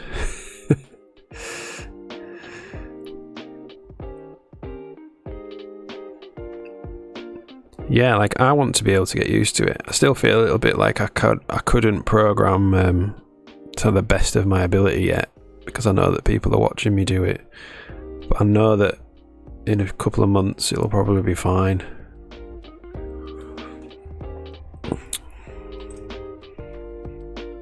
Alright, so we need to make this radar clickable, and the way you do that is you get an ID.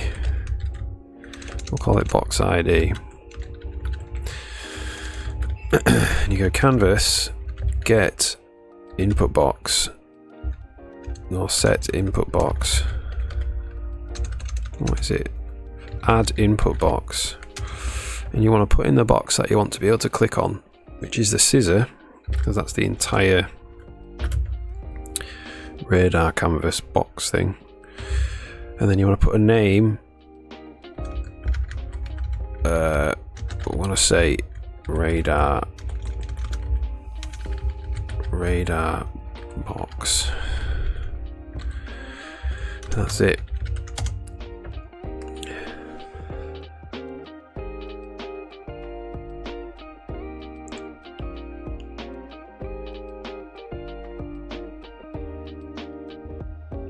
Yeah.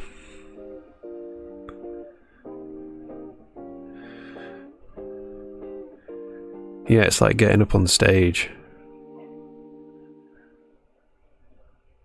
but then coding, which is also very difficult.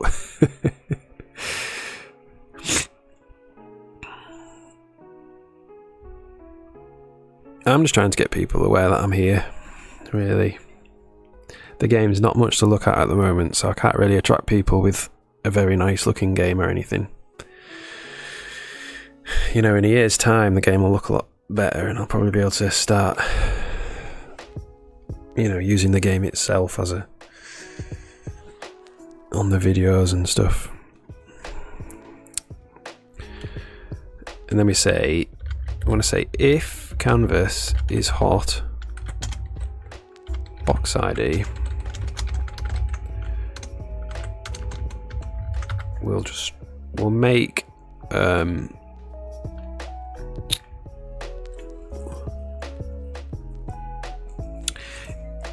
if it's hot, just to test this is working, we will just draw the mouse box a bit bigger.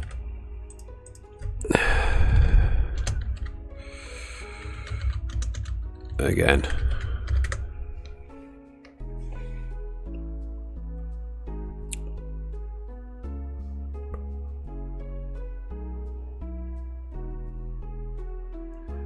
Oh, thank you very much. Yeah, I think the engine's good. I've made a lot of engines. This is the best one. This is why I've decided to make a game. Try and flex the engine, try and test it a bit. Engines weren't my comfort zone, really. Gameplays, making a game is not. Like, I've been making engines for like maybe over 20 years.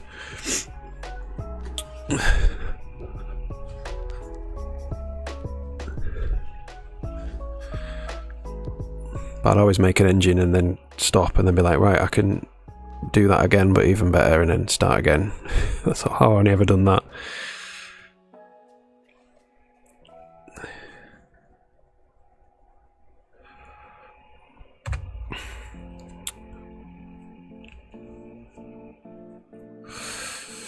Alright, so we should get like a double box now.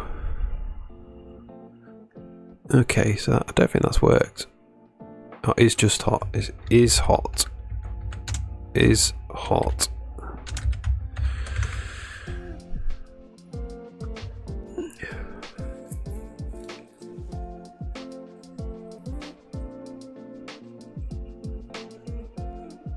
Are you going to do it in C++?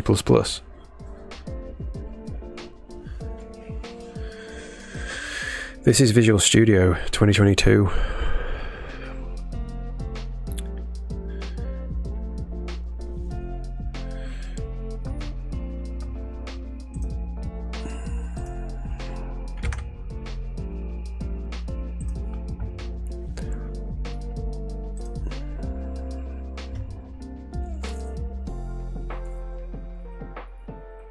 Oh yeah, cool, yeah. This is a Visual Assist dark theme. Visual Assist is a plugin. It gives me stuff like, you know, I can search on method or search for file. That's the only really what I use it for.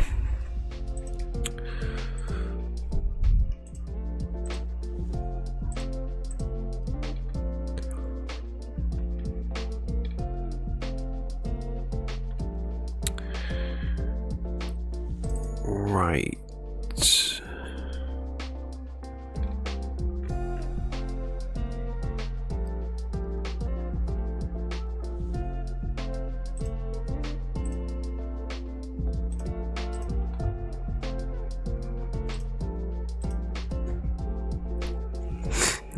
because there's not a current coordinate.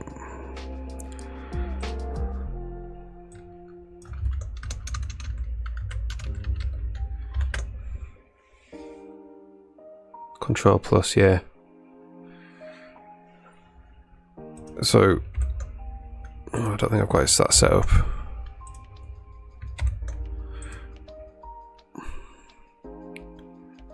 Control F. Oh, you mean find? Yeah, I use find. Visual Studio does have its own built-in like let's find a file, but it tends to it doesn't split files and methods up, which is what I like. I like to go to a file and then in that file find the function that I want.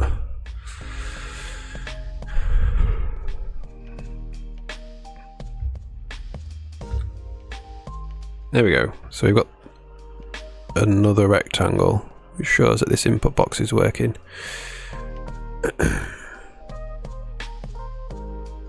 Right.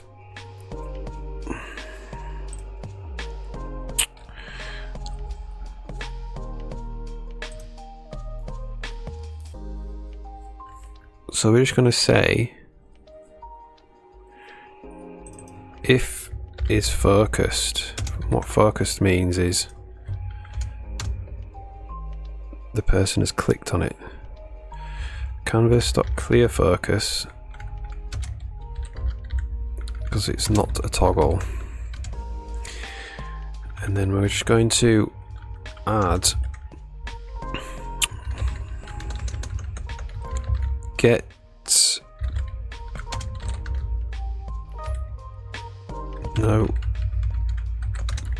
data charger controller dot set current radar code. So the slider value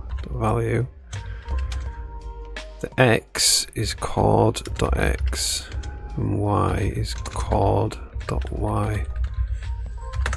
So let's see if we can click on it.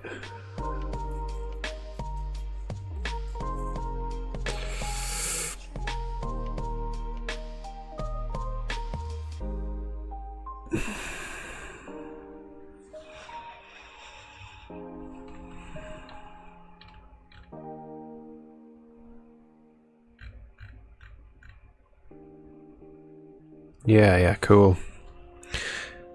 LZ4 is used all over the place in many different projects, so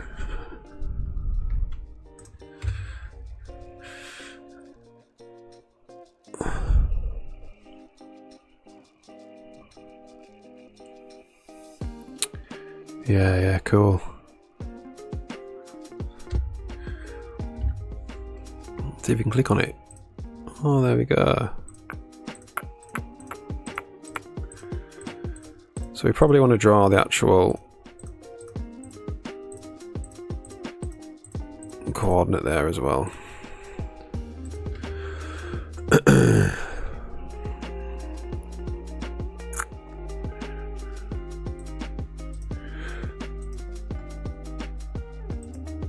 So we want to draw this string again, and we want to draw it at chord x, chord y, or just chord.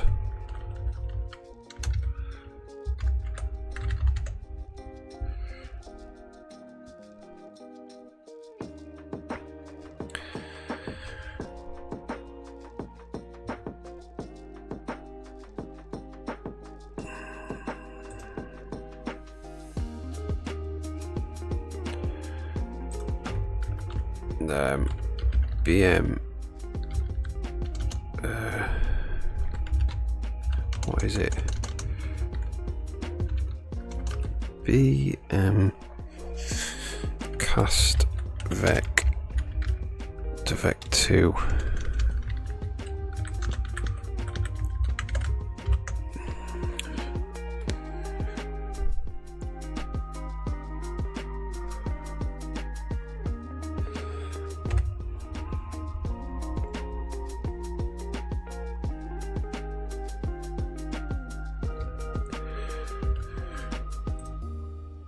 So it's not drawing it for some reason.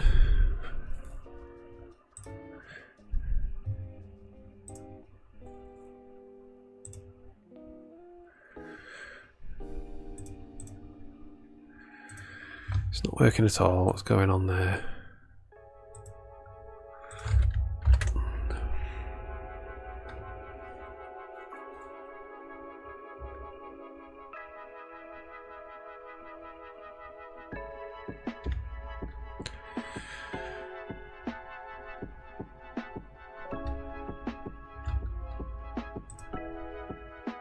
it is drawing it, it's just drawing it in the wrong place. Chord.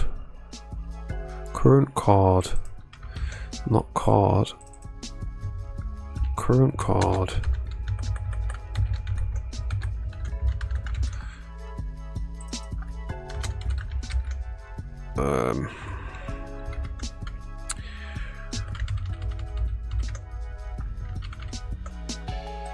What I might do,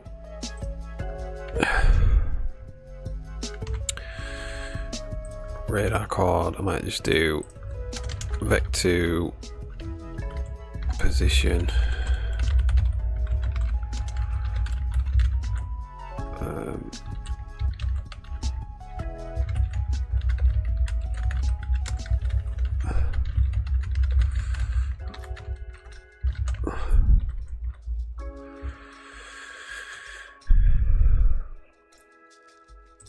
So this is current chord position.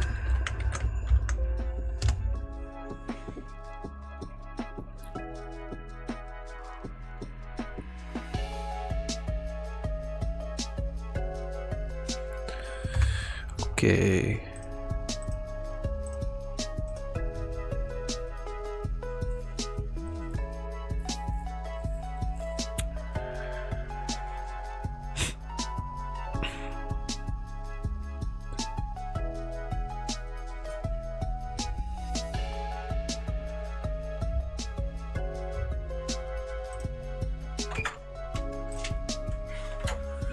No, then you're right. Yeah, good, thank you. I've been at a brewery. How have you? Problems? Oh dear. That's made a mistake. Press the wrong button. Oh no.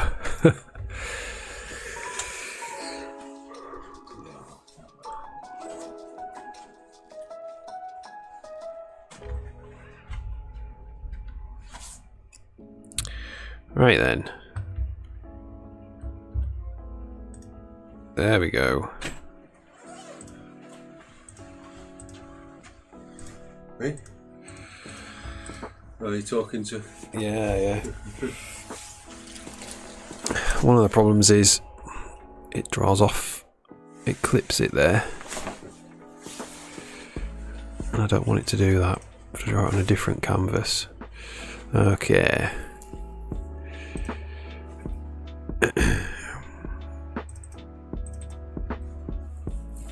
So that is just current chord. So we're going to say equals current chord position plus scissor dot xy.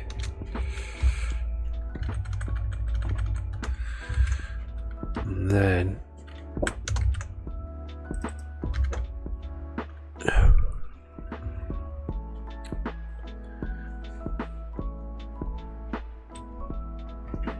that is that.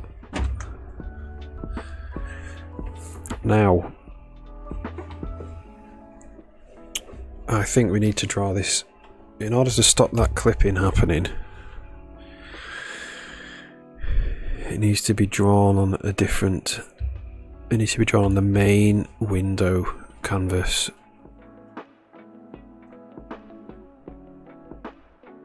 You see how it's going in there and it's clipping, so you can't see what coordinate. So if I put a coordinate down there, you won't be able to know what it was. And that's something we need to stop as well.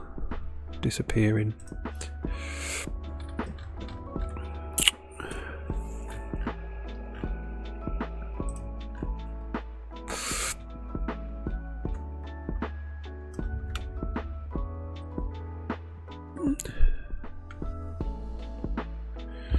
So that can go here.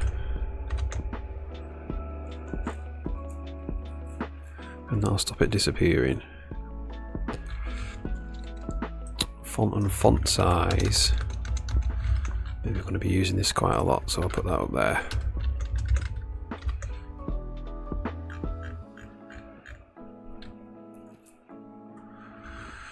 And render it.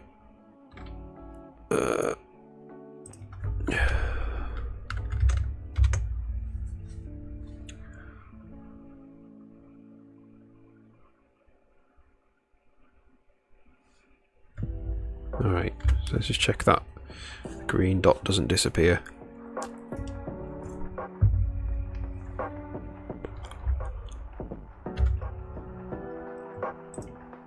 Good.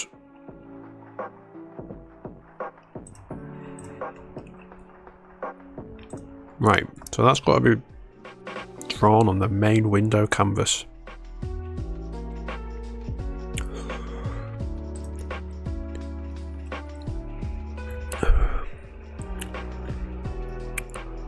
So we will start off by drawing this one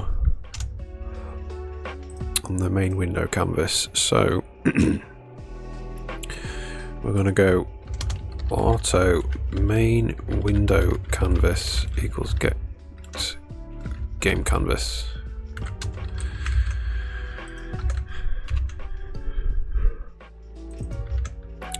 So we want to draw these labels. Get game canvas, identifier not found. It's in game canvas.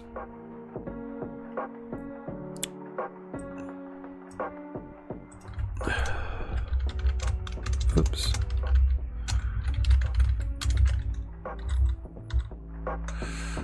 So we want to draw this label on that canvas, but that means at this position it's got to be offsetted by canvas.getBounds.xy, I think. Let's see.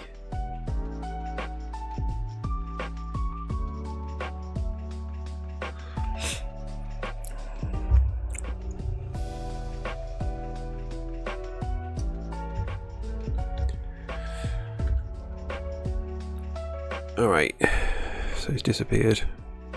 Oh, he's drawing it underneath.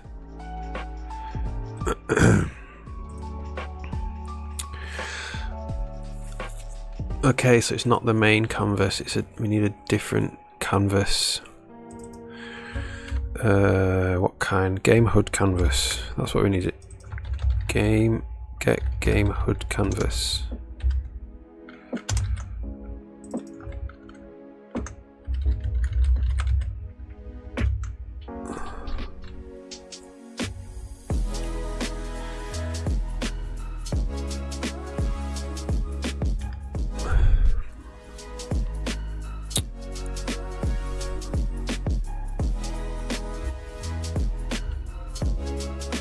There we go. And that means it also needs a border. Okay. Right then. We've got LCD font. Text font. Game GUI font. Default. So let's use a different font.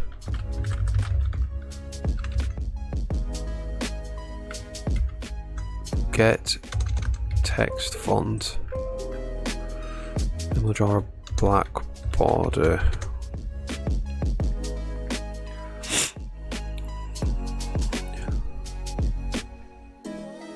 Let's see how this looks.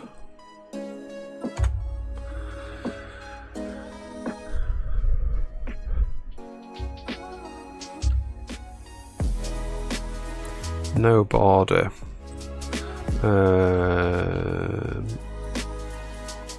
Get text font. Game UI render a text font. Game fonts. Game UI font default.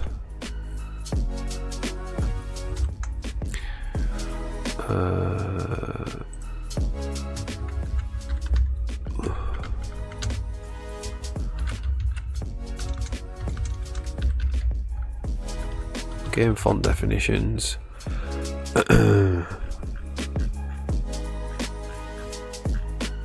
Game UI font default. Okay, it's not rendered with a sign distance field. Alright. Can we get the HUD font then? Game HUD.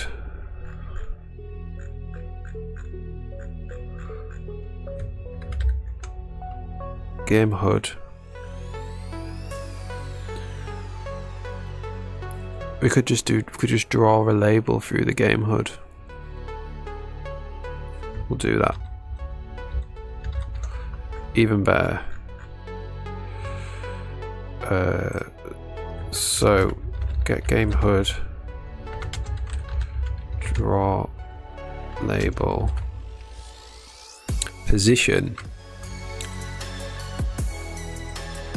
there, color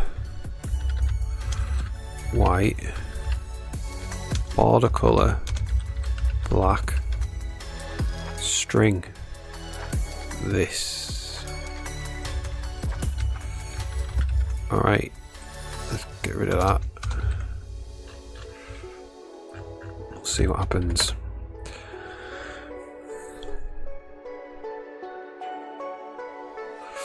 Get game HUD, identifier not found.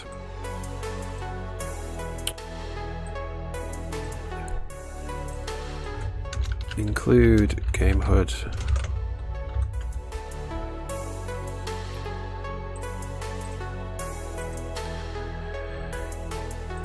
Alright, so we don't want the HUD canvas anymore.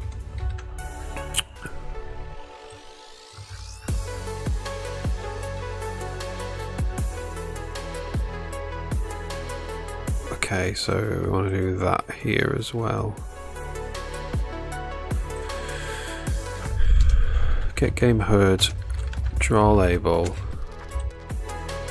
position, center, color, float color 1 1, float color 0 1, string that one.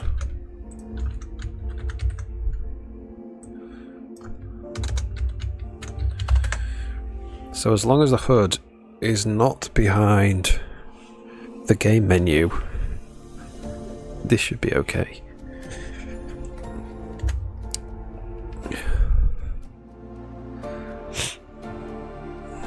It might be behind the game menu.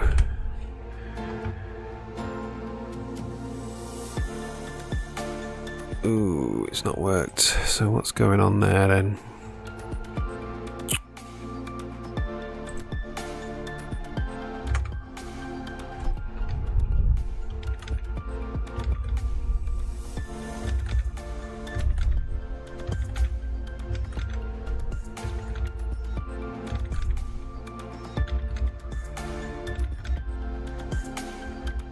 Because it's saying the game is paused.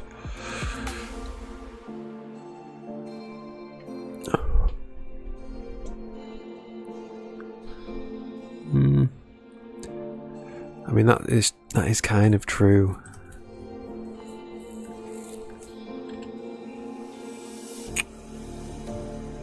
So we don't draw the HUD when we're paused. GHUD get canvas.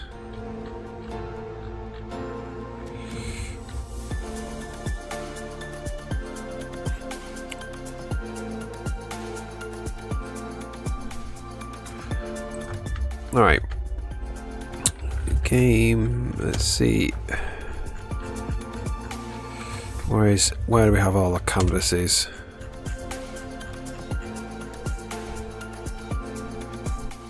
Could just call get game HUD canvas, get game transition. We'll call get game HUD canvas.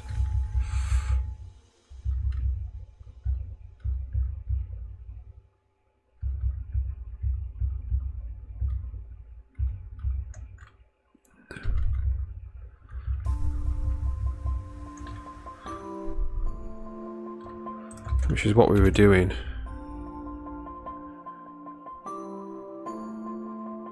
And that wasn't working.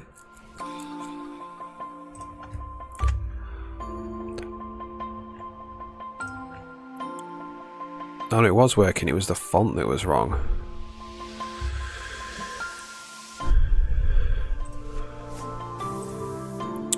Alright, well maybe we can get the font out from the HUD. We can either get the font out from the HUD, or we can load one here.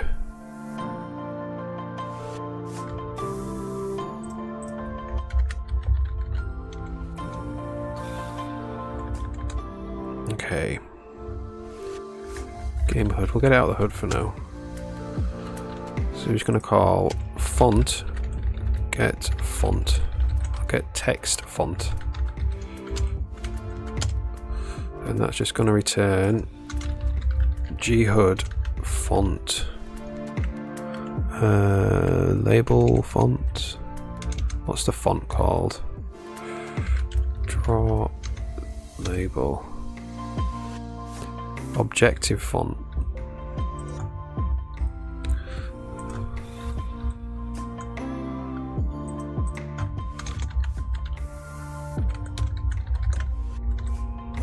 Okay, so the font we're going to use is not the renderer's font, but the get game HUD, get font, the text font. And hopefully we should have a border around those coordinates now.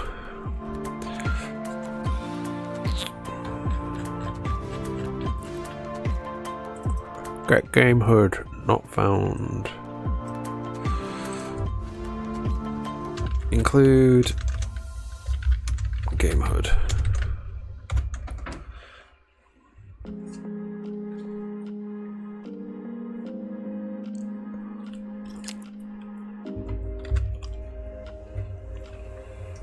Nope. What's going on? Doesn't know about font.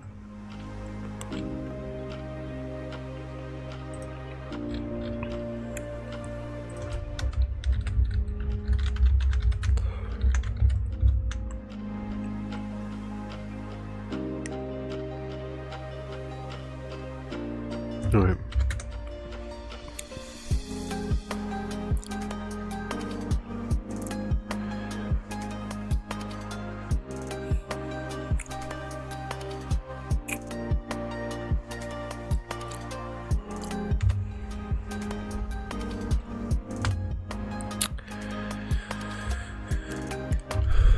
There we go, got a border around it so we can read it. Just about. Alright, we need to do the same for that.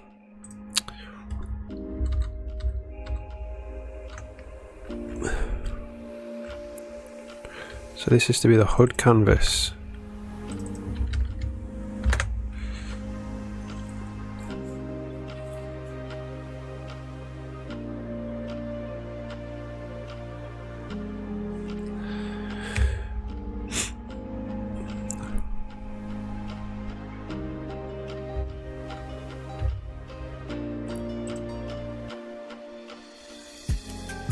There it is, so we need to offset it.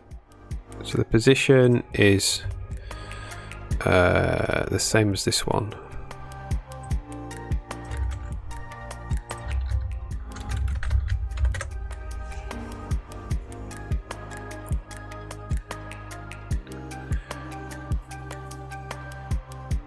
Because the HUD canvas starts at the very top left corner of the screen, whereas this menu canvas starts in the menu. There we go.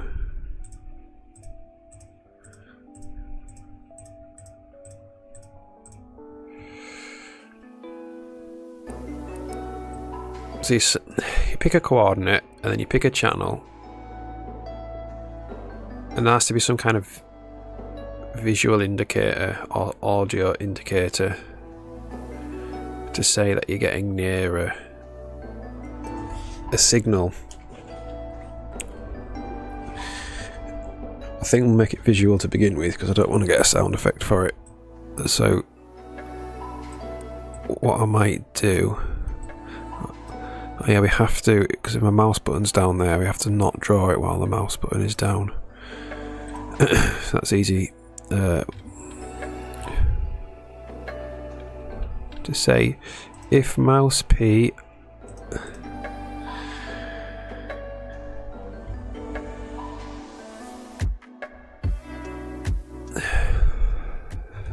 if not canvas has drag, that'll work.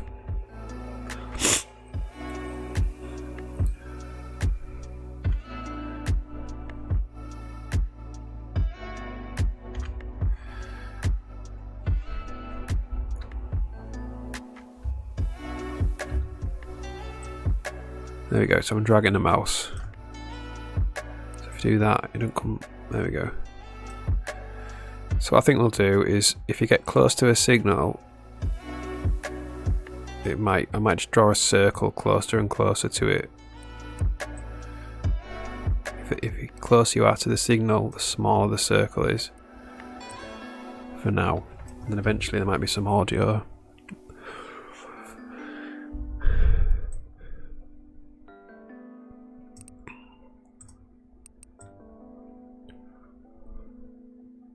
So you'll be able to pick a point and scan across.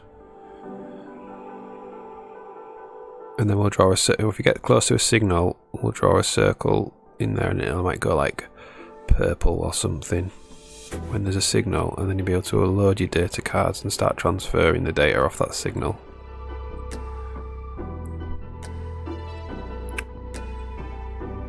That sound good?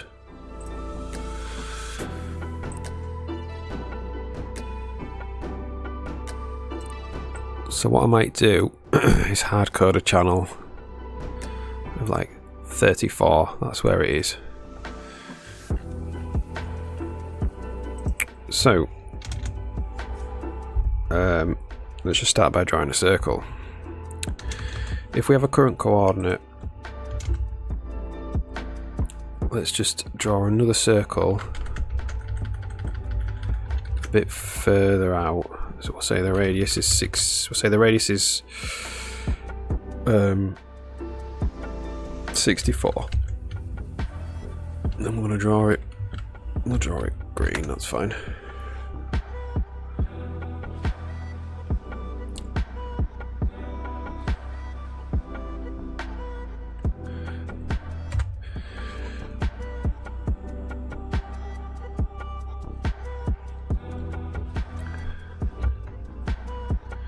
Okay, so not a circle outline.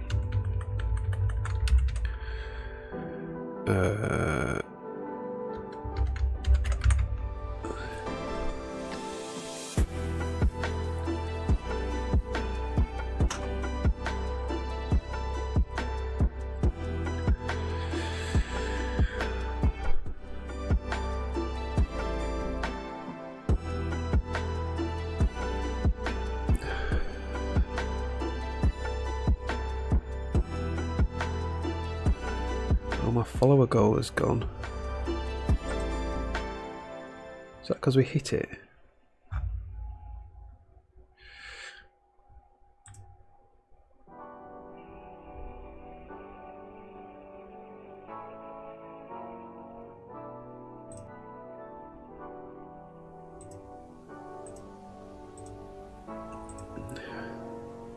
I had a follower goal below me and it's gone.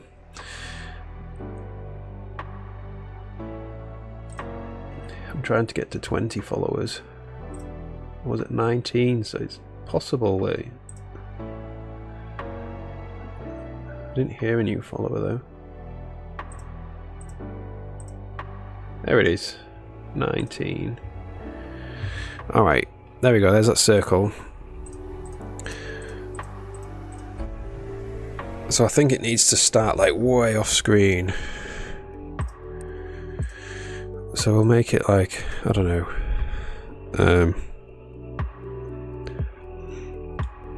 512 or something, so it's way off screen.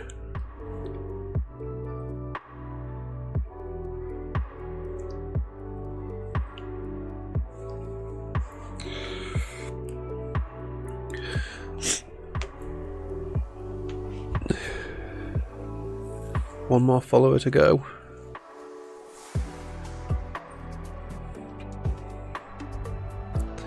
Right, so it's way off screen, and then what we want to do is we want it to go down to 0 based on how far the channel is away from 34. So we're going to say goal channel is 34, so we want to go S32 distance to goal equals BMABs goal channel minus slider value dot value.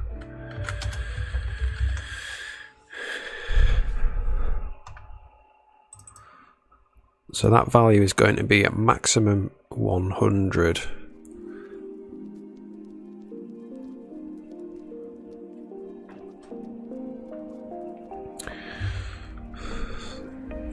So we're going to say float scale equals static cast float distance to goal divided by 100. And then we're just going to basically do BM lerp between 0 to 512 based on scale.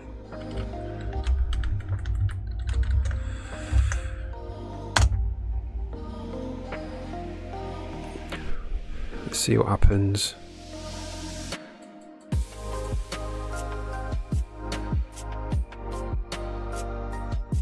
Yeah, I don't know why it disappeared, Rizzy. Back now, though, in all its glory.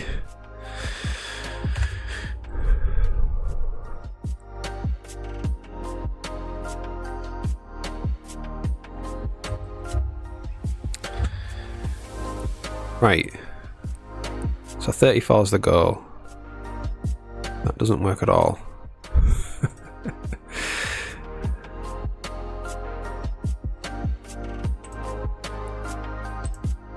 So 32, slider value 0. It's 32, so 32 over 100. Oh, because we're locking the slider value to the current channel.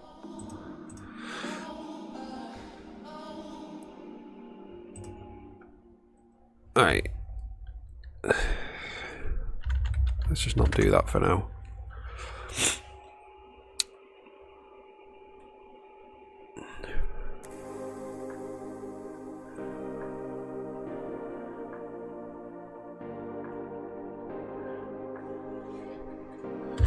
Okie dokie.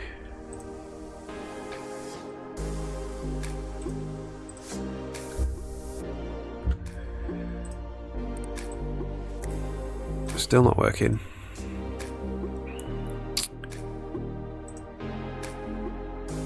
So the slider value is being reset.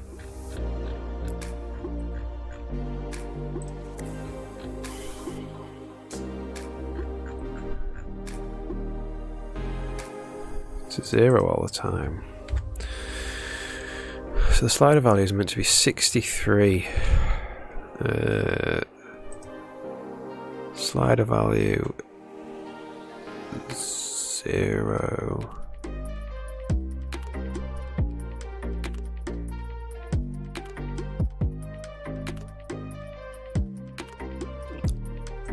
Okay, maybe this is a different. It's get value, not just value. That's confusing.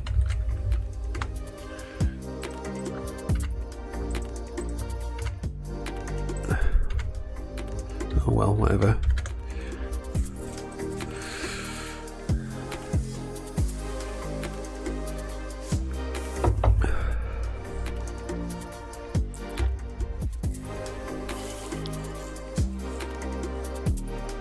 Alright, let's try that again. There we go. So it homes in on 34. And then it goes away again, so that's like locked in. So what it has to say is, if the radius... So it should probably be... So there's a bunch of different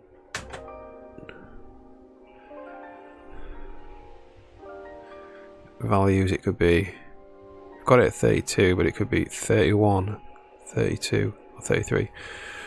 I think we make this turn red.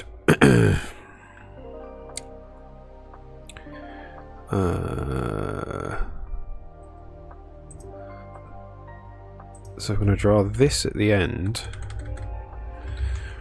and I'm going to say if distance to goal is 0, we're going to draw it a different colour.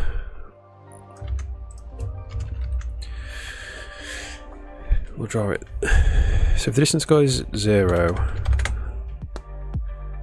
we'll draw it yellow.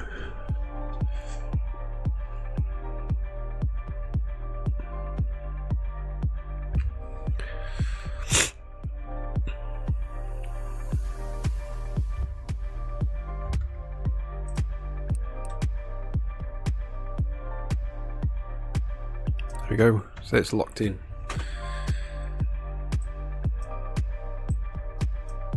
So we want to charge cards if distance to goal is 0.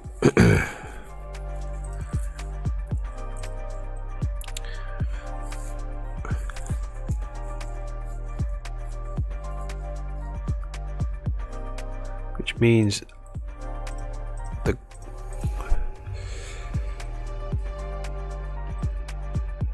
we need to set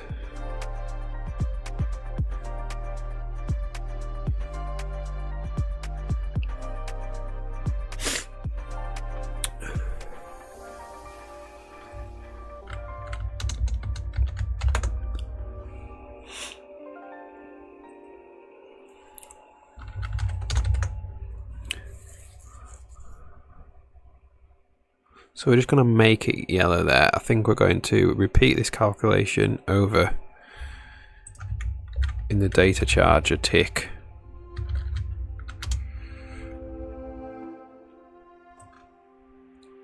So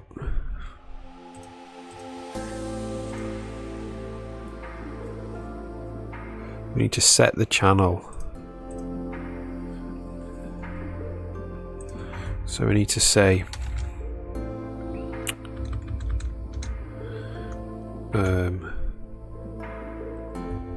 current chord channel equals slider dot get value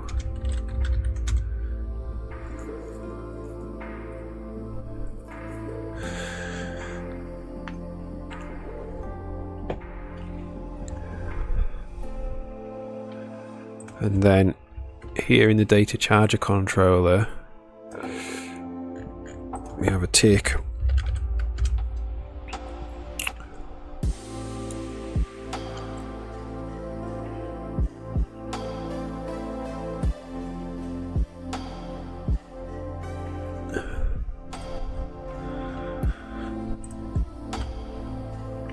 So the radar is currently in the data charger controller. I think it needs to be in the data charger itself.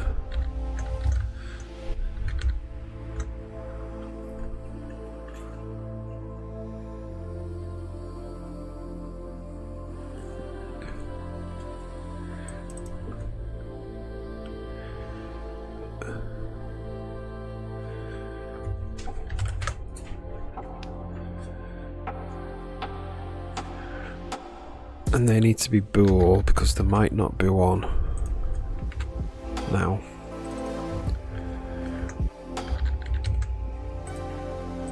Say if auto charger equals get data charger, get charger current charger ID.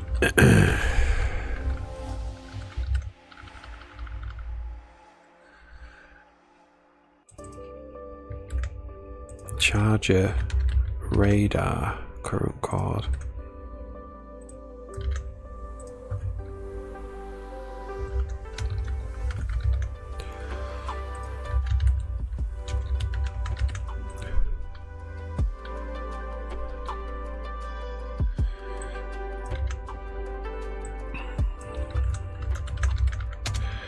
I say if we have a charger, return charger radar dot current chord.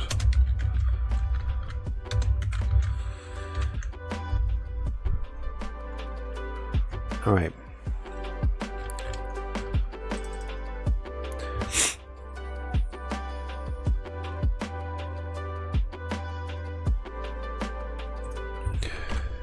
So we don't get charger based on ID.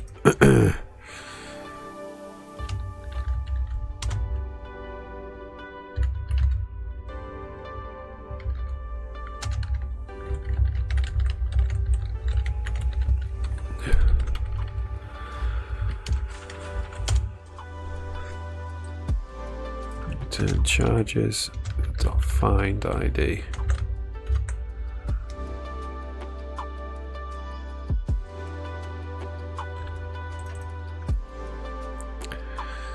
All right.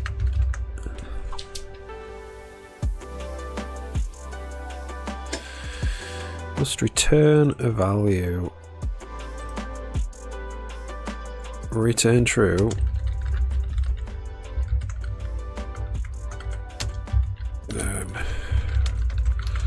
Return false.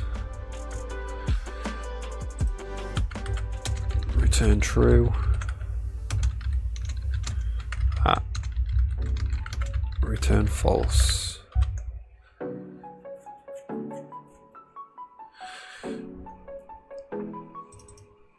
Return false.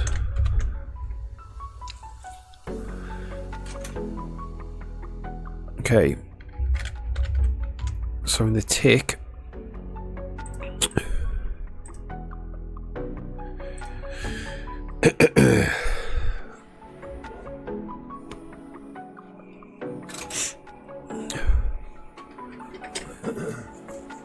so I think the data charger itself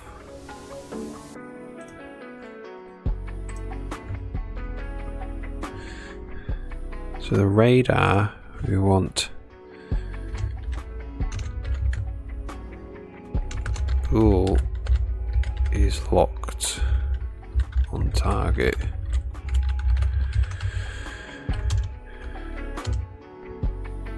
And then we're going to say if current card, I'm just going to hard code 32.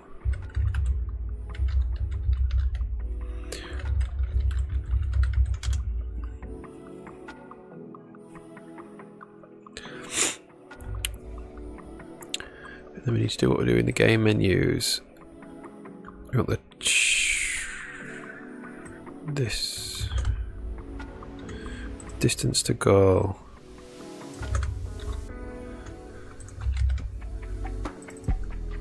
Goal channel. Current card channel. Return distance to goal equals 0. And then on tick we have to say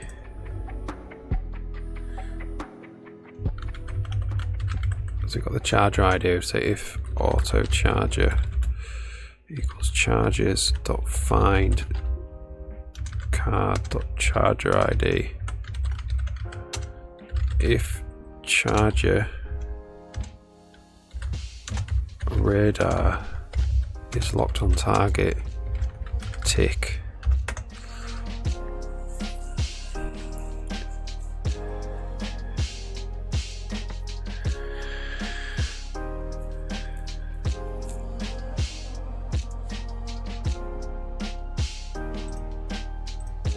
All right.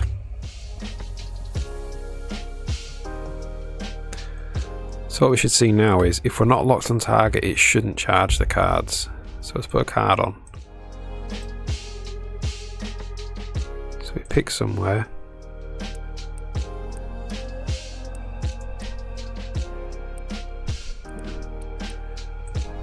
So we get locked on target.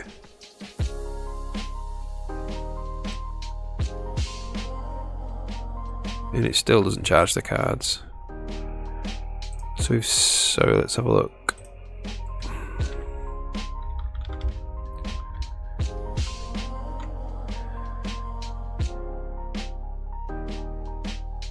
Channel is 0, so we're not setting the channel in the game menu.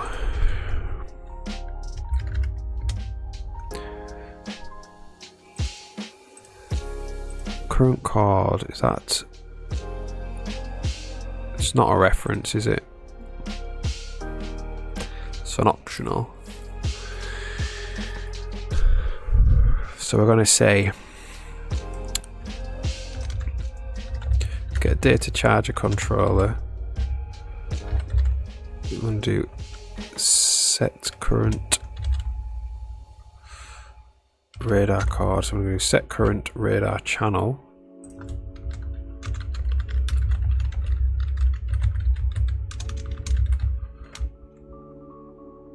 Channel.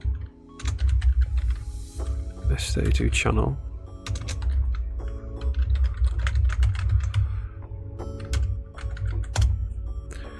So we're just going to say if current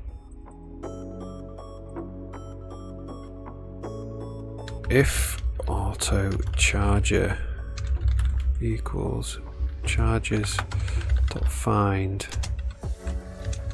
current channel ID charger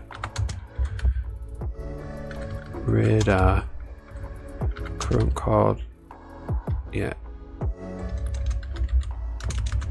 auto cord equals charger radar dot current cord. If cord channel equals channel, return true. All right.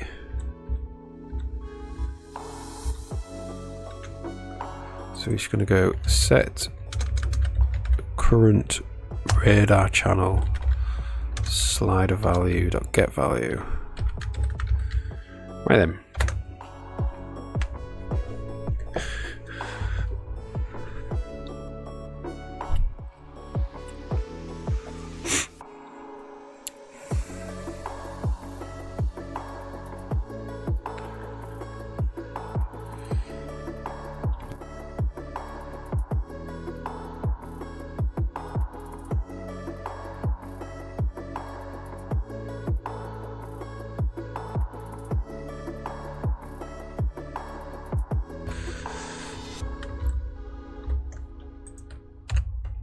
Okay, this will be the last thing I have to do today, I think.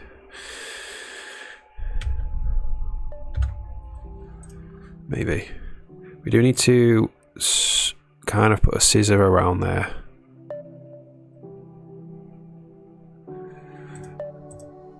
To stop that green thing drawing up into there. Later. We'll do that after this. Okay.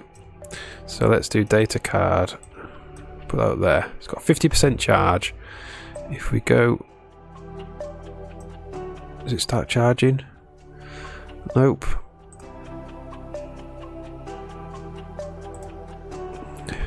So the slider.get value. So the channel is 32. So we're setting the channel. Yeah, it's because we're doing that again.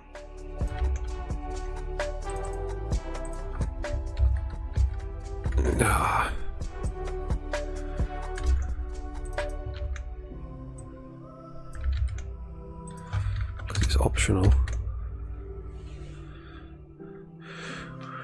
What was you using your LZ4 on what data? It compresses,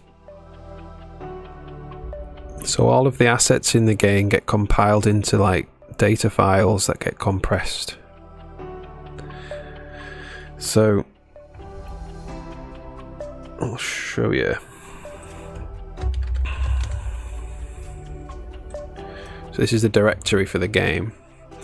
If you go in engine, assets, data, all these BMA files is the game data. So when the game ships to some other computer, this is the game data. There's no raw art files or sounds or anything. And this is all compressed with LZ4 to make it a bit smaller. So right now, the game in its entirety is 23.4 megs so far. That'll grow as I add more stuff in.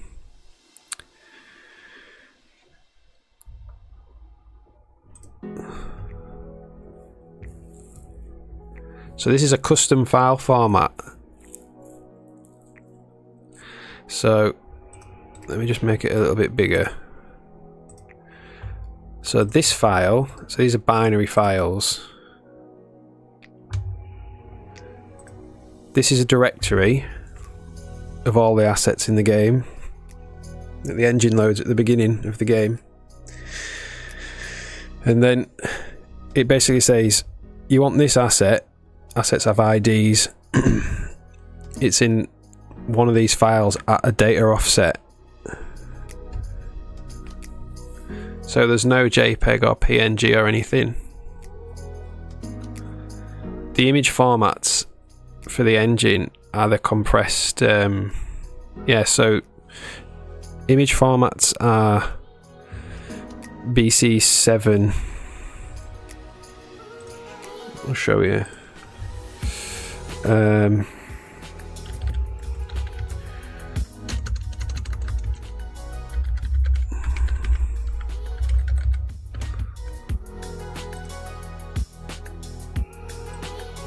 So here, right?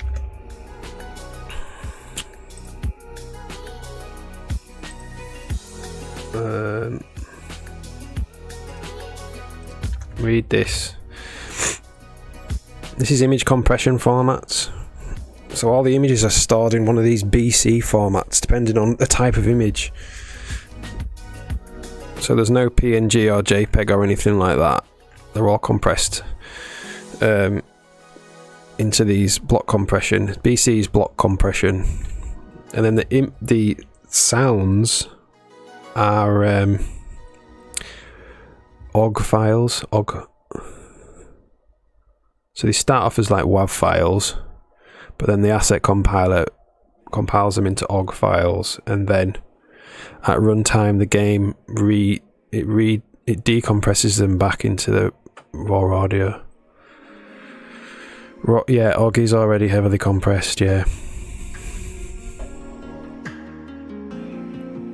So the LZ4 will only run if it's going to get a net gain. So it'll try and compress it as it's compiling it into the data, and if the compression doesn't result in anything, it'll put in the raw data instead.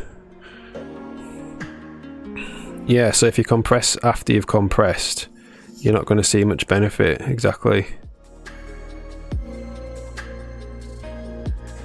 Now the compression of the block compression is a different type of compression though. It's not necessarily to make it much smaller. I mean, it does make it smaller on disk, but it's to make it more cache friendly for the GPU. And it does make it smaller as well. So the GPU does have to decompress it a bit. But yeah, you can't compress infinitely, so you have zero size or anything. So yeah, the LZ4 compressor will only run if it's going to result in a smaller file at the end, which it does on all the images, I'm pretty sure. But you know, there's also meshes that get compressed, and it's very good for that. And you know, text strings and things like that. Yeah, so I think on loads of games, you know, on this game anyway, like on lots of games, audio is a big contributor to the overall size of the data for the game.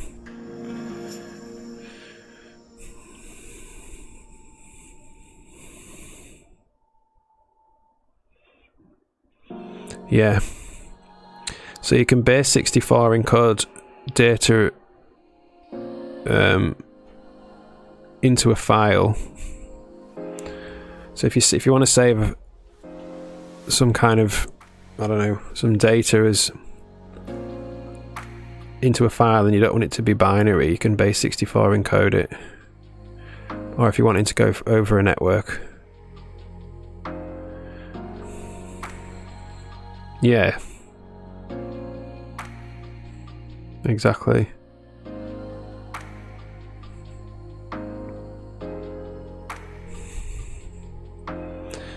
I have base 64 in the engine, I think. So this is a base 64 encoder and a base 64 decoder.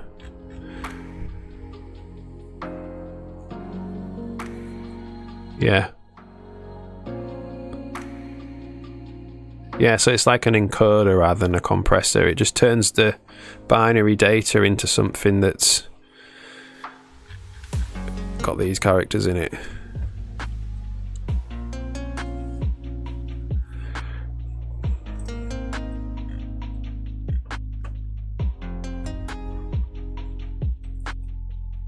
Yeah.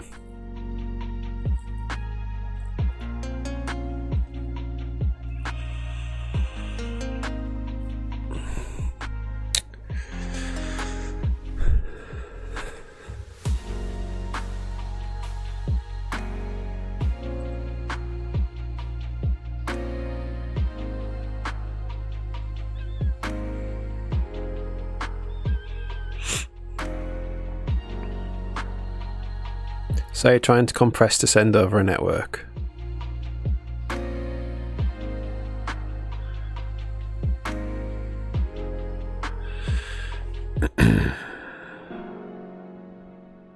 Yeah.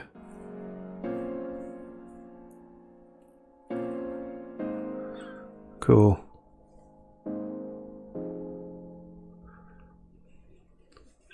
Not really done much network programming.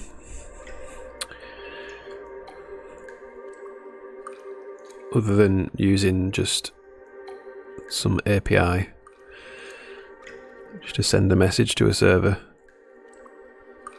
Like I've written cloud-based like data transfer stuff before,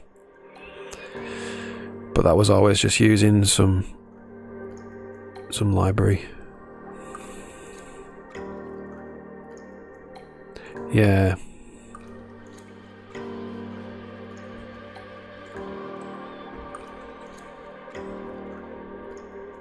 Yeah, I don't encrypt any of my data files for the engine or anything.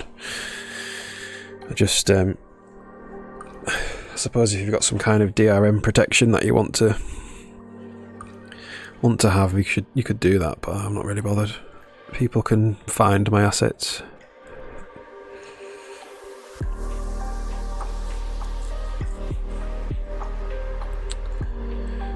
Okay, let's make this work. This will be a good payoff for the end of the stream if this works. Right, so we'll put this in. It's not charging. We'll zoom in. We'll lock on. Oh, and it starts charging, mint. And then we'll go away. It stops charging. Zoom in, lock on. There we go. Awesome.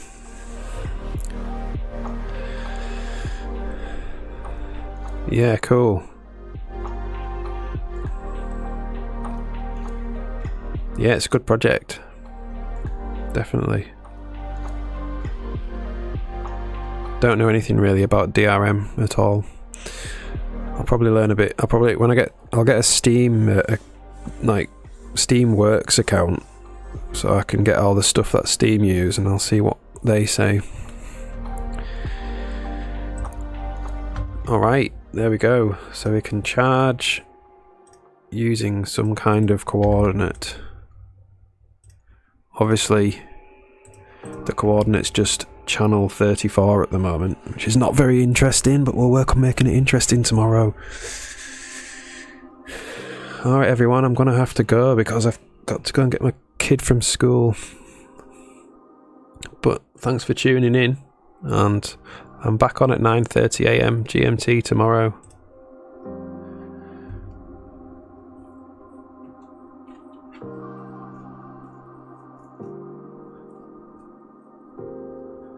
Turbo Squid, yeah.